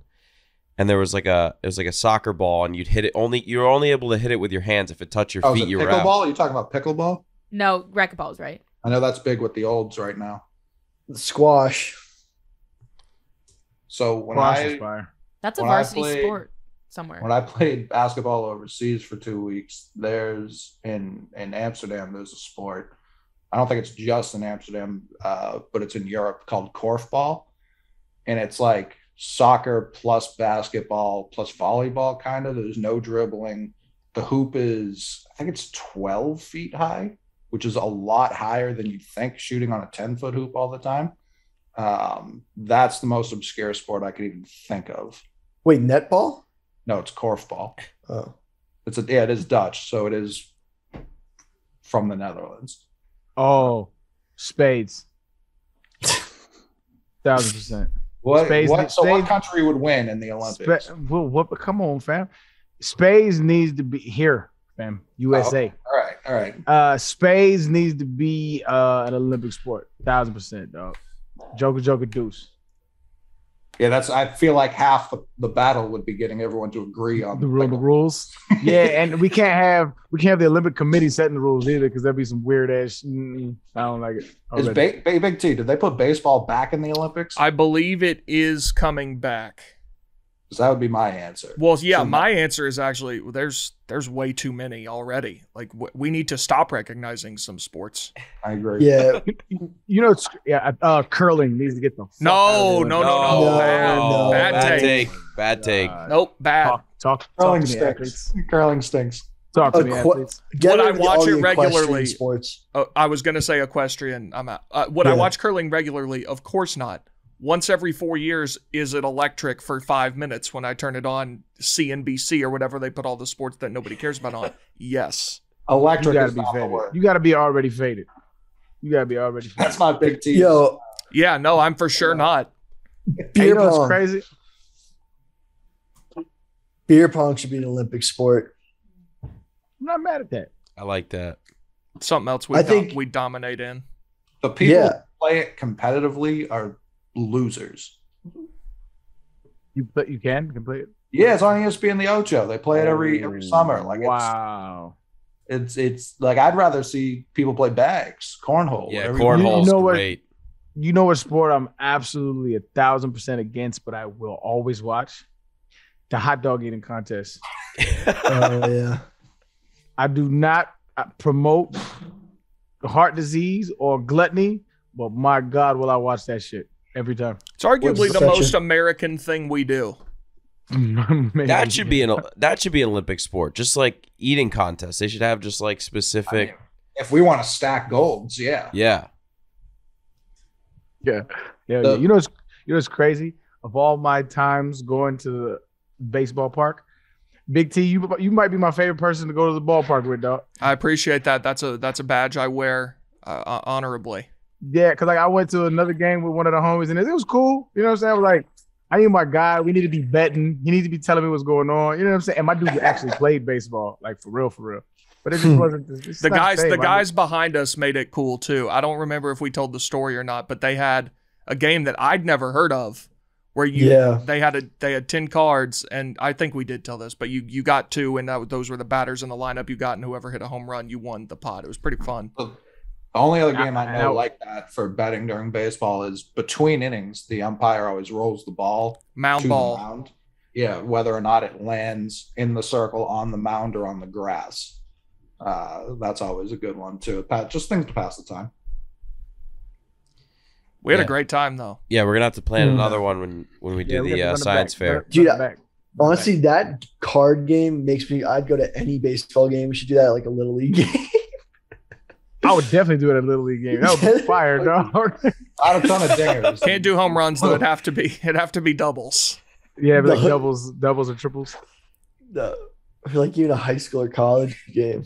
Doubles would be tough too. You'd have a lot of arguing about whether or not that was an advance on the throw or I what. think anybody that advances to second base is a double. Little League gets hectic. Little League gets very hectic. Trying to think if there are any other good sports. I feel like we've got them. Yeah, we know all the good sports. The Olympics are aware of the sports. Yeah, they've heard them. They've seen them. I think it's weird. It's very obscure, but like the skiing and shooting, people don't understand how difficult that is to be that precise after like skiing as much as they do. Very boring though. Yeah, no, it's so boring. Like it's not They fun should to have watch. to shoot while they're going downhill. Yeah. Like the stopping and shooting does nothing for me. Shoot like James Bond while you're on the move. Now I'm watching. Right. Machine guns too. I came around. We trying to ban them here. You over here trying to. No, you're muted. Oh, I said I'm not with the machine gun sport, bro. Yeah, no. Dude, the shooting machine guns on while skiing, like the hunting rifle, like I get it, marksmanship. What could go wrong? But I just want to see them. I need front row seats for the machine gun slalom. I want to see them going down and shooting at the same time, and they have to get they can shoot as many times as they want, but they have to destroy the target. Yeah, and let the target be like a human or something like that. The poorest 10% of whatever host nation. They're now in the games. I hate how they have to shoot it like just a standing target. It should be like that thing. Have you ever seen the video of Keanu Reeves doing like the thing for John Wick when he was preparing? He like does like the whole obstacle course. It should be like that. Like they should have to be able to move around, like That's James fine. Bond like type stuff. Yeah. Like Tactical, like I want to see like some Navy SEAL like competing for America against like a Russian. Yeah. Is sniping one? No, that's Snipe, basically yeah. what it is. It's like they have like a converted sniper that they shoot, but it's like small caliber. It's not like they need to start Wahlberg. shooting big guns, like 50 cal. No, but in the skiing thing, they ban beta blockers that are supposed to like prevent you from they make you shoot better because when you're tired, your heart rate's lower. The beta blockers make it lower. So it's like one of the reasons why alcohol is considered a PED under certain doping things, like why you can't play drunk. My real answer to this, and I guess it's not obscure, but the US of A has been robbed of hundreds of gold medals. Like Michael Phelps goes out there, he gets to swim, and he gets to swim backwards, and he gets to swim with his pals, and he just gets to stack all these medals. Carmelo Anthony only has 4, because there's only one basketball. Like they play basketball so many different ways. There's 1-on-1, there's 3-on-3, there's 2-on-2, there's dunk contests. There's so many different ways to play basketball. The fact that they added 3-on-3, didn't they? yeah, but it's not the same. Like it's not like the rules, Jackie. The rules. Yeah, the rules like it's constant. Like there's no out of bounds. Like there's no stoppers, no checking it up. It's I think it's like a 8 or 10 second shot clock. Like we know how to play 3-on-3. Check up, win by 2. We got no refs, call your own fouls. We know how to do this. Prison But rules. yeah, maybe not a dunk contest, maybe a 3-point shootout. I'd be okay with. But yeah, let's 3-point shot. There'd be some other countries that would give us a run for our money in that. In what? Not in the 3. What are you talking about? I mean, there have been great. We have the international greatest three-point shooter. shooters. We have the greatest 3-point shooter of all time, and it's really not even close.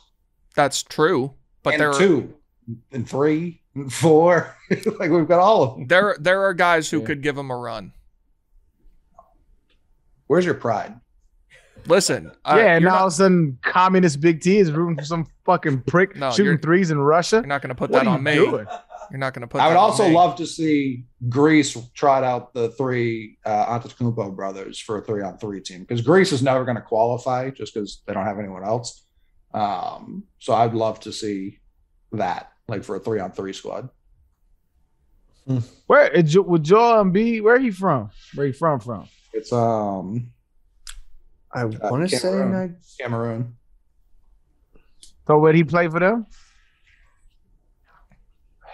I believe so. Isn't Siakam from Cameroon too?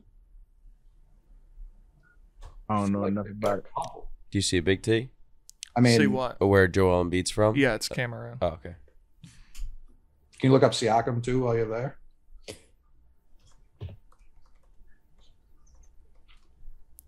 He is from. Dude, I mean, I think some Cameroon foreign also. basketball teams, like when St. Peter's University in Jersey, like all of their guys were all foreign players, like There's a lot of lower colleges like that have tried. Because where does Siakam go? Was it New Mexico State or something like that? Yep. Yeah. That's like their real only shot to compete. They know they're not going to get the top American players, so they kind of have to do that. Yeah. But yeah, I mean, Charles Barkley, famously in '92, was like, I don't know who Angola is, but I know they're in trouble. Like that. We've come a long way since then, but they still Has he? No. I'm saying basketball internationally has come a long way. Oh, I thought you meant Charles Barkley. If there was, I do think there should be a U.S. versus world side event. I think that would be interesting. These other countries have no business being on the floor with us, like country versus country, though. Australia, get out of my face. All the rest, like just France, get out of my face. Like, I got no time. There's a handful of countries that can compete. It's just Spain every once in a while, In and France. yeah, And we played Australia in the gold last time, right? I'm pretty sure. I Australia. remember Yeah. Patty Mills out there. Yeah. Yeah, And I got no okay. time for them. I've got zero time for these other countries. 3-on-3, we should have multiple teams competing in 3-on-3. But now if it's Luka, Giannis, Embiid, Oh, it's just the world versus us. yeah, that's what we're saying. Like who else? I would think they that'd have? be interesting. That'd be Right. interesting. They do it for which is coming up actually. It might have already happened. They do it for the top high school prospects. They do USA versus World out in Portland every year. And that's where Dante Exum got drafted because he showed out in that game. Like there's always world usually wins, to be honest. But once you get to this, like it'd be Giannis, it'd be Luka, it'd be Embiid.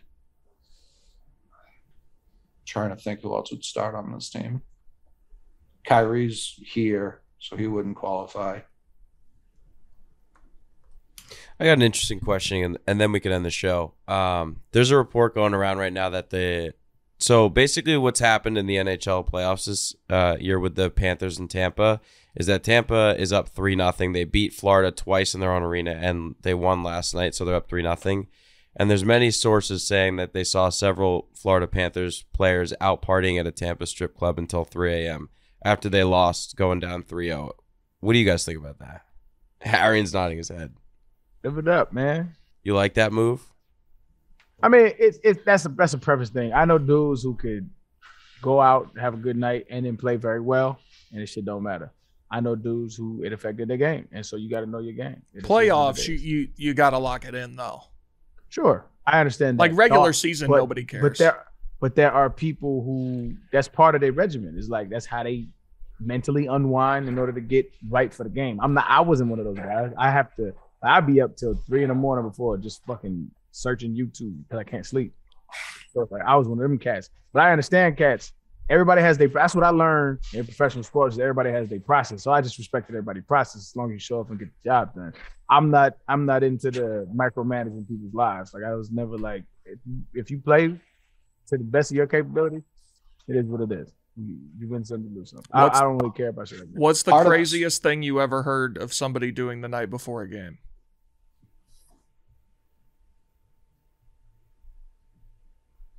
I mean, it wasn't too crazy, but cats they would go out. I know cats that snuck out of the hotel. I know cats that snuck females in the hotel room. I know it just, you know. When you say sneak or snuck, like how hard of a process was that sneaking? It wasn't hard. Yeah, I didn't think it wasn't hard to do. I'm not saying I partook in those barbaric festivities. Never. No, sir. We're about to pull the "it wasn't hard to do" quote out of this podcast and not the oh fuck me, bro. Yeah, to pull the no context post. You're gonna be on my bumper again, man. When every time these stories come up, it's always said under the context of like they have to work a normal 9 to 5. Like your job doesn't start till 8 p.m. the next day. Like the hours aren't the same. So staying up till 3, 4 in the morning is like staying up till 9, 10 at night for a normal person. I don't understand. I always thought they overdid that shit anyway, especially in the NFL. NBA, I don't know how to do it in the NHL, but I know baseball, like it's for mad freedom. Like they could go out, they could do their thing as long as you show up for like shoot around or whatever the case may be, like you good money. Like football, like dog, it was so like they treated you like a little child. Like they had security guards on that. They had somebody come and check to make sure you were in bed. It was just micromanaged to like the next, like so say we had a night game the next day, like playing on Monday night. Bro, I gotta be up at 8 a.m. to check in for breakfast, or else I get fined. Right? Then I gotta go to a meeting at 8 or 9. So I got to go to a meeting, and then I go back to my room, and then I have another lunch meeting, and then a walkthrough, and then I go back to my room. And I'm like, yo, you getting me more tired? Just let me lay in my fucking bed, bro. Like, why are we here? It was just so stupid. But they treat football players like little kids, dog. I was like, yo, what's wrong with y'all, dog? It was the wackest shit in the world.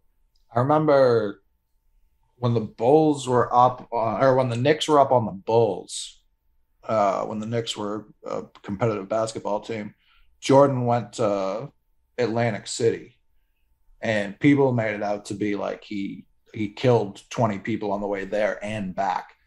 Like he's not taking this seriously. And it's like, it's Michael Jordan. Like he's fine. Like he's gonna play tonight and he's gonna win the game. Like that's the thing is I don't understand when people think like athletes just sit there and just fucking think about the game and angles that how I'm gonna win for 48 hours straight. Like no, dog. Like I'm gonna do like I keep it a buck.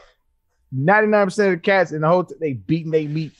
Everybody just mad. Clip that. Black lights. Just do black lights at every hotel room after the players leave. It's gonna be crazy. It's gonna be a crime scene in there. Catholics would go nuts about that shit.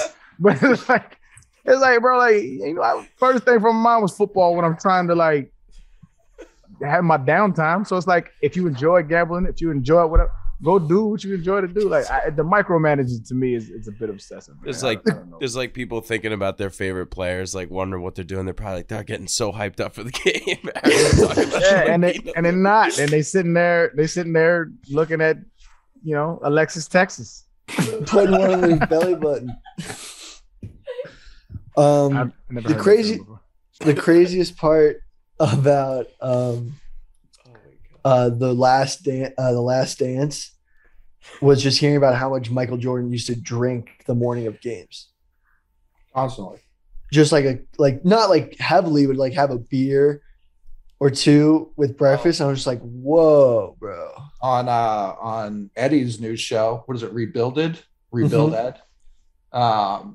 He's with Michael Jordan's trainer. Was it Tim Grover?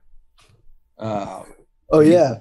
He's been talking about how after games, guys, like their bodies didn't want food because like you just played a crazy game, like 44 minutes running up and down the court. Michael Jordan specifically, maybe the greatest athlete who ever lived. He didn't want food. So like the best way to get any sort of nutrients into your body and quickly was beer and alcohol. So Michael Jordan, like after the game, like and throughout the whole Last Dance, you see it. He's always got a Miller Lite in his hand. Always. That's so. Yeah, I don't think that's because he was trying to get nutrients, bro. I think he was just. No, I mean there is. Mike like be getting cramping. Mike be getting slizzard, bro. No, of course he is, and especially since he retired. I mean, his eyes. He got the jaundice. He looks like my phone case. Like he looks like the Simpsons in his eyes. Like it's crazy. But I know when you're cramping, like one of the best things. I'm sure Billy and his science can back this up. If you have a cramp, like the best thing you can do is drink like a beer because it gets in your system the fastest. I was when I ran my marathon, didn't train for it a second on a treadmill. I was drinking mustard. Right. Because I didn't want to cramp. Right. And then I immediately drank beer after the marathon. Unfamiliar, but I'm definitely taking y'all's word for it. But I think we ran a little long because we had a long interview with Brian. Okay, no. All right, y'all. Well, that does it for this episode. What is it? Like, comment, subscribe, all that shit. We love you. Appreciate you. See y'all next episode for Nanodosing with Billy. You got the guy queued up? Yeah, I'll get the guy queued up. Little selection. I think we're gonna do a correctional officer who has crazy stories. So hopefully you guys like him. Is it Rick Ross? That'd be sick. Did you guys see his car show this week? Ross Did you see his car show this weekend? Yeah, I saw him. He pointed at one of those motorcycles with the sidecar, and he was just like, if there's any ladies out there, I'd like to take you on a date. You can sit in the sidecar. I promise I won't go faster than 50 miles an hour. And he's just smoking a blunt the whole time. It's so fun. Rick Ross is sneaky, one of the funniest men alive. Oh, the number one follow. Not even sneaky. The number one follow on Instagram is Macrodosing Podcast. The second best follow on Instagram is Rick Ross. His story is always like an hour long. And he had the biggest car show I've ever seen on his property that he calls the Promised Land. It's something to be seen. And Chad Johnson was just riding a horse. That sounds right. Okay. He's in my top 10. I don't even follow him on the gram. I try not to follow people I like on Instagram. Yeah. It gets weird. I don't like him anymore. And then I'm not a fan. But anyway. All right. All right, y'all. Y'all be easy. Peace, love, chicken grease.